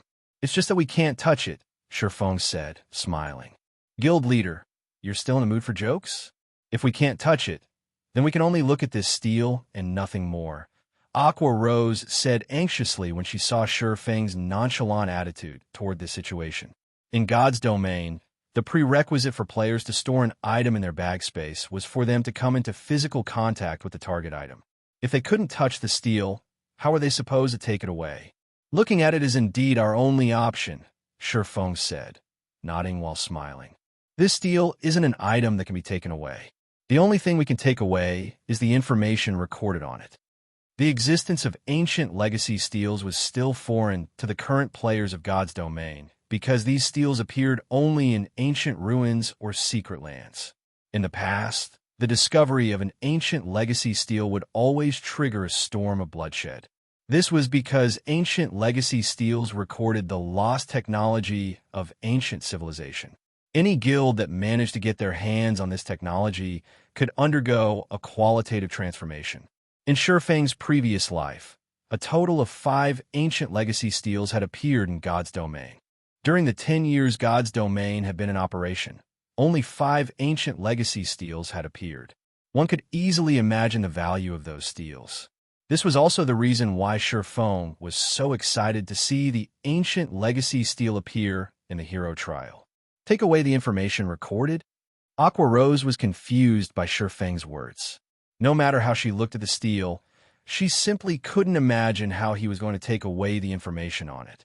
Currently, they couldn't touch the stele at all. And even after using the master-ranked appraisal, she still couldn't extract any information from the stele. Just how were they supposed to take the recorded information? You can't extract the information recorded on the stele using normal methods. Not only is the information recorded massive, but it is also extremely complex. If you wish to extract the recorded information, you have to record the magic arrays carved on the stele, Feng explained.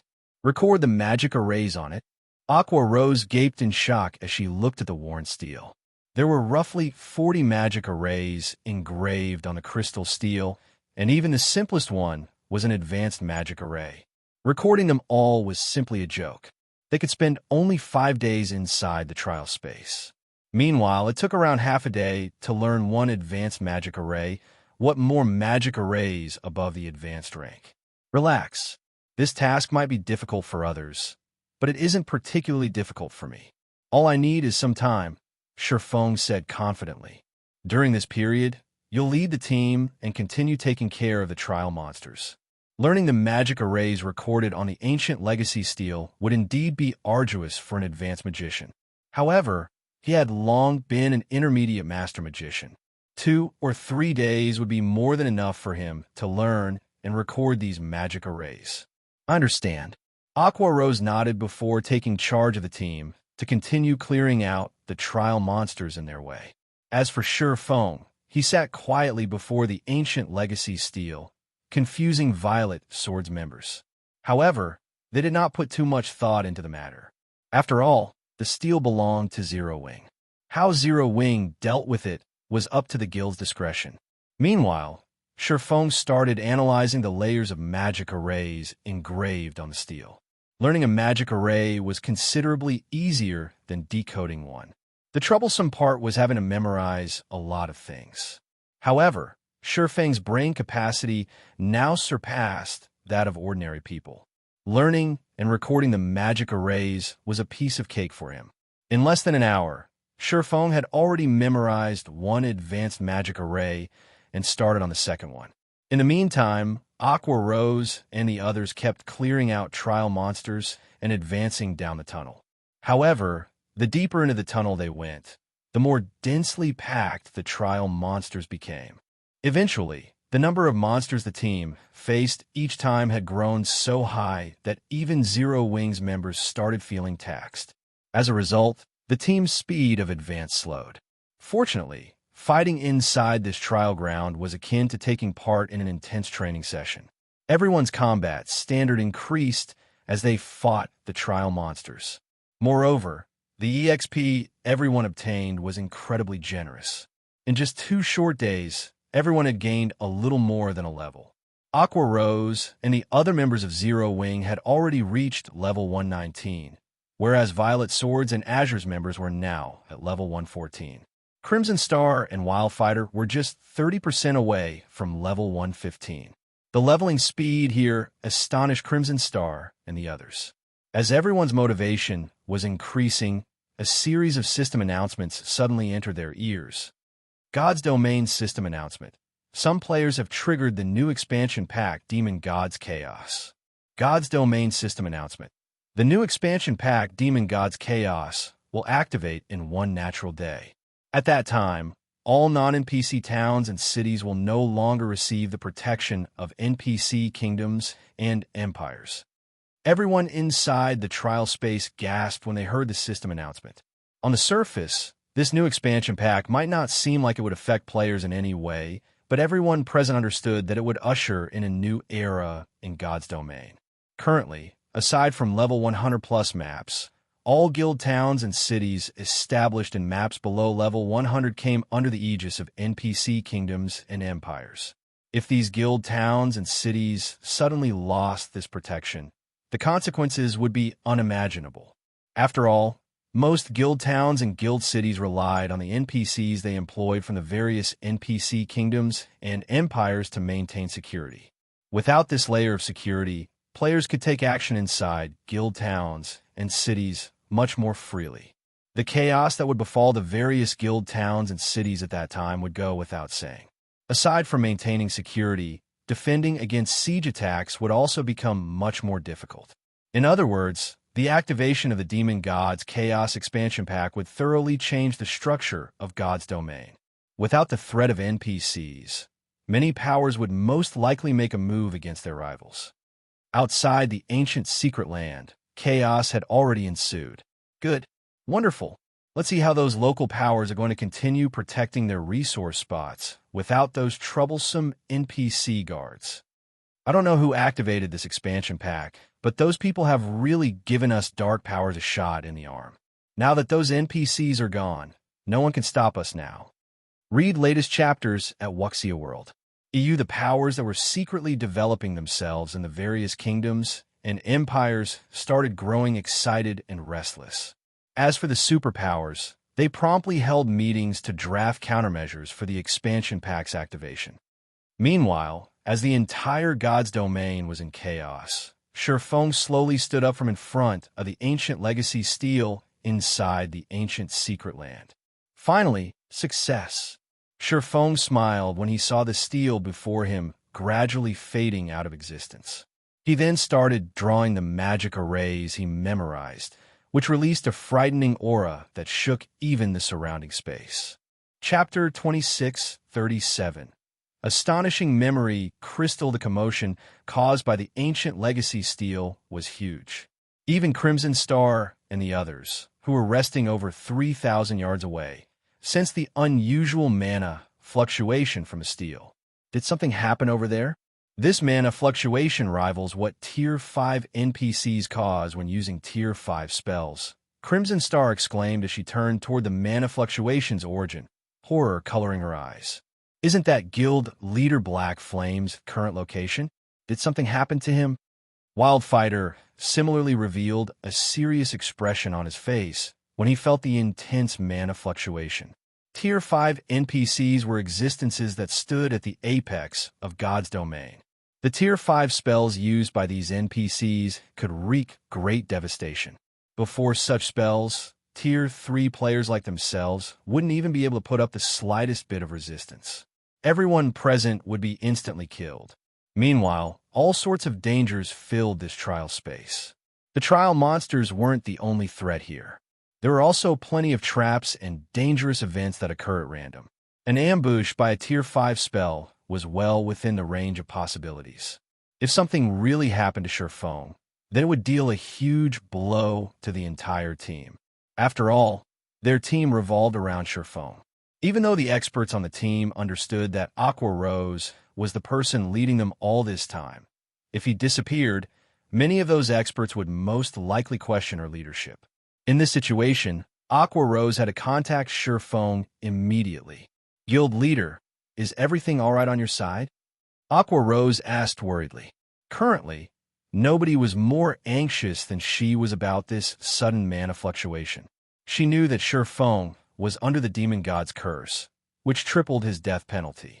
Meanwhile, players inside the trial space could only wait to get automatically resurrected. Hence, if an ordinary player needed 1 day to get automatically resurrected, then Feng would need 3 days. If he died right now, then their odds of clearing the hero trial would become even slimmer. Relax, everything's fine. I just unlocked the information recorded on the stele, Feng said, smiling when he saw the anxious look on Aqua Rose's face. Unlocking the information actually caused such a huge commotion. Aqua Rose was stunned when she heard Feng's words. This was definitely the strongest mana fluctuation she had experienced in God's domain. If this mana fluctuation were due to a spell, she wouldn't be surprised if it destroyed an entire NPC city. However, Feng was telling her that this frightening mana fluctuation was merely a consequence of unlocking the recorded information on the stele. This was simply unbelievable. This is information left behind by an ancient god. It is naturally extraordinary. However, I still need some time to complete the unlocking process. For now, continue clearing the trial monsters on your side. I'll meet up with you once I'm done, Feng explained and chuckled. In reality, the mana fluctuation had surprised even Feng. From what he knew about ancient legacy steles, the strength of the mana fluctuation when the recorded information was unlocked was an indicator of the recorded information's value. Generally, though, the mana fluctuations that occurred extended only 1 or 2,000 yards. Now, however, the mana fluctuation from this ancient legacy stele reached Aqua Rose's location, roughly 3,000 yards away. It rivaled the ancient legacy stele found in the ancient god's tomb, a level 150+ ancient secret land. However, the ancient god's tomb's minimum entry requirement was tier 4. All right, I'll notify the others, Aqua Rose answered. After giving the matter some thought, she found Feng's words reasonable. Since the information recorded on the stele was something left behind by an ancient god, it naturally wouldn't be something ordinary. She then turned to the rest of the team and said, "Everyone, please rest assured. Nothing has happened to the guild leader." The guild leader said that this mana fluctuation is merely a consequence of him unlocking the information recorded on the stele. He says that he is not in any danger and that we should continue clearing out the remaining trial monsters. He will rejoin us shortly. Aqua Rose's words kindled a sense of admiration toward Feng in everyone in the team. They hadn't thought that Feng would actually be able to obtain something from the stele. After a brief discussion, they promptly resumed clearing out the trial monsters in their path. In the meantime, Feng was staring intently at the gradually forming crystal hovering before him. When extracting information from ancient legacy steles, once players successfully learned the magic arrays recorded on a stele and drew them, the drawn magic arrays would gather mana from the surroundings to create a memory crystal. This was one of the more common methods ancient gods used to pass down their legacies. After all, compared to books, memory crystals were much better at withstanding the ravages of time. So long as the memory crystal was intact, there wouldn't be any need to worry about parts of the information getting lost. 3 hours, 6 hours, 9 hours. After the magic arrays gathered mana for 15 consecutive hours, a memory crystal the size of 4 adult fists took shape before Feng. This memory crystal was at least triple the size of ordinary memory crystals. Amazing. Just what is recorded in it? Feng gazed at the memory crystal before him in astonishment. The memory crystals that Iliadi had given him already contained a ton of information. If not for his brain capacity being sufficiently high, he would have lost consciousness when accepting all that information. The memory crystal before him, however, was 3 times larger than the ones the heavenly blue saint had given him. The amount of information contained within this unusually large memory crystal was definitely several dozen times more. Feng could not even begin to imagine what kind of information awaited him. After observing the memory crystal for a brief moment, Feng then tapped his finger on it to access its recorded information. He was really eager to find out what it contained. However, as soon as he did so, he was stunned. System.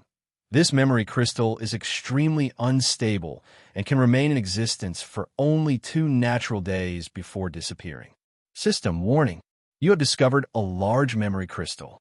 Because of insufficient concentration, you are unable to read the information completely. If you persist in reading the information, there's a very large chance you will enter a deep coma. Do you still wish to read the information? I can't read it even as a tier 3 player? The system notifications took Feng aback. Just what is recorded inside? This was definitely the first time he had come across such a situation. In fact, he had never heard of something like this happening before. It seems I toiled for nothing. Sure enough, the information recorded on an ancient legacy stele really isn't easy to obtain. Feng smiled bitterly as he looked at the memory crystal in his hands. Having insufficient concentration wasn't a problem that could be solved quickly.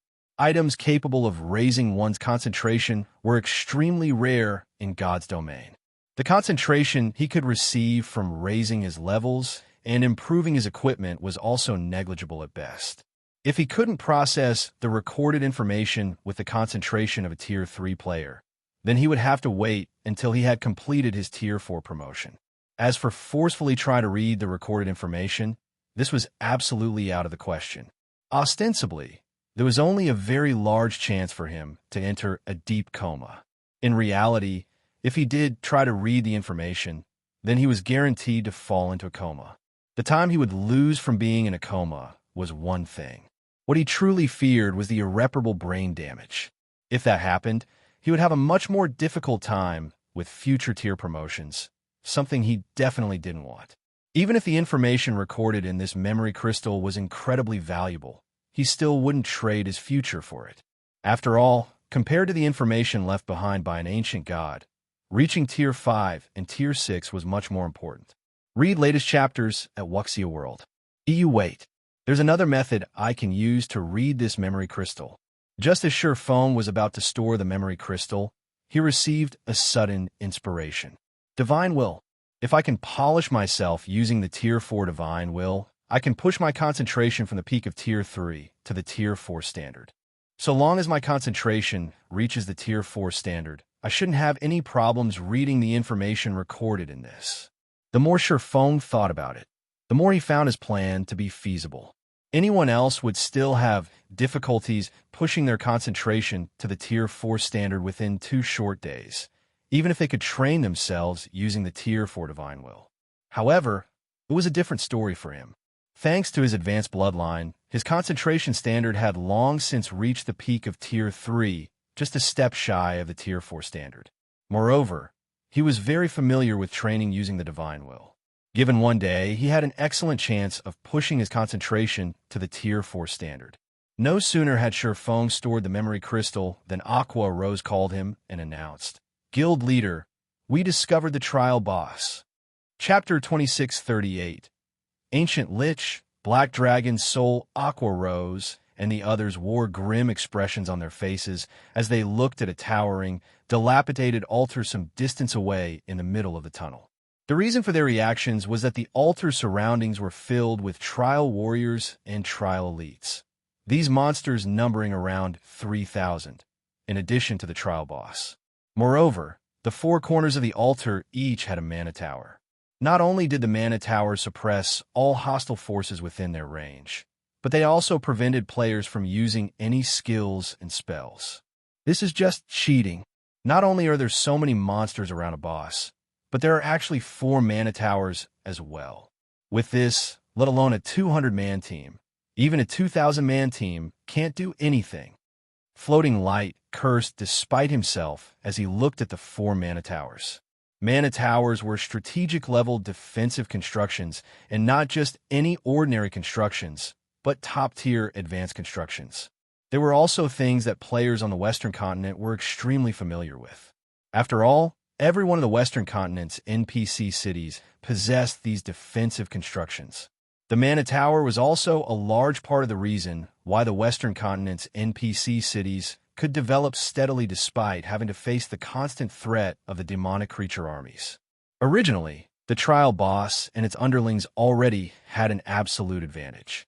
Now, these monsters even boasted the protection of 4 mana towers. How are players like themselves supposed to clear this trial? Sure enough, it is still too early for us to come here.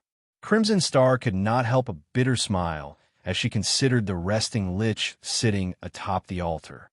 Zorak, Ancient Lich, Superior Mythic, Level 122 HP 3, 700, 000, 000/3, 700, 000, 000. While Zorak's HP of 3.7 billion wasn't particularly high for an Ancient Lich, this amount was more than enough to instill despair into players. Very few magically oriented monsters existed in God's domain. However, compared to physically oriented monsters of the same level and rank, magically oriented monsters were around 30% to 40% more difficult to handle. This was akin to the difference between physical class NPCs and magical class NPCs. Magical class NPCs were more adept at executing long-range AoE attacks and could wreak much greater destruction than physical class NPCs could. Meanwhile, ancient liches were monsters that possessed magical talent surpassing even that of elves. In the hands of an ancient lich, spells were no different from toys. It could play around with magic however it wanted to. Previously, Violet Sword had come across a level 87 mythic-ranked ancient lich out in the fields. In order to defeat it, the guild had dispatched a 5,000-man legion filled with level 90-plus experts, who had taken turns attacking the boss in teams of 1,000. In the end, they had slain the ancient lich, but at the cost of nearly 4,000 experts. Now, not only was the ancient lich before them level 122, but it was even a superior mythic-ranked monster. If they came across this ancient lich in the outside world, they would have most likely turned tail and fled already. To make matters worse, there were thousands of trial monsters and 4 mana towers supporting the ancient lich. With this, even a 10,000-man legion filled with expert players of the same level wouldn't be able to raid it. At this moment, let alone Violet Swords and Azure's members, even Aqua Rose and the other Zero Wing members frowned upon seeing Zorak. After all, the raid difficulty of this trial boss was simply stratospheric. In fact, in their opinion, Zorak was no longer a boss that players could challenge at Tier 3. Only a Tier 4 team would have any hope of raiding it. Guild Leader Blackflame. The boss's raid difficulty is too high. Even if we throw all our lives away and use all our trump cards, I'm afraid we still won't be able to pose a threat to the boss. Do you still wish to continue fighting? Wildfighter asked as he turned to Feng, who had just rejoined the team. At the same time, though, he could not help but sigh in disappointment. They had gone through great lengths to reach the trial boss. If there were a chance of success, he would want to try raiding the trial boss as well. However, no matter how he looked at the situation, he simply couldn't see any hope whatsoever. After all, if they wished to raid the ancient lich, they would need to destroy the 4 mana towers first. Otherwise, they would be no different from live targets for the ancient lich, unable to put up any resistance at all. However, destroying the 4 mana towers was easier said than done. After all, they would have to go up against the trial boss and several thousand trial monsters when attacking the mana towers. To make matters worse, the mana towers possessed incredibly strong defensive capabilities. Attacks below the Tier 4 standard wouldn't even scratch the towers. However, with the 4 mana towers suppressing all hostile forces within the vicinity, they wouldn't be able to use any skills or spells against the towers. In other words, they would have to use normal attacks against these mana towers while also having weakened basic attributes. In such a situation, how many players on the team could execute attacks reaching the Tier 4 standard? If they had to rely on only a handful of players to destroy the 4 mana towers, it was unlikely that they could destroy even 1 mana tower before they team-wiped. Not to mention, the mana towers would also periodically launch large-scale destruction spells. Just one of these spells would be more than enough to annihilate their team. Facing the simultaneous attacks of 4 mana towers was an absolute nightmare. Guild Leader Blackflame. If you're reluctant to give up, I can suggest to the guild to alter our agreement to clearing the Elite Trial instead of the Hero Trial. Only, the slots you will receive at that time will be significantly reduced. What do you think? Crimson Star suggested. Wildfighter did not show any disagreement with Crimson Star's proposal. The strength Zero Wing had displayed during the trial truly exceeded their imaginations. For Violet Sword, being able to form a partnership with Zero Wing was definitely a good thing. Crimson Star really reacted quickly. Duan Han smiled faintly when he overheard Crimson Star's suggestion. However, he wasn't particularly surprised. Zero Wing's potential was already clear for all to see. If nothing untoward happened, it would definitely grow into a superpower in the future. The guild would be especially powerful due to its ability to nurture players. If Violet Sword's young talents could receive Zero Wings training as well, Violet Sword might even have a chance to become one of the 5 great super guilds. After seeing Crimson Star's actions, Duan Hanshan also felt the need to have the Azure Chamber of Commerce further deepen its relationship with Zero Wing. However, as soon as Crimson Star finished speaking, Feng shook his head. If the problem is with the slots, I could try to negotiate with the others in the guild leader Black Flame. Wildfighter said when he saw Feng shaking his head. No, you misunderstand me, Vice Commander Wildfighter. I don't have any problem with your proposal. Only, I still wish to challenge the boss. After all, it wasn't easy getting up to this point. It is such a waste to give up without even trying, Feng said. Setting aside the status they would gain in the ancient city after clearing the hero trial, just the ancient legacy steel's recorded information alone made raiding the trial boss imperative. After all, the chances of coming across an ancient legacy steel in God's domain were abysmally low, not to mention one that required such a large memory crystal. If he could get his hands on the recorded information, it would most likely be the greatest harvest from this hero trial. Hence, he naturally couldn't give up without a fight. But those mana towers, Crimson Star countered worriedly when she saw that Feng still wished to attempt the raid. What if we can destroy those mana towers within a short time? Feng asked after giving the matter some thought. Destroy those towers within a short time? Feng's words threw Crimson Star for a loop. Skeptical, she asked, is that possible? The odds are roughly even, Feng said after making some mental calculations. Upon hearing Feng's words, everyone present stared at him in astonishment. For a moment, they thought that Feng was joking with them. These were 4 mana towers they were talking about. Destroying one without using any skills or spells would be as difficult as ascending to heaven. How could they destroy all 4 of them within a short time? If you really have an even chance of success, then we can give your plan a try, Crimson Star said as she turned to study the distant altar. Wildfighter nodded in agreement. The most troublesome part about this entire raid was the 4 mana towers. If it was possible to destroy the 4 mana towers quickly, then an attempt was indeed justified. Since everyone agrees, that makes things simple, Feng said, smiling when he saw that Crimson Star and Wildfighter were willing to try raiding the trial boss. Afterward, I'll personally destroy the 4 mana towers. During this period, I hope that you can keep the trial monsters busy. You'll destroy the 4 mana towers yourself? Crimson Star gaped at Feng in disbelief. Although Feng's attacks indeed carried power at the Tier 4 standard, the amount of time it would take him to destroy the mana towers on his own was no laughing matter. That's right. I'll destroy them, Feng replied seriously while nodding. All right then. Since you wish to try, then let's try it, Guild Leader Black Flame. Crimson Star sighed helplessly when she saw that he was serious.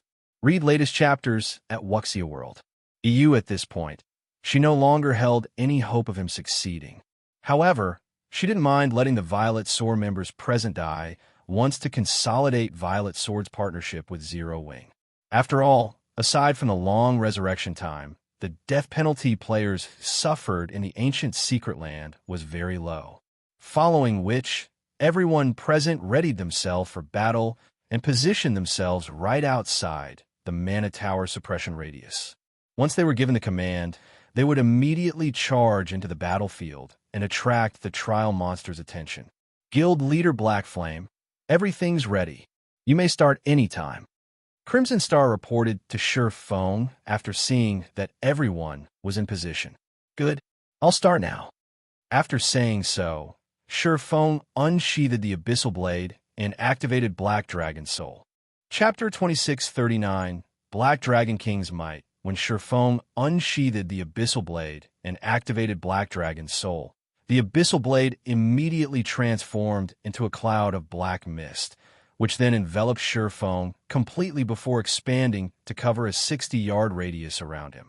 Before anyone could react to this strange development, a deafening dragon roar came from the cloud. In the next moment, a 30-meter-tall black dragon leaped out of the black mist, releasing a powerful aura that washed over the crowd. A dragon? Crimson Star and Wildfighter could not help doubting their eyes when they saw the incredibly realistic black dragon before them. The dragon race was one of the apex races in God's domain. Dragons were also a symbol of strength and destruction. Whenever one appeared on the continent of God's domain, turmoil would follow. Now, however, Feng had actually transformed himself into a dragon. Moreover, in terms of appearance or life rating, he was exactly the same as a true dragon. The only unfortunate matter was that the dragon that Feng had transformed into was only Tier 3. Even so, this was still an astounding ability. After all, a dragon's attributes were far superior to those of existences of the same tier.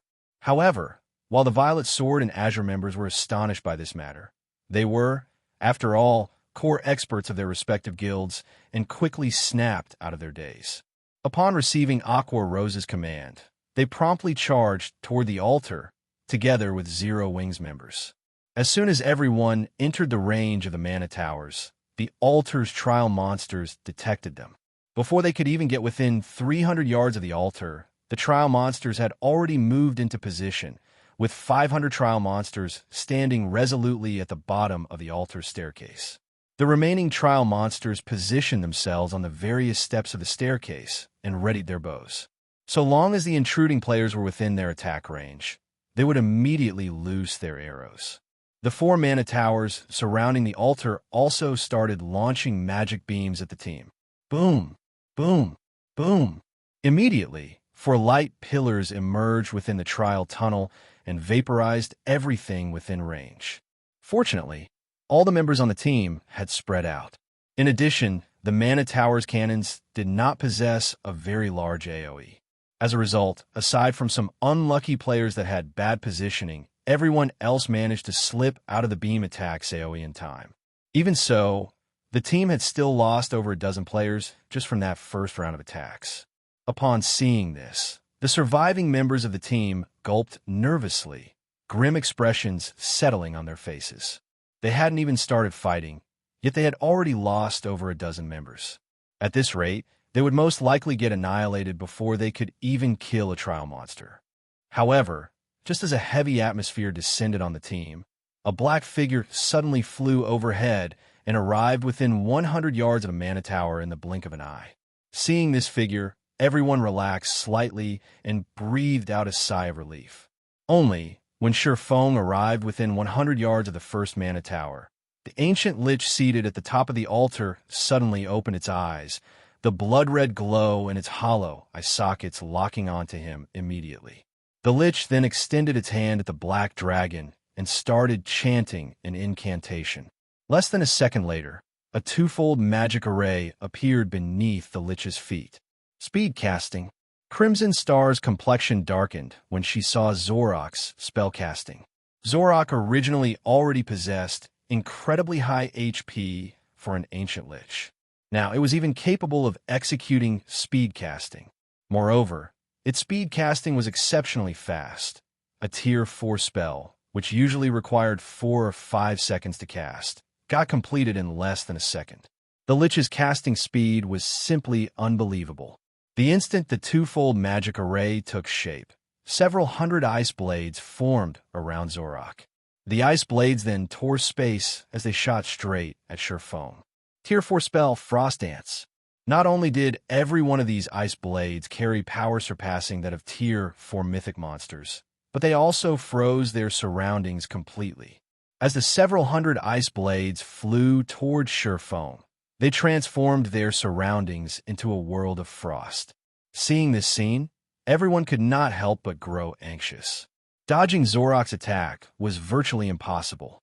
If Feng got stuck dealing with the ancient Lich's attacks, then he wouldn't even be able to close in on the Mana Towers. Just when the several hundred ice blades were about to devour Feng, he suddenly extended a claw and swiped at the empty space before him. The phantom of gigantic claw instantly appeared in midair. Holy Annihilation Mana Technique, Light Shadow. In the next moment, the gigantic claw tore through the frozen world and transformed the space before Feng into a pitch-black void. The several hundred ice blades disappeared completely as if they had never appeared to begin with. He blocked it, so this is Guild Leader Black Flame's true strength? Everyone present was stupefied when they saw the pitch-black void that had formed before the Black Dragon. Those were several hundred ice blades. Every one of those ice blades carried power surpassing that of ordinary mythic monsters. Going up against the ancient Lich's attack would be akin to going up against the simultaneous attacks of several hundred mythic monsters. Yet Feng had actually nullified all those ice blades with just a single blow. However, before everyone could snap out of their daze, Feng flapped his wings and arrived before the nearest mana tower. He then sent a claw smashing into the 60-meter-tall tower. Boom!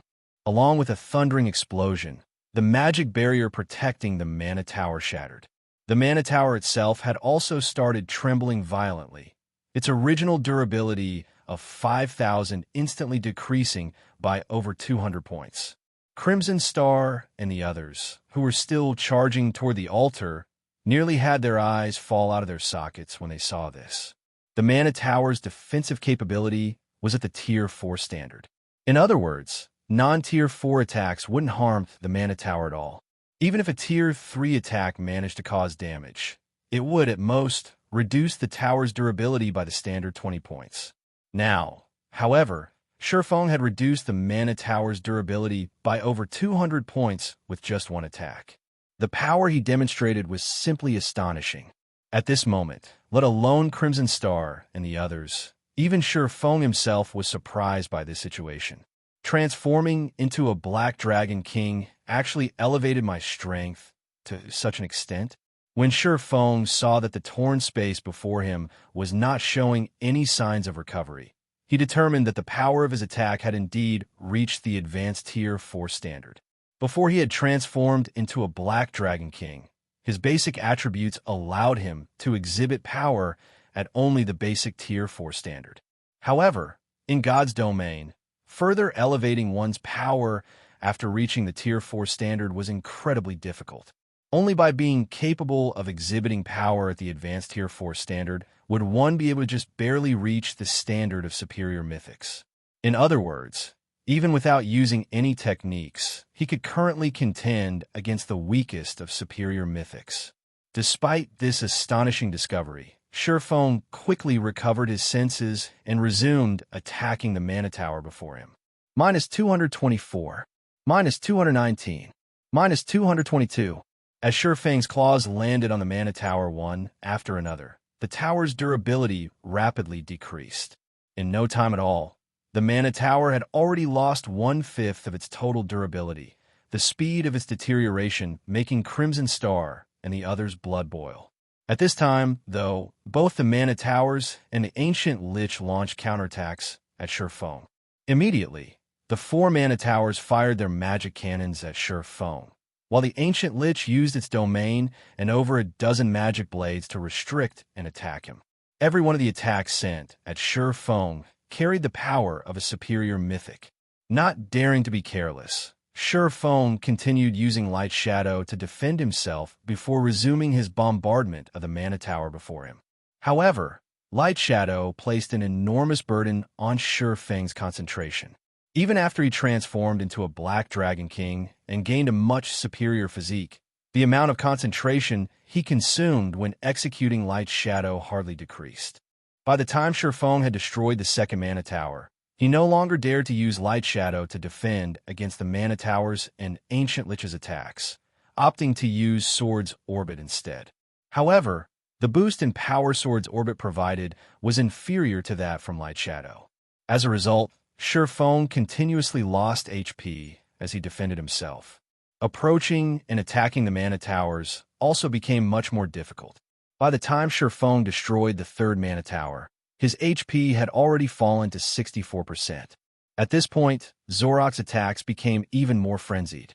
And when Feng started attacking the fourth mana tower, the ancient Lich also started double speed casting and dishing out Tier 4 spells like they were nothing. When Feng's HP fell to 24%, the fourth and last mana tower's durability zeroed out. At the same time, the suppression on the space surrounding the altar disappeared, and everyone was free to use skills and spells again. Zorak grew thoroughly enraged upon seeing the fourth mana tower's destruction. Damnable dragon, die! Zorak bellowed as it glared at Feng. The world around Feng immediately dimmed as a gigantic, threefold magic array appeared above his head. A Tier 4 curse. Feng's complexion darkened when he saw the threefold magic array. Read latest chapters at Wuxia World. EU as he stared at it in shock. Flames of annihilation suddenly descended from the threefold magic array, covering a 500-yard radius and enveloping the entire altar. Tier 4 curse, Annihilation Lotus. The faces of Crimson Star and the others sank at this sight. Shatter. Not daring to hold back, Feng immediately widened his mouth and used his strongest move, Dragon Breath. Chapter 2640, Suppressing the Ancient Lich Dragon Breath. The dragon race's trademark move allowed dragons to gather all their power into a single point and propel it. The resulting attack would carry power far beyond what dragons could normally exhibit. Dragon Breath was also one of the main reasons why dragons were labeled invincible among those of the same tier. A Tier 5 Dragon Breath could even destroy entire cities. The destructive power a Dragon Breath carried was even greater than a taboo skill or curse of the same tier. After Feng executed Dragon Breath, a scorching white beam shot at the massive pillar of flames descending from the sky. Boom, boom, boom. When the two attacks collided, space around the point of collision shattered and transformed into a pitch-black void. The powerful shockwaves from the impact were palpable even over 1,000 yards away. When the clash ended, everyone was stupefied by the outcome. What? He blocked it. That was a Tier 4 curse. Even a true Tier 3 dragon shouldn't be able to stop that. How'd he do it? Crimson Star and the other magical class players on the team felt like they were dreaming when they saw the threefold magic array above them fading out of existence. The Tier 4 curse Zorak cast rivaled a Tier 5 spell. Meanwhile, a Tier 5 spell could break through even the defensive magic array of main cities, let alone annihilate a measly 200-man team of Tier 3 players. When they saw Zorak casting the Tier 4 curse, they had known that the battle was over and resigned themselves to death. None of them thought that Feng would actually be able to stop this frightening attack and keep the whole team alive. His abilities were truly inhuman. Thank goodness I managed to block it. Otherwise, that really would have been a team wipe. Feng breathed out a sigh of relief when he saw the descending pillar of flames dissipating. If not for him having further improved his understanding of the realms of truth and managing to integrate advanced combat techniques into his actions, he wouldn't have been able to elevate his Dragon Breath's destructive power. In that case, both he and everyone else below him would have been burnt to ashes. However, before Feng and the others could catch their breath, Zorak started chanting once more and summoned another threefold magic array. How was this possible? This is a lie, right? How can it still use another Tier 4 curse? Everyone's complexion paled when they saw the ancient Lich using another Tier 4 curse. Most of the bosses in God's domain possessed only one team wipe move. And even if a boss had multiple team wipe moves, it wouldn't use them back to back. Now, however, Zorak was chanting another Tier 4 curse right after using one. The ancient Lich thoroughly shattered the conventions of God's domain. It's not even waiting for the ambient mana to recover. At this moment, let alone everyone else, even Feng was surprised by this situation. He was not surprised that Zorak was using Tier 4 curses back-to-back. After all, the ancient Lich was a magically oriented boss. However, Zorak had just used a Tier 4 curse, so the mana around it was still extremely sparse. If the Lich used another Tier 4 curse now, the power of the curse would be significantly weaker. Zorak should have waited for the ambient mana to recover before using another killing move, yet the Lich did not do so. Even for Feng, this was a fresh development. It's over. Its casting speed is too fast. We don't even have time to use Tier 3 curses to defend ourselves. Crimson Star despaired when she saw the fully formed, threefold magic array. She never thought that, After Feng destroyed the 4 mana towers and blocked one of the Ancient Lich's killing moves, things would turn out this way. With Dragon Breath on cooldown, it should not be possible for Feng to use it again within a short time. In addition, he was simply too far away from Zorak. Even if he wanted to, he couldn't interrupt the Ancient Lich's spellcasting. Meanwhile, the formation of a Tier 3 curse took at least 3 or 4 seconds. They simply didn't have enough time to defend against the Ancient Lich's second attack. Just as Zorak was about to incant the final verse of its curse, however, a lithe figure suddenly appeared before it and slashed her greatsword down at the Lich. In the next moment, a flash dazzled everyone's eyes as the greatsword smashed into the Ancient Lich's skull. Not only did the attack forcefully interrupt the Ancient Lich's spellcasting, but also made the Lich itself stumble 2 steps back, suffering over 4 million damage. Gentle Snow, over 4 million damage. How high is her strength? Violet Swords and Azure's members were surprised when they discerned the identity of the Ancient Lich's attacker. They never thought that Zero Wing actually had another expert capable of contending against the Ancient Lich. While the Ancient Lich was indeed a magically oriented boss, the basic attributes it possessed were still far superior to ordinary mythic monsters. Without strength surpassing that of ordinary mythic monsters, one wouldn't be able to budge the Ancient Lich in the slightest. Meanwhile, after Gentle Snow interrupted Zorak, Feng immediately flew forward to keep it busy. He gave the Lich no opportunities to cast any more Tier 4 curses. Good. A chance. Everyone charge. Wildfighter yelled excitedly when he saw the Ancient Lich occupied, now that the mana towers were gone. So long as the Ancient Lich was prevented from using any more Tier 4 curses and they could get within melee range of it, they would have an opportunity for victory. After all, what magically oriented bosses feared the most was melee combat. So long as they managed to pull Zorak into a melee, the boss's threat would be halved. Violet Swords and Azure's members charged at the Trial Monster's defensive line with renewed vigor. Taking the lead, Wildfighter, Crimson Star, Sinful Flame, Duan Hans Han, Solitary Frost, Yin Xiaoqian, and Floating Light were like the team's spearhead. They instantly broke a hole through the defensive line and allowed the team's other members to flood through it. However, the higher up the altar the team ascended, the more trial monsters they encountered. As a result, the team's advance gradually slowed. Damn it, there are too many trial elites. At this rate, we'll get killed before we can even close with the boss. Floating Light cursed as he fought 3 Grand Lord-ranked trial elites simultaneously. Previously, he still had the upper hand when he went up against 2 trial elites. However, as they ascended the altar, the number of trial elites they came across increased. Now, facing the simultaneous attacks of 3 trial elites, he didn't even have the opportunity to retaliate and could only passively defend himself. His HP also continuously decreased, and he needed the support of the healers in order to stay alive. At this moment, everyone was struggling in their fight against the trial monsters, their HPs continuously decreasing. Now, they were completely reliant on the team's healers to keep their HPs above a safe margin. We can't continue dragging the fight out like this.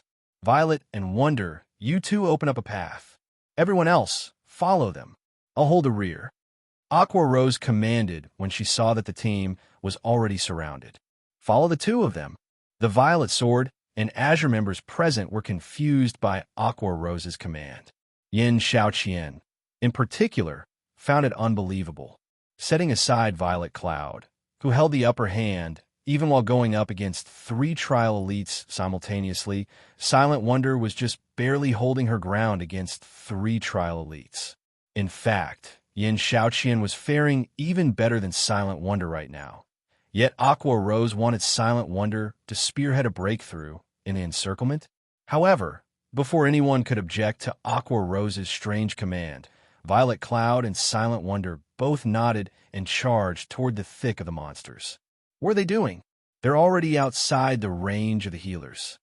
Crimson Star suspected that Violet Cloud and Silent Wonder had gone crazy when she saw the two charging into the mob of trial monsters. Although Violet Cloud and Silent Wonder possessed relatively high combat standards and extraordinary combat power, they would still take significant damage if they went up against too many trial monsters at once. Without the support of healers, they wouldn't last very long. Even if Violet Cloud was a cleric herself, she currently had to focus on attacking and defending. She didn't have any time to spare casting healing spells. However, as soon as Crimson Star finished speaking, blades of mana started appearing around the two women. Read latest chapters at Wuxia World. EU Voidblade, Shadow Rage. The two of them combined had summoned over 300 magic blades. Moreover, every magic blade carried so much power that the space around them trembled. The power of these magic blades was definitely at the Tier 4 standard. Go! Violet Cloud and Silent Wonder let loose a low shout. The trial monsters surrounding them got blasted away one after another, and in no time at all, no monster remained within a 40-yard radius of the duo. Moreover, any monster that tried to approach them got repelled immediately. Chapter 2641. Zero Wings Combat Power. The sudden appearance of empty space on the altar's staircase instantly silenced Violet's swords and Azure's members. They were holding back all this time. Xiaoqian could not help doubting her eyes as she stared at Silent Wonder. After fully unlocking her own mana body as well, Xiaoqian had thought that she had already caught up to and possibly even surpassed Silent Wonder. After all, in terms of combat standard, Silent Wonder had just recently entered the Void Realm, whereas she was only half a step away from the Domain Realm. Now, however, are all of Zero Wings members monsters? Floating Light's eyes were wide with shock as he watched Violet Cloud and Silent Wonder carving a path up the staircase. He already had difficulties taking on 3 trial elites simultaneously, yet Violet Cloud and Silent Wonder currently held the upper hand despite going up against several hundred trial warriors and trial elites. None of the trial monsters could get within 30 yards of the duo. Their strength was simply unbelievable. Even Crimson Star and Wildfighter wouldn't be a match for Violet Cloud and Silent Wonder. Or, to put it in another way, they were standing on completely different levels. Good. Everyone, enter the clearing they created. Aqua Rose immediately commanded, unfazed by the strength Violet Cloud and Silent Wonder were displaying. Upon hearing Aqua Rose's command, Violet Swords and Azure's members promptly snapped out of their daze and hurriedly followed Zero Wings members into the 30-yard safe zone the duo had created. For a time, the entire team steadily closed in on the ancient Lich while enveloped by Violet Cloud's and Silent Wonder's attacks, which formed a barrier that prevented the trial monsters from harming the team. Sure enough, the two of them have already achieved a considerably high standard in the spiritualization realm. Every one of their magic blades actually integrates a combat technique. It's as if they've assimilated basic combat techniques into their souls. Sinful Flame muttered as he marveled at the magic blades flying around the team. They've integrated basic combat techniques into every one of their magic blades? How is that possible? Xiaoqian exclaimed when she overheard Sinful Flame's mutterings. Just executing a combat technique normally was plenty difficult. Executing combat techniques in quick succession was even more difficult. As for executing several hundred combat techniques simultaneously, that was simply inhuman. However, they have indeed succeeded in doing so. In fact, they're doing it as naturally as breathing, Sinful Flame said, a bitter smile forming on his face as he responded to Xiaoqian's astonishment. Moreover, they aren't the only ones in Zero Wing capable of it. I really don't know how Black Flame managed to nurture so many monsters. As Sinful Flame and Xiaoqian were conversing, the team arrived within 50 yards of the ancient Lich under Violet Cloud and Silent Wonder's aegis.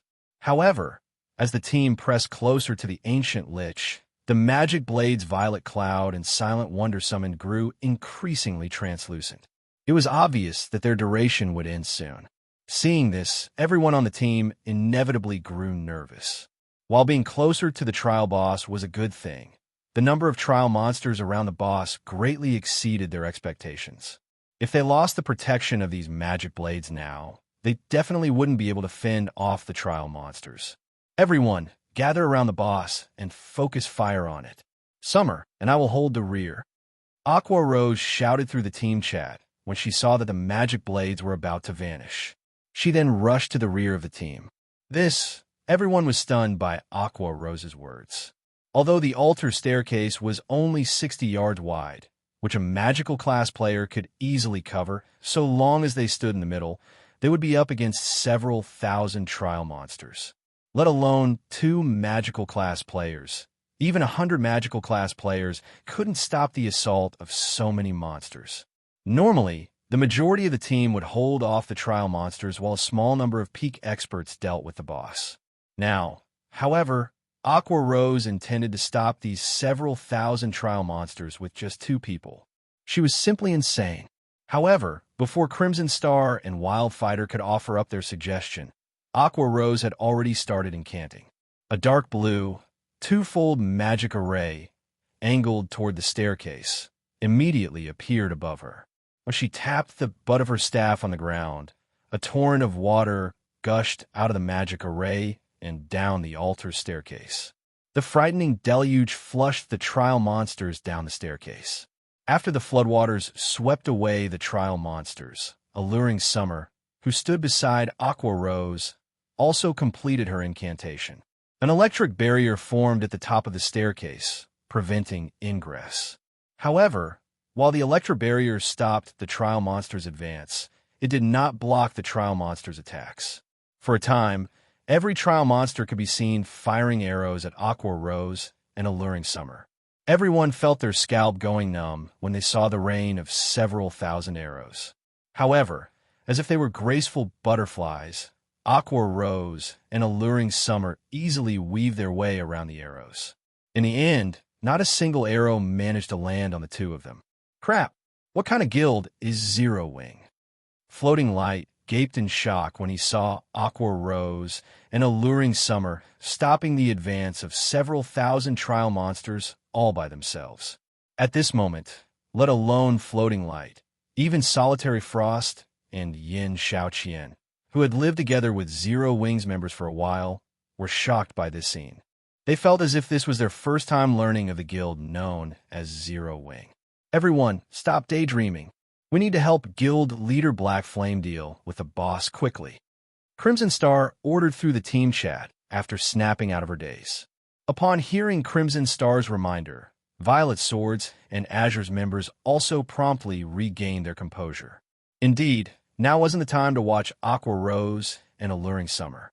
Dealing with the ancient Lich took priority.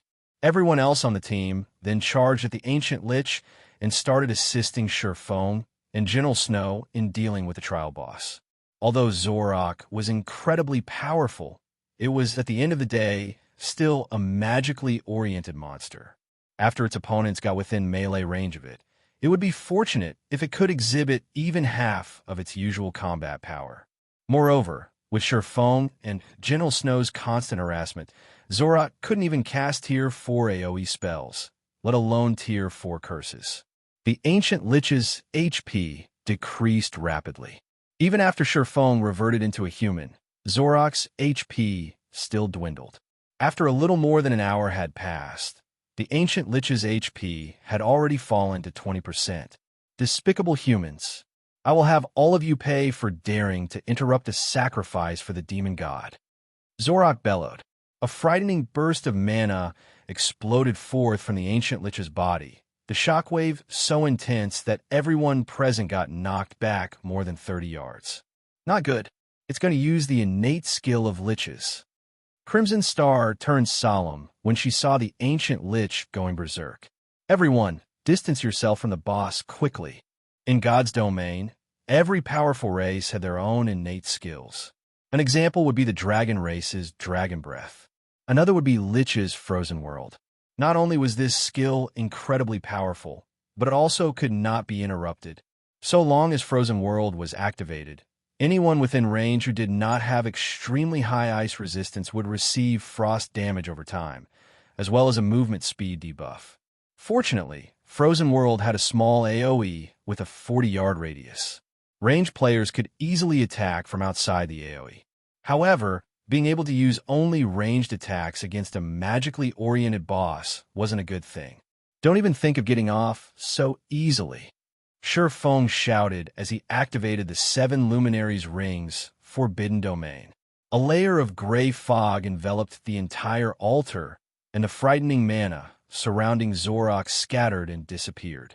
As a result, the ancient Lich failed to gather enough mana to activate Frozen World. In the end, not only did Zorak not become more difficult to deal with, but it even became weaker instead. With the suppression of Forbidden Domain, the ancient Lich could cast only Tier 3 spells. This reduced the raid difficulty significantly. 20%, 15%, 10%. However, as the battle progressed, Zorak also grew increasingly desperate. In exchange for reducing its own defense and HP, it started using Tier 4 spells in rapid succession, reaping the lives of the players before it. By the time the ancient Lich's HP fell to 5%, less than 100 players remained alive. Fortunately, the damage everyone caused the Lich was also increasing. Moreover, the Lich kept burning its own HP to do battle. As a result, the Lich's HP still decreased at a rapid rate. Quick, attack with everything you've got. The boss is almost down. Crimson Star shouted anxiously when she saw that the team was down to less than 70 players. At this moment, she could tell that the rate at which Zorak's HP decreased was slowing.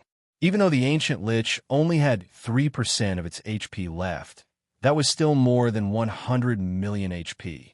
To make matters worse, everyone's strongest skills and spells were on cooldown. They didn't have anything left to increase their DPS. 2%, 1%. When Zorak's HP fell below 1%, less than 20 players remained. At this point, aside from Kola, everyone else's HP was already at a critical level. Everyone was clearly at the end of their rope. Feng decided to throw caution to the wind. He arrived beside the ancient Lich and raised the abyssal blade high. Dying. First sword, Light Shadow. 1 attack, 2 attacks, 3 attacks. Every attack inflicted over 3 million damage on the ancient Lich. However, every execution of Light Shadow gave Feng a massive headache. When he executed the mana technique for the 3rd time in a row, his complexion had already turned deathly pale. Read latest chapters at Wuxia World. Nevertheless, Feng endured the pain and continued executing Light Shadow. 5 attacks, 6 attacks, 7 attacks. Finally, after Feng executed his 8th consecutive Light Shadow, Zorak's HP zeroed out. The ancient Lich then let loose an unresigned wail before collapsing to the ground. Chapter 2642, Ancient Lich's Loot. When the ancient Lich collapsed to the ground, a purple glow enveloped the bodies of the surviving players. The EXP from the ancient Lich was far more generous than what even ordinary superior mythics awarded, so much that Feng jumped directly to level 120. As everyone's experience bar was rising rapidly, due to the ancient Lich's death, the boundless mana that had gathered around the altar no longer had anyone binding it to the altar's vicinity. As a result, the mana started dispersing, and the trial monsters that were frenziedly attacking Aqua Rose and Alluring Summer suddenly collapsed to the ground, one after another, as if they had lost their souls. We won. An indescribable sense of joy and excitement welled up within Aqua Rose when she saw the collapsed trial monsters. At the same time, a sense of relief washed over her. Although both Alluring Summers and her HPs had barely decreased, their stamina and concentration were already at critical levels. Had the fight continued for another 2 or 3 minutes, they would definitely have collapsed from stamina and concentration exhaustion. Fortunately, the ancient Lich had fallen before they did. In the meantime, although Feng and the others felt joyful over defeating the ancient Lich, they could not help falling on their backs in exhaustion, having almost depleted their stamina and concentration already. The hero trial. He actually did it. When Mythology's people find out about this, they will definitely go crazy. Crimson Star gazed at Feng, who lay on the ground some distance away, with complicated emotions. Originally, Tori had only meant to use the hero trial as bait to buy time.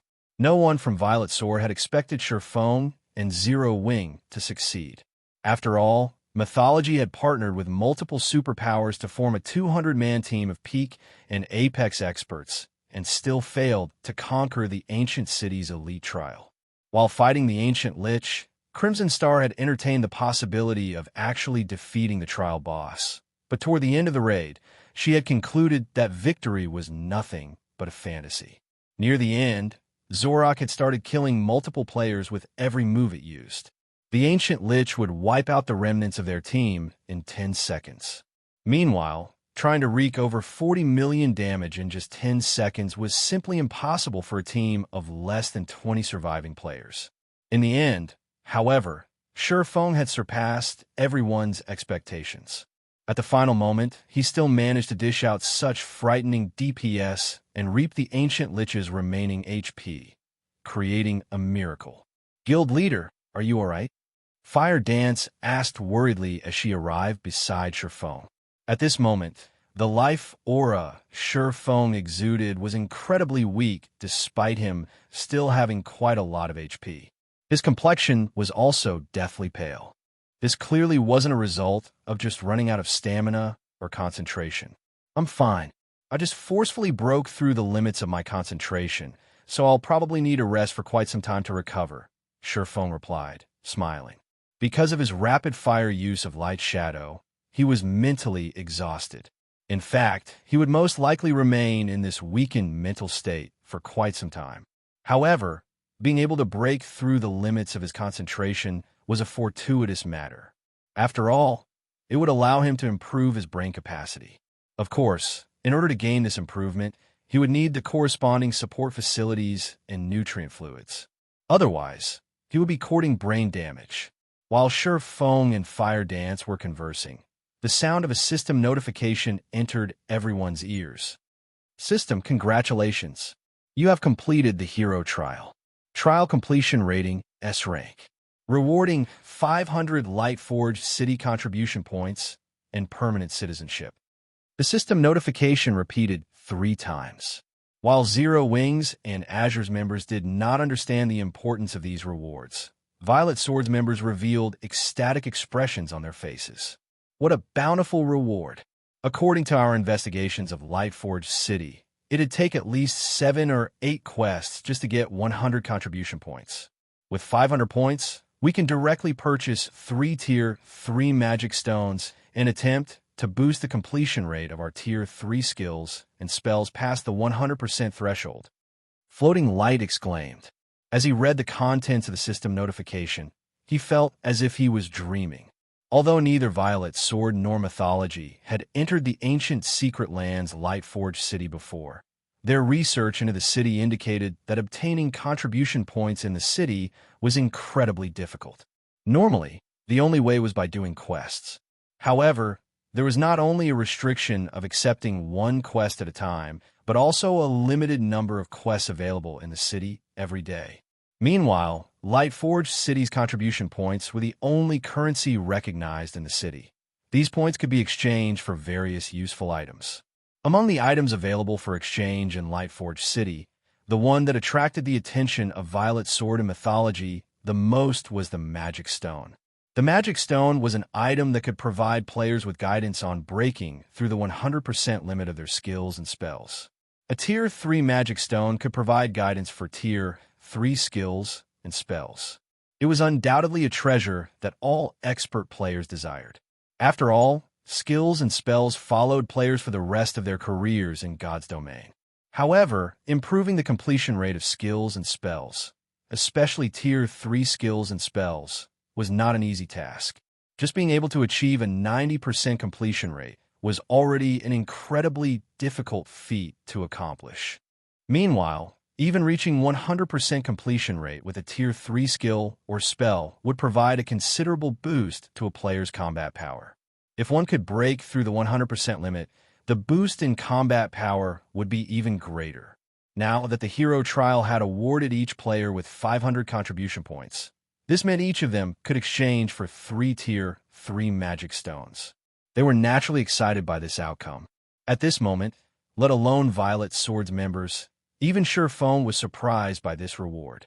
A 500-point reward for every player on the team? This trip really was worth it. Feng similarly felt joyful when he saw the rewards the system granted. Others might not know what it meant to have 500 contribution points for an ancient city, but he did. In God's domain, a player who managed to rack up 500 contribution points in an ancient city could improve their combat power by a significant margin.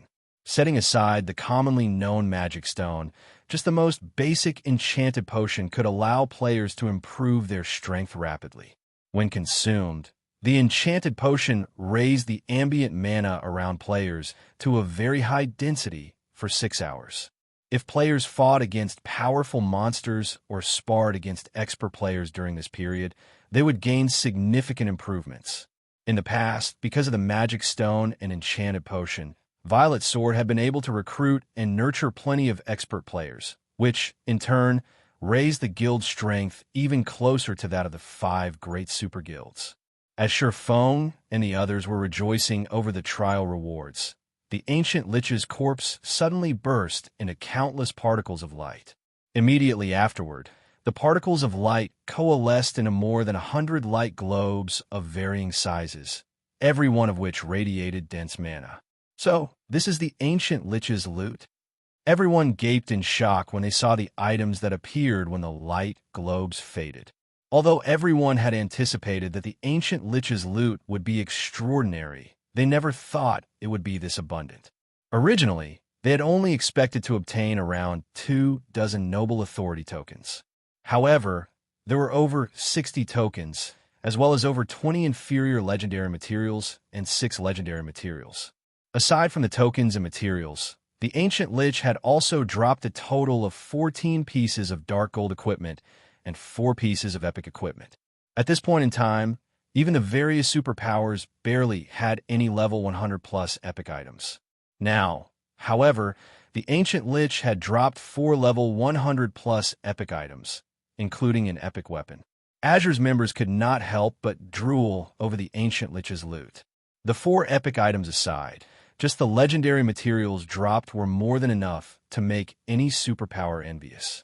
After all, legendary materials could be used to produce custom-made epic weapons and equipment that had high compatibility with the players they were made for. Moreover, the production would also have a relatively high success rate.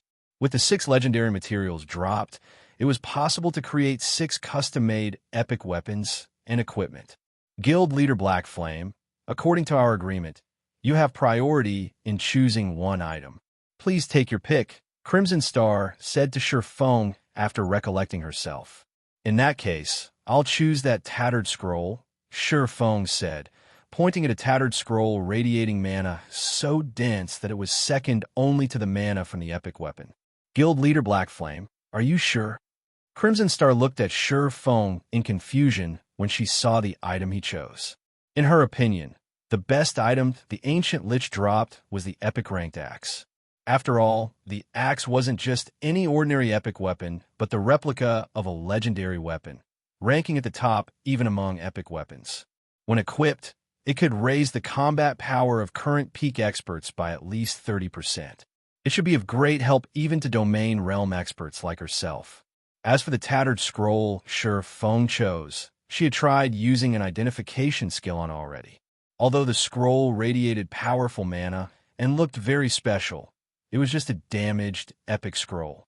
The cost of repair alone would most likely be high. Not to mention, a scroll was also a consumable. How could it possibly compare to an epic weapon in terms of value?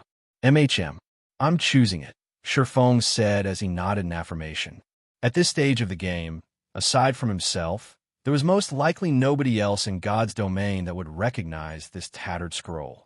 This scroll was also the reason why he wanted priority pick over the trial boss's loot. This was because this scroll was something that could be obtained only from the first clear of Lightforged City's entrance trial. The Legacy Scroll. This magic scroll directly teleported players to the legacy land of their Tier 4 promotion quest, saving them plenty of time. In addition, it could be used to negate a failed attempt at challenging the Tier 4 promotion quest, allowing players to re-challenge their promotion quest right away in the same legacy land. Read latest chapters at Wuxia World. The Tier 4 promotion quest was drastically different from past promotion quests. Every time players challenged their Tier 4 promotion quest, they would be sent to a different legacy land. Hence, players had no opportunity to learn from their failures and try again. However, if they could reattempt a promotion quest in the same legacy land, their chances of success would increase drastically. Only, the legacy scroll the ancient Lich dropped was somewhat different from what Feng had heard in his previous life. In the past, the legacy scroll obtained from Lightforged City's entrance trial was at the Dark Gold rank. On the other hand, the one the ancient Lich dropped was actually at the Epic rank. However, Feng did not dwell on the matter, quickly storing the legacy scroll. And after splitting the loot equally with Violet Sword, Feng and the others promptly left the trial space. Once they exited the trial space, they entered Lightforged City under Crimson Star's lead, not bothering to wait at the trial entrance for the dead to get automatically resurrected. Chapter 2643. Astonishing Lightforged City, Ancient Secret Land, Lightforged City. With a flash, Feng and the other survivors of his team arrived in the middle of the plaza. The plaza was gigantic, easily able to house 4 sports stadiums. Erected in its center were more than 107-meter-tall statues. Every one of these statues had a different appearance. Some were armor-clad warriors, some staff-wielding mages, and some archers sporting bows. Despite their different appearances, these statues shared one similarity: a powerful aura. It felt as if these statues were alive. Upon seeing these statues, Feng and the others were stunned. This ancient city is truly amazing. Just the statues in this teleportation plaza would most likely be enough to drive the experts in the outside world crazy, Feng exclaimed as he studied the statues before him. The statues on the plaza might look ordinary, but in reality, they contained information on basic combat techniques catering to the class they represented. At this point in time, practically every player in God's domain already knew about the existence of combat techniques. However, the number of players that had the opportunity to learn a combat technique was still incredibly low. This was especially true for independent players. However, inside Lightforged City, information on basic combat techniques was on display as if it was worthless garbage. Players could freely learn the combat techniques displayed whenever they wanted and at no cost at all. Moreover, these combat techniques cater to specific classes. The wealth and generosity of Lightforged City were truly astonishing. At this stage of the game, even the members of the various major powers had to pay a certain price and make sufficient contributions in order to learn basic combat techniques. Yet players could freely learn them in this plaza. Furthermore, the ambient mana inside Lightforged City was also incredibly dense. If players trained in Lightforged City's arenas, their improvement speed would definitely be several times higher than normal. The mana here is very special. If I can train here long-term, I might be able to further unlock my mana body, Violet Cloud said excitedly through the team chat. Indeed, just standing here, I can already feel my control over mana strengthening. If I could take advantage of this experience, I might be able to further unlock my mana body as well, Aqua Rose said, nodding. Everyone else in the team had also noticed the special effects of Lightforged City's mana, their eyes glowing with excitement at this discovery. 4 Violet Swords, Crimson Star, and Wildfighter. Nothing was more attractive than being able to fully unlock their mana bodies as soon as possible. Or to put it in another way, expediting the unlocking of the mana body was something the various superpowers were constantly seeking to accomplish. As for Zero Wings members in Azure's Sinful Flame, Solitary Frost, and Yin Xiaoqian, breaking through the mana body's 100% threshold was something they dreamed of achieving. After all, the difference between a mana body that had broken through the 100% threshold and a mana body that had yet to do so was massive, as Violet Cloud had proven. However, trying to break through the mana body's 100% threshold was incredibly difficult. In fact, they hardly had any leads on doing so. Now that the mana here was giving them some clues, they naturally grew excited. In this situation, though, Sinful Flame, Solitary Frost, and Xiaoqian could not help envying Zero Wings and Violet Swords members. After all, Zero Wings and Violet Swords members could train in Lightforged City whenever they wanted. On the other hand, Azure's members had only 2 days when.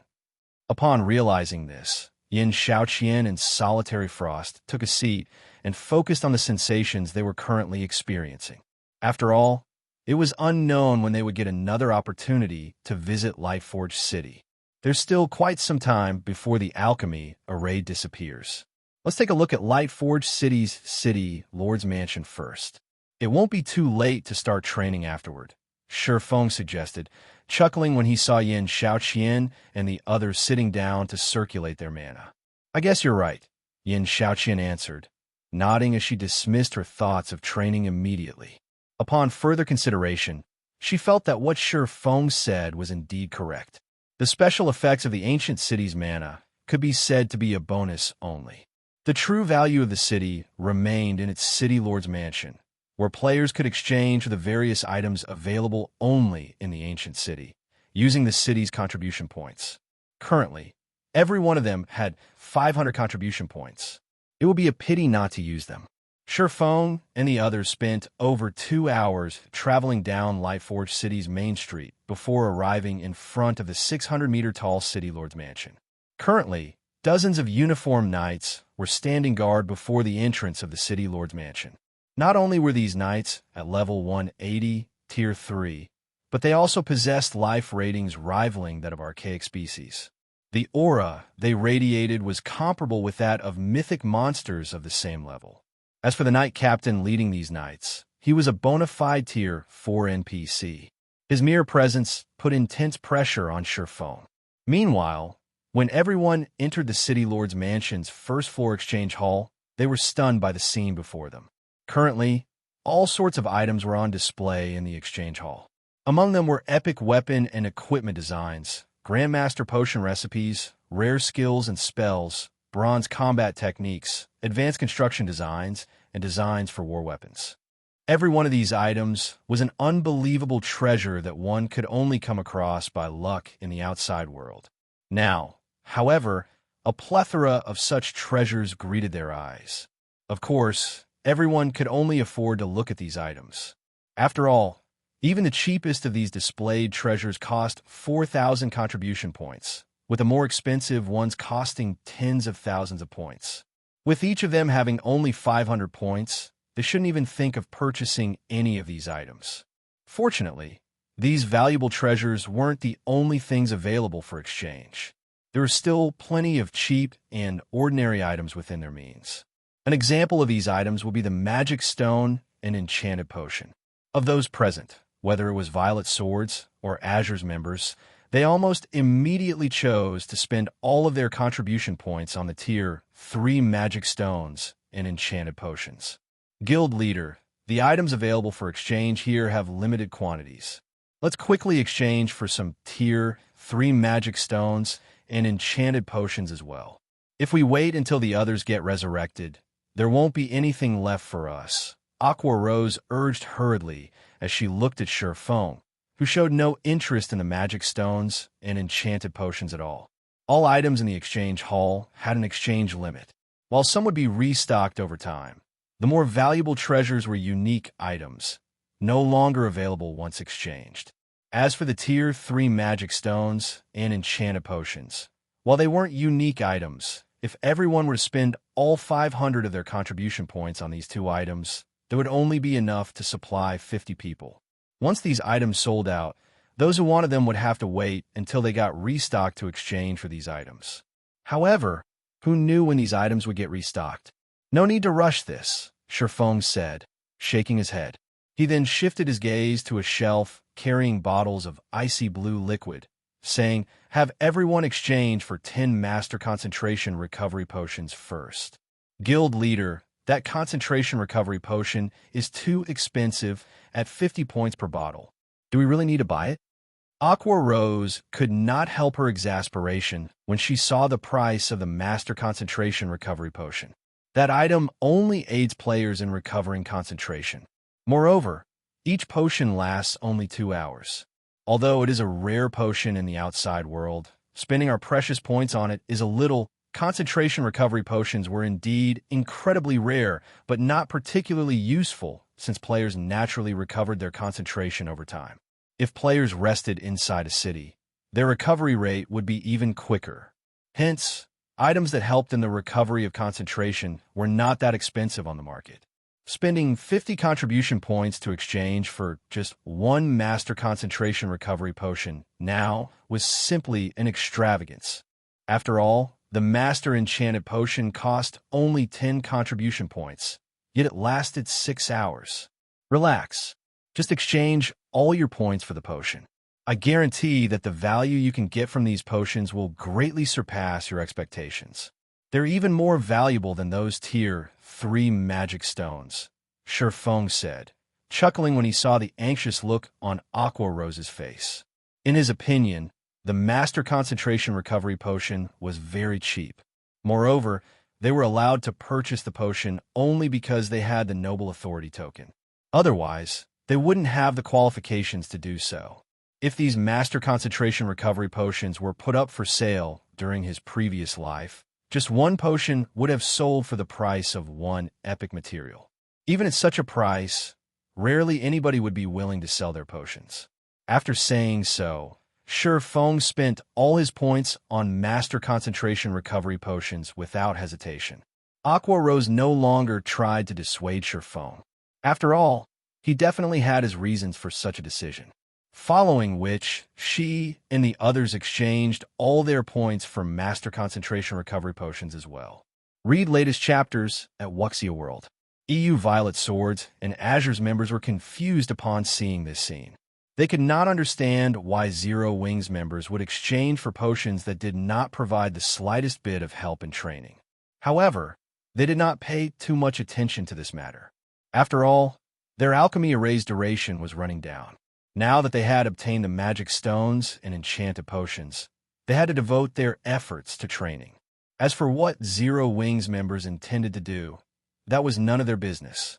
Violet Swords and Azure's members promptly ran to Lightforged City's arenas to train. As for Zero Wings members, they made their way to the city wall under Feng's lead. Let's hope these potions will be enough for me to break through to the Tier 4 standard.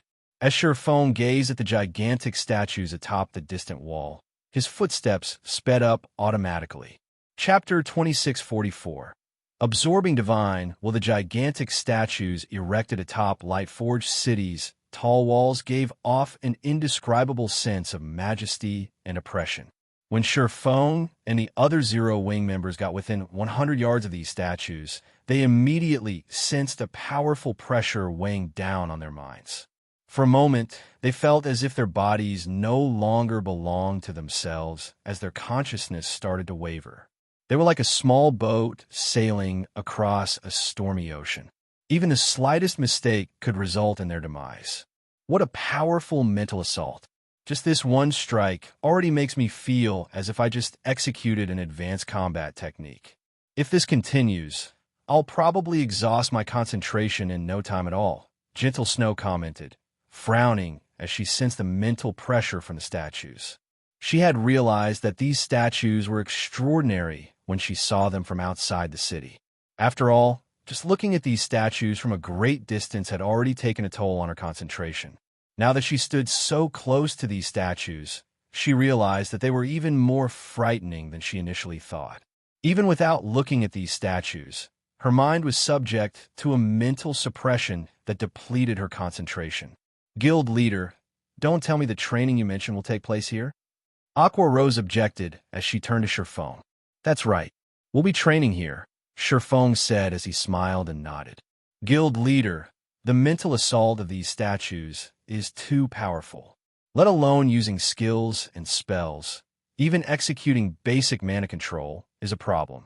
It is impossible for us to conduct any training here, Aqua Rose argued. When she tried manipulating and gathering her mana earlier, the statue's mental assault had interrupted her. The incessant mental assault would make using any skills or spells here impossible. Everyone else nodded in agreement with Aqua Rose's words. It might be fine if the mental assault was something ordinary, but the statue's mental assault threatened to knock them unconscious. Against such a powerful and persistent mental assault, even controlling their physical bodies would be a problem. Rather than waste time here, it would be much better if they went to one of the hotels in the city to practice their mana control. The training efficiency there would be several hundred times better than here. It is indeed difficult to train mana control here, but I didn't bring you all here for that. Instead, we're here to train our concentration, Feng explained. Concentration training? How is that possible? Stunned by Feng's words, Aqua Rose could not help eyeing him skeptically. At this moment, let alone Aqua Rose, Gentle Snow, and the others were likewise dubious, suspecting that Feng was joking with them. In God's domain, it was common knowledge that raising the concentration attribute was much more difficult than raising the stamina attribute.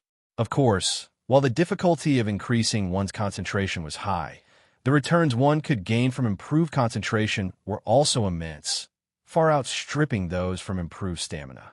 This was especially true for magical class players and expert players. The help they could gain from the concentration attribute was dozens of times greater than what they could gain from any other basic or hidden attribute. This was because concentration affected players' control over their physical bodies and mana, aside from being the resource necessary to execute combat techniques.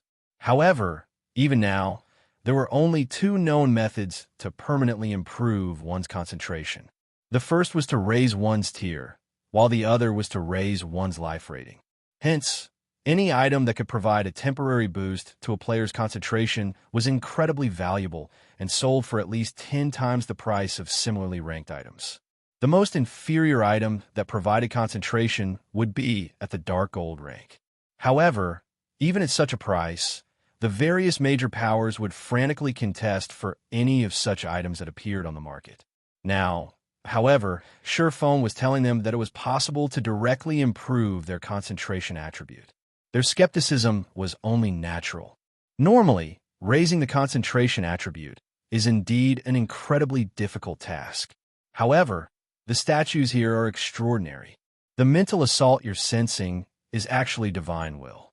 So long as you clash directly with this divine will, you'll be able to absorb a subtle amount of it, which in turn will improve your concentration slightly, Feng explained, chuckling. If I have to point out the most valuable features inside Lightforged City, then these statues will have to be one of them. However, the divine will of these statues can be considered a consumable. As players absorb it, the available volume will decrease. While these statues will recover their divine will over time, who knows how long it will take for them to recover. If we miss out on this opportunity, it's unlikely we'll come across another one like this in the future. So, that's why you had us spend all our contribution points on concentration recovery potions. Aqua Rose exclaimed in realization. If Violet Sword's people find out about this, they'll most likely send all their peak experts to train here, regardless of the cost. After all was said and done, although Zero Wing had signed a partnership contract with Violet Sword and now possessed 100 entry slots to the ancient secret land, Zero Wing did not have a base of operations inside Violet Light City. The resources Zero Wing could obtain from the ancient secret land definitely couldn't compare to what Violet Sword could get. Violet Sword would definitely be able to secure more contribution points in Lightforged City than Zero Wing could. If Violet Sword found out about the statue's secret, it would definitely send a large number of experts to absorb the divine will here, rapidly depleting it and leaving only scraps for Zero Wing's members. Alright everyone, start focusing your mind to resist the mental assault. The closer you approach these statues, the stronger the mental assault becomes. Meanwhile, the stronger the mental assault you resist, the greater the improvements you will gain. However, make sure not to be too greedy. If your consciousness leaves your body too many times, it will end up weakening the absorption rate. You might even fail to absorb any divine will. So, make sure to train at an appropriate distance, Feng said as he looked at the others. Upon hearing Feng's instructions, Aqua rose, and the others sat down excitedly and started resisting the mental assault of the statue before them. Ordinary experts treated concentration as an attribute that determined the number of times they could use combat techniques. However, for players like themselves who had fully unlocked their mana bodies, the concentration attribute held an entirely different meaning. By improving their concentration, they could improve their mana control, which would, in turn, allow them to execute more complex actions using mana. With this, they could accomplish things that they previously couldn't. One of the simplest examples would be breaking through the mana body's 100% threshold. With their present concentration, their mana control was at their limit.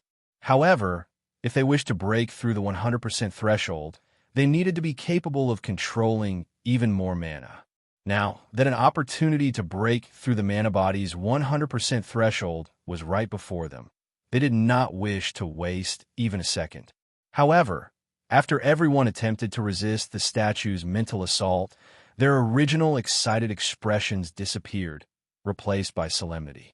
Their complexions had similarly turned pale. The difference between enduring and resisting the mental assault is actually this large. Aqua Rose nearly collapsed on her back after her first attempt. She had expended roughly 5% of her concentration after resisting just one mental assault. Her consciousness had even momentarily left her body, making her lose all control over herself. The experience was extremely uncomfortable and completely different from when she was just passively enduring the mental assaults. At this moment, everyone, aside from Feng, promptly retreated from their original positions, not daring to continue resisting the mental assault at the 90-yard mark. However, even Feng did not fare much better than everyone else.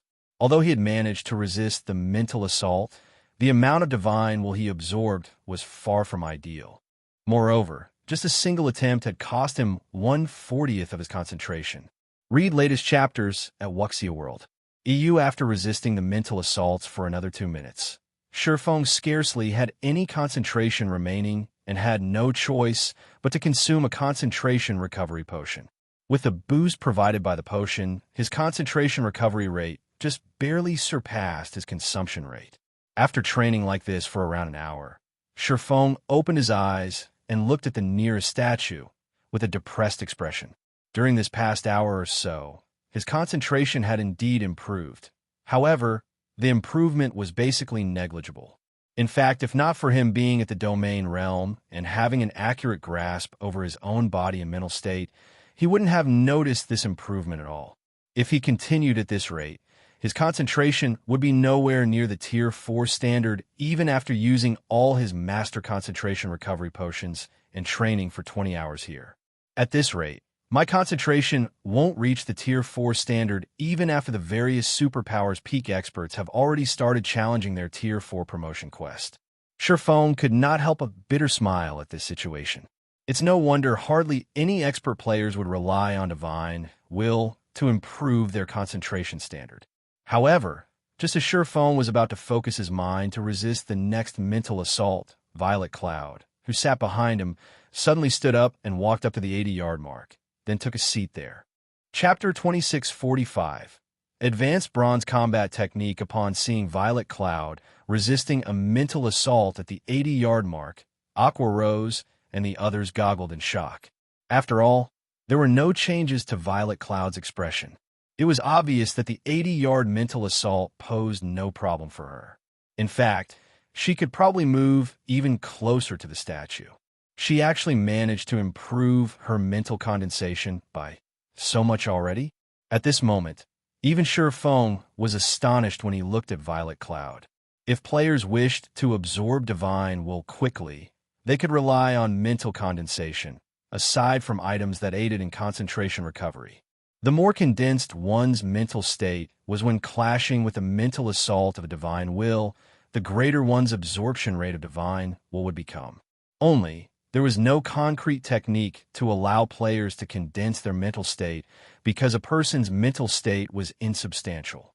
Players could only sense it and not touch it directly. The only thing players could do was focus their attention and resist distractions. At this moment, It was obvious that Violet Cloud had gained improvements in mental condensation, which strengthened her mental state significantly. As a result, she could resist a stronger mental assault. Otherwise, there was no way she could withstand the 80-yard mental assault so easily. Feng had long known that Violet Cloud was very talented. After all, in the past, she had relied on her own strength to reach Tier 6, when over 90% of the geniuses supported by the various superpowers had ended up getting stuck at Tier 5, never to cross the final threshold. One could easily imagine how frightening Violet Cloud's talent was for her to accomplish this impossible feat without any support. However, Violet Cloud's talents had still surpassed Feng's expectations, despite him knowing the girl's past. This was clearly everyone's first time executing mental condensation. Not even Feng had learned any techniques or methods to better execute mental condensation. However, after training for just a little over an hour, Violet Cloud had actually achieved a breakthrough already. Her talent was truly terrifying. Meanwhile, Violet Cloud's sudden breakthrough spurred everyone's fighting spirit. They immediately took a few steps forward in order to test whether they could resist a stronger mental assault or not. In this situation, even Feng himself could not help advancing an additional 5 yards, seating himself 85 yards away from the statue before him. However, Feng instantly paled after resisting a mental assault at the 85-yard mark. His consciousness also turned blurry for quite some time. I advanced by just an additional 5 yards, yet I'm actually losing nearly 10% of my concentration per hit. I also barely absorbed any divine will. Sure enough, mental condensation isn't something that can be improved on so easily.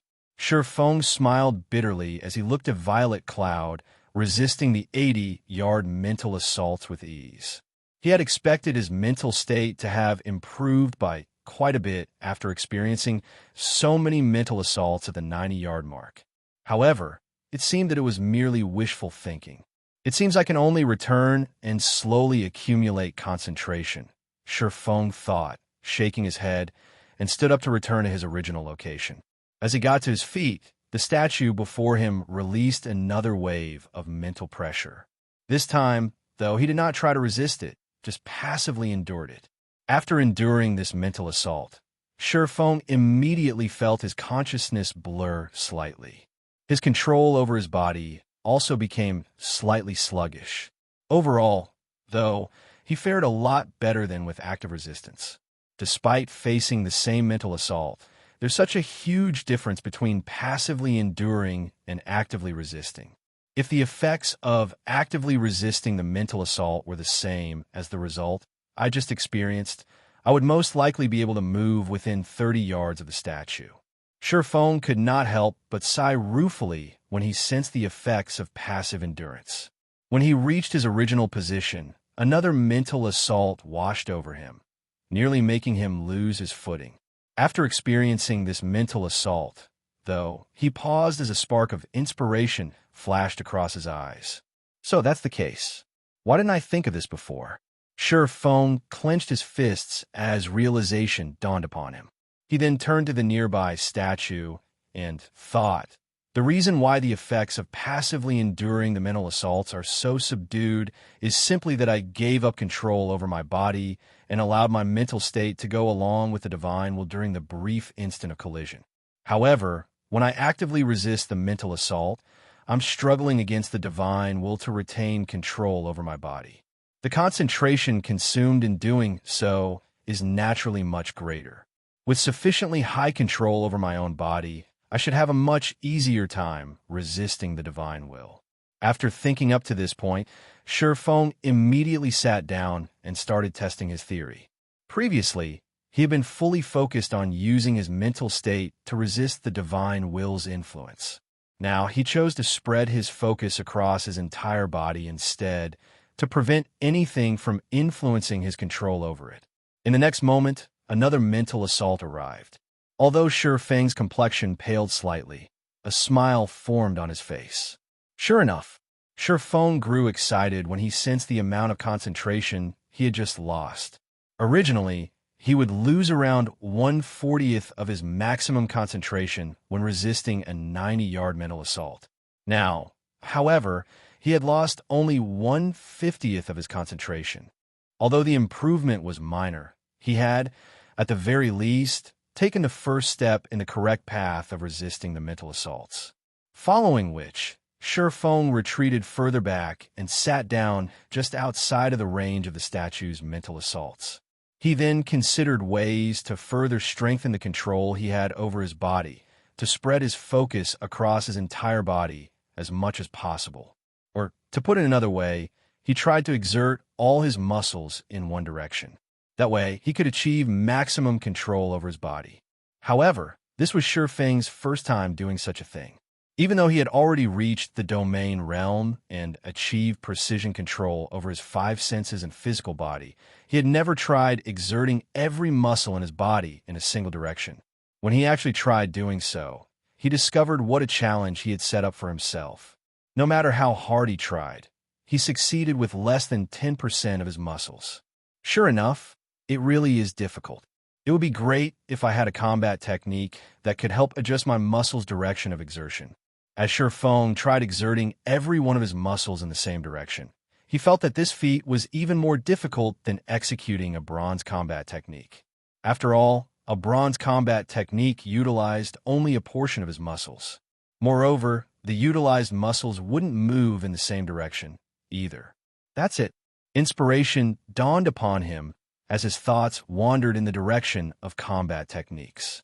Since there's no such combat technique in existence, I can just create one. Even if I can't utilize every muscle in my body, it will still be good enough if I can utilize a greater portion. After thinking so, he started creating such a combat technique. Compared to advanced combat techniques, the combat technique Feng was conceptualizing was much more difficult. However, with his extensive combat experience and ability to integrate advanced combat techniques into his every action, albeit just barely, creating such a combat technique wasn't an impossible task. This was just like manipulating the mana inside a magic array. The proper manipulation of the mana of a magic array could boost the magic array's power beyond what it could normally display. Meanwhile, what he needed to do now was to treat a portion of his body as a magic array and his muscles as the mana flowing through this magic array. 1 hour. Read latest chapters at Wuxia World. EU, 3 hours. 9 hours.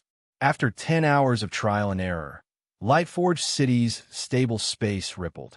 At the same time, the sound of a system notification entered Feng's ears, its contents echoing in his mind. System, congratulations. You have created an advanced bronze combat technique. Please name your combat technique. Chapter 2646. Divine Change what? An advanced bronze combat technique? Feng was stunned when he saw the system notification. The combat technique he had aimed to create this time was only meant to give him better control over his body so that he could resist stronger mental assaults. In his opinion, it would be fortunate if such a combat technique could be deemed an advanced combat technique. However, it turned out he had miraculously created an advanced bronze combat technique. Moreover, he had never even heard of advanced bronze combat techniques. As far as he knew, for combat techniques, what came after the bronze rank was the silver rank, with nothing in between. Hence, he truly could not help his astonishment. Most importantly, this combat technique he had just created couldn't even be considered a complete product. After all, in its current state, this new combat technique merely allowed him to exert a portion of his muscles, nothing more. There were no follow-up moves to convert it into an offensive or defensive technique. At best, it was a semi-finished product. Is it because it is an unfinished technique that the system is unable to give an accurate evaluation? Hence, it is labeled an advanced bronze combat technique. While entertaining such thoughts, Feng executed his newly created combat technique and punched at the empty air in front. And indeed, his new combat technique was truly frightening. Thanks to this new technique, just his punch alone destabilized the space before him. This result was notable since he was currently standing inside Lightforged City, a city that had been strengthened by ancient gods. The space within the city should be extremely stable. Power that could originally destabilize space in the outside world wouldn't necessarily be capable of doing so inside Lightforged City. In fact, even Tier 5 powerhouses shouldn't think of destabilizing the space here. Nevertheless, the punch he just executed had made the space before him ripple slightly. As a Tier 3 player, he definitely shouldn't be capable of exhibiting such power, even with a bronze combat technique. At the very least, the bronze combat technique Lightning Flash he had learned couldn't do so. It seems this combat technique that exerts my muscles in a single direction has considerable potential. It is clearly only a semi-finished product, and I can exert only 15% of my entire body's muscles, at most, yet I can already exhibit such power. If I can complete this technique and use it to exert all my muscles, its power would most likely rival gold combat techniques. When Feng saw the system's evaluation, he immediately realized the possibility of creating a powerful combat technique. Currently, plenty of combat techniques have been found in God's domain already. However, combat techniques at the bronze rank and above were still incredibly rare. Learning these combat techniques was also incredibly difficult, even if players had a legacy tablet. If he could create a silver or gold combat technique and freely distribute it to the guild's core members to learn, then the standard of Zero Wings experts would rise to a whole new level. As Feng was lost in his thoughts, the system sent him another notification. System, please name your combat technique. If you do not name it, the system will automatically generate a name for it after 10 minutes. A name. After giving the matter some thought, Feng said, since I created this combat technique for the purpose of training using Divine Will, let's call it Divine Change. After he named his new technique, he shifted his gaze toward the nearby statue. Currently, Violet Cloud had already advanced to the 60-yard mark. The others had similarly made significant improvements. For example, Aqua Rose, Alluring Summer, and Iluafe were now at the 75-yard mark. As for melee players like Fire Dance, Gentle Snow, and Yin Tianxing, although they fared slightly worse, they had reached the 80-yard mark. Their performance was much better than Feng's. Meanwhile, after Feng observed everyone for a while, Violet Cloud actually stood up from her spot and moved to the 50-yard mark. Her mental condensation's improvement speed was simply inhuman. It seems I have to give my new technique a try. Although it is only a semi-finished product, it should still improve my results by a large margin. Feng could not help a bitter smile when he saw Violet Cloud sit by the 50-yard mark. As the guild leader of Zero Wing, he didn't need to be the best at everything, but he definitely couldn't be the worst. Otherwise, it would simply be humiliating.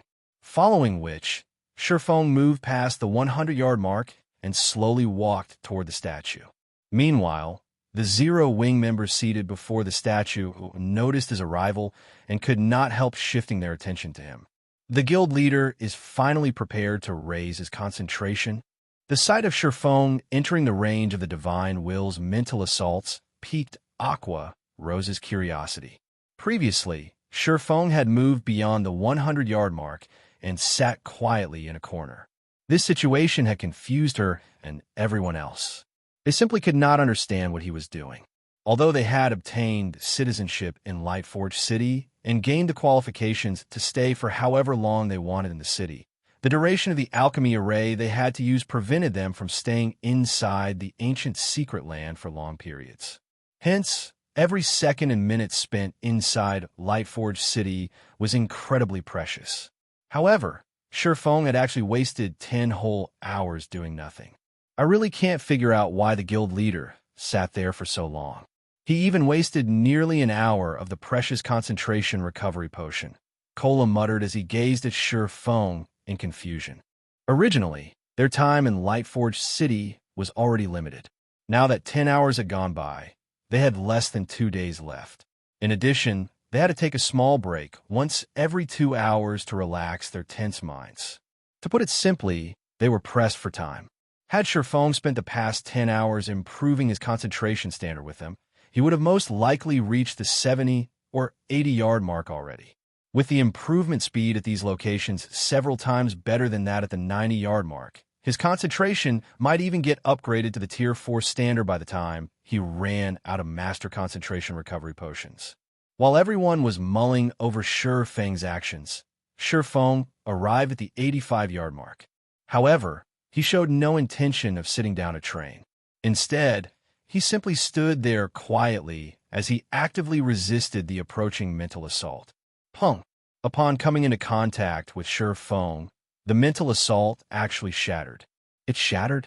How is this possible? Aqua Rose was stunned when she sensed the mental assault approaching Feng shatter. She turned to stare at Feng. Although they had their eyes shut previously in order to focus their minds while training, they could still clearly sense the mental assault with their minds.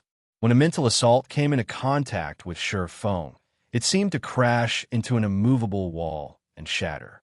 The ensuing ripple from the mental assault shattering was like a flame in darkness. It was difficult not to notice it. Guild leader, what did you do? You can actually shatter that mental assault? Kola asked, unable to suppress his curiosity. The mental assault was intangible.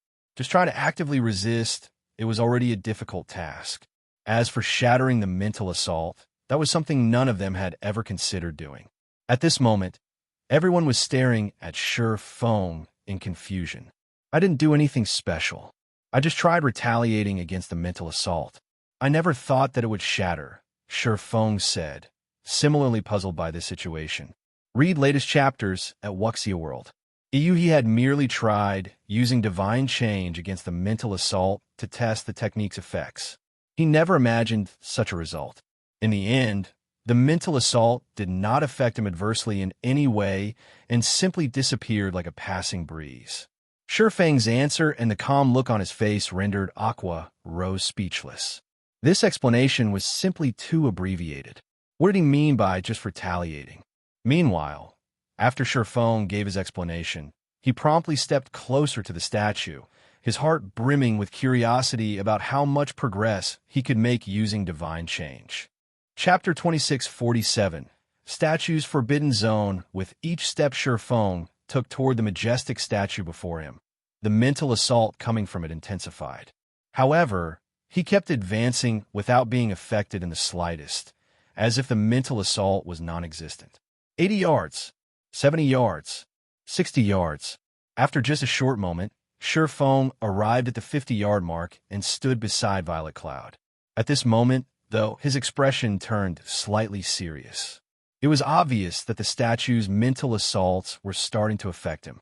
However, everyone also understood that this was not his limit. Is he a monster? He actually caught up to Violet so quickly. Moreover, he's not even at his limit yet. Fei, who was seated nearby, stared at Feng in shock. Just what did he do during this period to improve so much? Players that had never attempted mental condensation before might not know how much improvement Feng just displayed. However, everyone present, who had been continuously honing their mental condensation and resisting the statue's mental assaults for more than 10 hours now, knew exactly how much Feng had improved. While Feng's shattering the mental assault at the 85-yard mark might seem very amazing, the mental assault weakened with distance. The 85-yard mental assault was incomparable to the 50-yard mental assault. In fact, Fei had doubted that Feng could even resist the 50-yard mental assault. As for Violet Cloud, her talent was clear for all to see. Violet Cloud's talent was so great that Fei found it to be mind-boggling. Hence, when she saw Feng's mental condensation standard and improvement speed losing out to Violet Cloud's, she did not find it surprising at all. Moreover, Violet Cloud was a magical class player, which gave her an advantage over melee players when it came to mental condensation. This point was clear from everyone's training results during this period. Therefore, it was very normal for Feng to be inferior to Violet Cloud. Now, however, Feng had actually surpassed Violet Cloud, shattering even the 50-yard mental assault. This situation was truly surprising. After all, Feng had been training his mental condensation outside the 100-yard mark. Trying to improve one's mental condensation at that distance was much more difficult. This was something they had tested for themselves during their break periods. However, Even under such a situation, Feng had still managed to surpass Violet Cloud. The amount of talent he possessed was simply ludicrous. While Luofei was in a daze, Feng had arrived at the 30-yard mark, and upon retaliating against the mental assault here, he stumbled back one step, his complexion immediately turning pale. It seems it's going to be difficult to get any closer than this. The power of the mental assault here is already several times that of the 50-yard mental assault. It's no wonder so many people couldn't reach and cross the 30-yard mark in the past. When Feng tried retaliating against the 30-yard mental assault, he had instantly lost 1/15 of his maximum concentration. This was no longer a loss he could afford. In the past, the area within 30 yards of Divine Will statues had been considered a forbidden zone. According to rumors, anyone that managed to train within this zone would see a qualitative leap in their mental condensation standard. Although this improvement would not provide players with a substantial boost in combat power, it would hone their perception of mana to inhuman levels, as well as facilitate the formation of their magic domain when they reach Tier 4. It was even rumored that the improvement one received from training within the Forbidden Zone could provide significant help when challenging the Tier 5 promotion quest. Meanwhile, upon seeing Feng finally fail, Aqua Rose and the others could not help a sigh of relief. After all, if Feng were to get any closer to the statue, they would really start suspecting that they were severely lacking in talent. Although I can't train efficiently at the 30-yard mark, training at the 35-yard mark isn't a bad option, either. With this, I shouldn't need more than 2 days to raise my concentration to the Tier 4 standard. Feng could not help but sigh when he looked at the Forbidden Zone before him. However, he wasn't too disappointed. In its current state, Divine Change was still incomplete. Originally, he thought that he would be fortunate if he could train at the 50-yard mark with the help of the combat technique. After all, he could exert only 15% of his body's muscles in the same direction. He still couldn't unify the strength of the remainder of his body. Hence, he was already quite satisfied with his current results. As for entering the Divine Will's Forbidden Zone, so long as he could perfect Divine Change, it should not be a problem at all. Following which, Feng returned to the 35-yard mark and started absorbing the Divine Will there, improving his concentration. As he continuously absorbed Divine Will and raised his maximum concentration, the number of players that got resurrected and entered Lightforged City also increased. When the many members of Violet Sword and Azure saw Feng and the others sitting in front of one of the statues on the city walls, they were bemused. I really don't know what those people from Zero Wing are doing. They're actually wasting time sitting before a statue. Do they not know that the peace outside has already shattered completely? Crimson Star could not help her puzzlement when she read the report her subordinate sent her regarding the activities of Zero Wing's members. Violet Sword's and Azure's members were all doing their best to improve their combat power in Lightforged City. Zero Wing's members, on the other hand, had wasted 2 whole days doing nothing. Aside from occasionally leaving their position to have a meal at Lightforged City's restaurants, they had spent all their time sitting before one of the statues erected on the city walls. Rather than coming here to train, Zero Wing's members looked as if they were on vacation. Zero Wing probably has its own considerations. After all, when it comes to peak experts, it is already superior to ordinary superpowers, Wildfighter said. Moreover, after the partnership this time, I heard that Azure plans to ally itself with Zero Wing. Afterward, Zero Wing will have a much smoother path ahead of it. Ally? So what if Azure allies with Zero Wing? Let alone Azure. Even some super guilds are failing to cope with the current situation. How can Azure possibly have the time to help Zero Wing? Crimson Star said disdainfully. In addition, peak experts are no longer as effective as they were before. The various powers have already researched plenty of war weapons. The usefulness of Tier 3 players is continuously diminishing. Nowadays, Zerg tactics rule the battlefield. Since guild towns and cities no longer enjoyed the protection of NPC soldiers, guilds had lost their greatest assurance. Players no longer had to fear overly powerful NPC soldiers and were free to cause trouble inside guild towns and cities. This was especially good news for powerful experts in developing powers with limited territory. In fact, according to Violet Sword's intelligence network, over 200 guild towns on the western continent had switched owners since the activation of the Demon Gods Chaos Expansion Pack. And while the various superpowers still hadn't suffered any losses due to this expansion pack, that was mainly because of the large number of Tier 3 experts and peak experts they possessed. Zero Wing, however, was significantly inferior to the various superpowers in this regard. Read latest chapters at Wuxia World. This isn't something we need to concern ourselves about. Instructor Tori has just sent news that some of the secretly developing superpowers have started stirring recently. So once we complete our training here, he wants us to station our Trump Card Legion in the 2 guild cities closest to level 100 maps as insurance, Wildfighter said. Understand. Once our time here is up, I'll bring the men over, Crimson Star replied, nodding. Meanwhile, as Crimson Star and Wildfighter were conversing, Feng, who was sitting quietly before one of the city wall statues, suddenly opened his eyes. At the same time, an invisible ripple spread out from his body, weakening the divine will's mental assault considerably. Success. Chapter 2648. Tier 4 concentration. When the strange ripple appeared from Feng's body, Aqua rose, and the others present promptly noticed it. At the same time, they felt a mental pressure from Feng that they had never felt before. Although this mental pressure was far weaker than what the divine will statues radiated, it was inherently the same. Guild leader, did you break through? Aqua Rose could not help asking as she looked at Feng. Although she understood that Feng had achieved a breakthrough, she still wanted confirmation. The difficulty of raising concentration was far greater than she had expected. Even now, she could sense that she was still far from a breakthrough.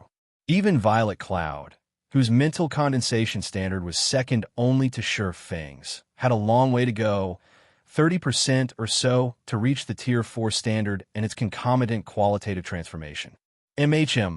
I've reached the Tier 4 standard already, Feng said, nodding happily as he focused his mind on experiencing the changes brought about by having his concentration reach the Tier 4 standard.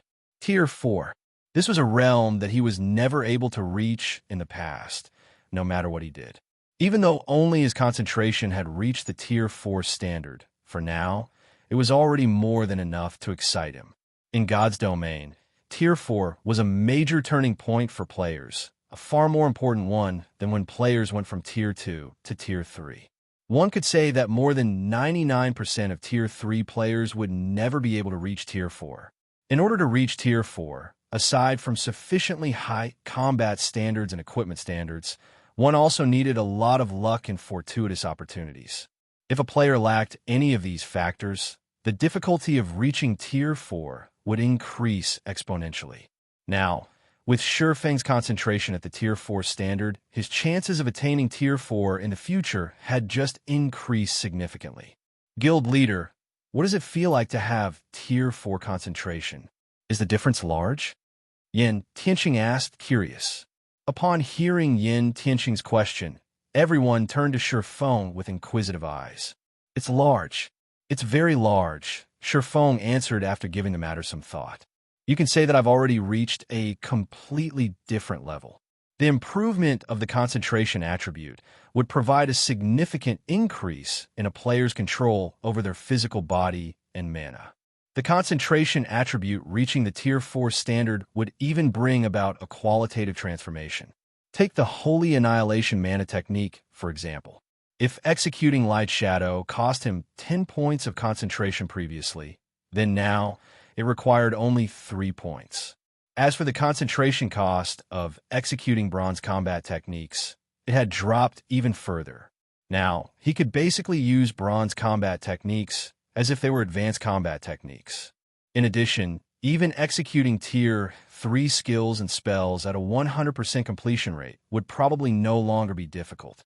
Even breaking through the 100% threshold was entirely doable. Is the difference really that great? Aqua Rose could not help her incredulity. Although I do not wish to say this, the difference is, indeed, like heaven and earth. Right now, In a situation where I have the same basic attributes, I'm certain my current self can defeat my previous self in less than 10 moves, Feng replied, chuckling when he saw the skeptical look Aqua Rose was giving him. Only after his concentration reached the Tier 4 standard did he truly understand how big the gap between Tier 3 and Tier 4 was. It was no wonder the Tier 4 experts in the past could trounce a group of Tier 3 peak experts, with some Tier 4 experts even able to capture a guild town single-handedly. The reason for this wasn't the powerful basic attributes Tier 4 players had, but their control over their physical body and mana, which had reached a whole new realm. Even with the same physical body, Feng had now doubled his combat power at the very least. Moreover, the cost of exertion had been drastically reduced. Now, even Xur tactics were useless against him. In his current state, he could truly destroy an army of players all by himself. The improvement is that much. Iluofei was astonished by Feng's example. Before, their guild leader could already be considered invincible among Tier 3 existences. After all, he had overwhelmed the ancient Secret Lands Tier 4 region chiefs. Now, however, he was claiming that his Tier 4 concentration would let him defeat his previous self in less than 10 moves. At this point, she no longer dared imagine how powerful he currently was. Even actual Tier 4 players might not be a match for him. All right, we don't have much time left. Hurry up and continue absorbing the divine will. It'll be quite some time before you can enter here again, Feng said, chuckling as he looked at everyone's yearning expressions. The alchemy array they used lasted only 7 days and had a 10-day cooldown. Even if everyone gained the right to stay in Lightforged City for as long as they wanted, they would still have to leave the city for at least 3 days before they could enter again. In addition, whenever they entered the ancient Secret Land, they had to spend a lot of time traveling to Lightforged City. Overall, they didn't really have much time to train here. At Feng's reminder, everyone promptly resumed absorbing the Tier 4 divine while the statue before them radiated. Although raising their concentration to the Tier 4 standard was incredibly difficult, just absorbing the divine would still bring about a quantitative improvement to their concentration. Hence, they naturally couldn't waste the remaining time they had left in Lightforged City. Right, Violet, how close are you to achieving a breakthrough? Feng asked as he turned to Violet Cloud, who was preparing to resume her training. Just a while ago, Violet Cloud had advanced to the 40-yard mark and was very close to reaching his training spot already. Hence, her absorption rate of divine was just slightly slower than his. I feel that I need to raise my concentration by another 20% or so before I hit the Tier 3 limit, Violet Cloud replied, after sensing the current state of her concentration. Only 20%? That quick? Her answer stunned Feng. She was clearly still around 30% away from reaching the Tier 3 limit just now. He never thought that she could progress so rapidly. Taking out the 2 Master Concentration Recovery Potions he had left, he said, I still have 2 unused potions. Take them. You're giving them to me? But what about everyone else? Violet Cloud automatically hesitated when she saw the 2 potions in Feng's hand. The Master Concentration Recovery Potion was incredibly valuable. If she had to do quests and slowly accumulate the required contribution points to exchange for them, it would take ages before she would have enough points for 1 potion. If Feng gave both of his remaining potions to her now, it would be unfair to everyone else. Read latest chapters at Wuxia World. You take them. You're the closest to achieving a breakthrough now. If your concentration can reach the Tier 4 standard, it'll be a great help to the guild. Aqua and the others will be happy to see that as well, Feng assured her. Giving the potions to someone else might be fine if Violet Cloud's concentration was still a long way from reaching the Tier 4 standard. However, since she was only 20% short of reaching the Tier 3 limit and her divine will absorption rate was only slightly inferior to his own, the 2 additional Master Concentration Recovery Potions might help her cross the threshold. Knowing this, he would naturally give both bottles to her. After all, so long as Violet Cloud concentration reached the Tier 4 standard, Zero Wing would gain another true powerhouse. Guild leader, I definitely won't disappoint you and everyone else. I'll make sure my concentration reaches the Tier 4 standard by the time we leave Lightforged City," Violet Cloud said with determination as she accepted the 2 potions. She then returned to her training spot and focused fully on resisting the approaching mental assaults. As for Feng, he made his way to a quiet corner and shifted his attention to his bag space. "Now that my concentration has reached the Tier 4 standard, it should be enough to accept this legacy." Feng's eyes shone with anticipation as he looked at the gigantic memory crystal sitting in his bag space. Chapter 2649. Astonishing Ancient Legacy. Lightforged City, Crimson Silver Hotel. As a hotel that catered to Lightforged City's nobles, the Crimson Silver Hotel was off-limits to ordinary players and NPCs. The cost of resting in this prestigious hotel was similarly far beyond that of ordinary hotels. Any normal room within the hotel cost 300 magic crystals or 10 contribution points to rent per day. Even Crimson Star and the others, who had become nobles of Lightforged City due to the Noble Authority token, were unwilling to rest here. At this moment, however, Feng entered the hotel without hesitation, stunning the members of Violet Sword and Azure that saw him. Be it 300 magic crystals or 10 contribution points, neither was cheap. Paying such a high price just for some rest was an unnecessary extravagance. Renting a room in an ordinary hotel for the price of 30 magic crystals or 1 contribution point was more than enough. "My lord, how may I be of service?" a level 180 female attendant asked respectfully as she approached Feng. "I wish to rent a normal room here," Feng said as he handed 300 magic crystals to the attendant. "Very well," the female attendant said after verifying the payment. She then took out a crystalline key and gave it to Feng, saying, "My lord, here is your room key. You may choose any of the empty rooms upstairs." After accepting the key, Feng promptly made his way to the 2nd floor and entered one of the unoccupied rooms there. As soon as he entered the guest room, the mana density inside actually started rising rapidly. Just a short moment later, the ambient mana had more than doubled already. In addition, the mana here also gave him a soothing and calming feeling. Sure enough, the mana density here is much higher than in ordinary hotels. Feng nodded in satisfaction when he sensed the room's environment. If he merely wanted some rest, he would have gone to an ordinary hotel. However, he didn't intend to rest, but to obtain the ancient legacy recorded inside the memory crystal. Hence, he could not afford to be careless. The Noble Hotel was much safer than the ordinary hotels in the city. This point was obvious just by looking at its attendants and guards.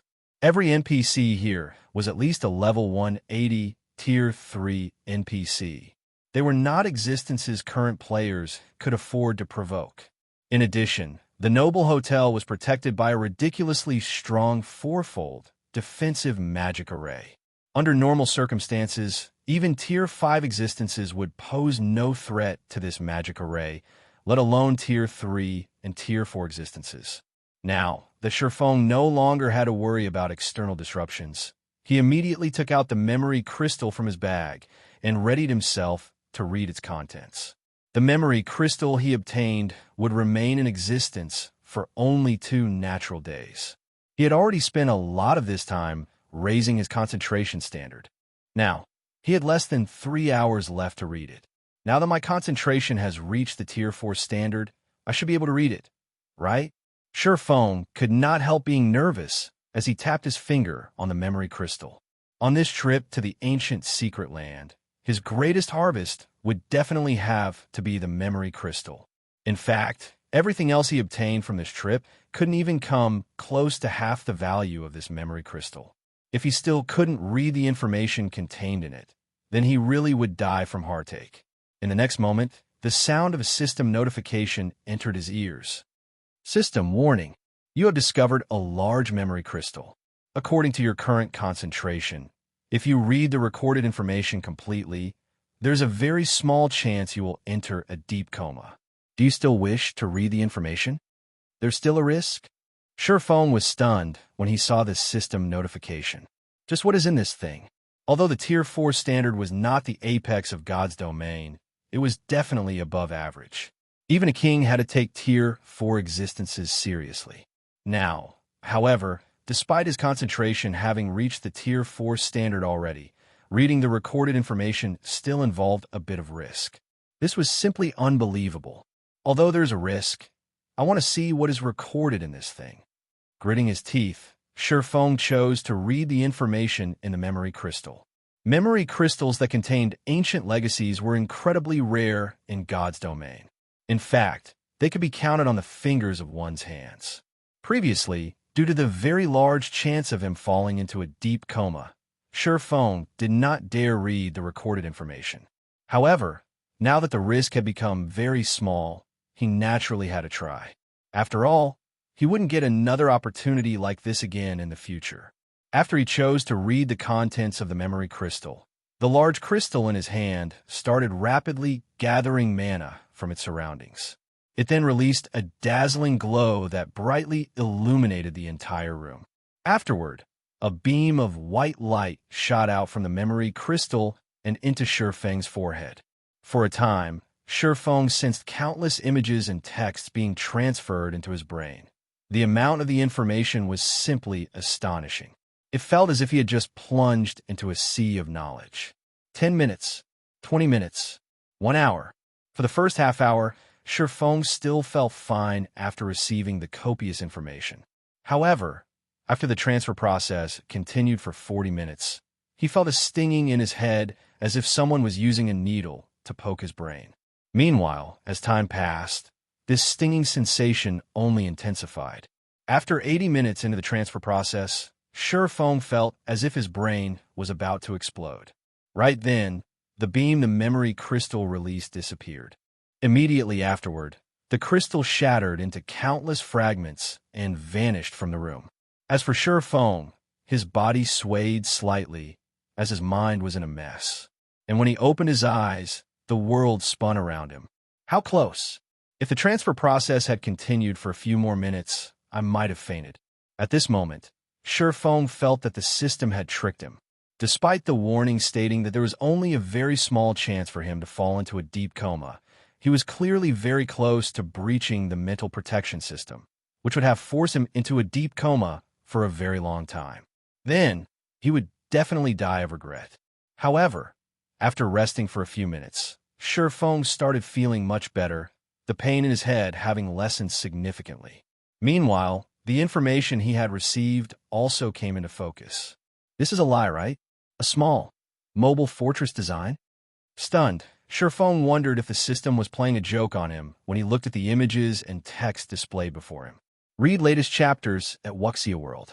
EU in God's domain. Fortresses were much more valuable than towns. After all, aside from providing players with a place to rest, fortresses possessed far greater offensive and defensive capabilities than towns. They were shelters made for all kinds of warfare. Even a small fortress could easily fend off the assault of a large number of Tier 4 existences. Moreover, fortresses had much lower production costs and operation costs. Hence, they have been highly popular among the various powers in the past. During Feng's previous life, over 70% of the player shelters found in level 100+ maps were fortresses. However, the design currently displayed before him was a cut above even ordinary fortresses. In fact, even during his previous life, he had the fortune to witness such constructions only a few times. This construction was the mobile fortress. It was a fortress that could drive countless powers crazy.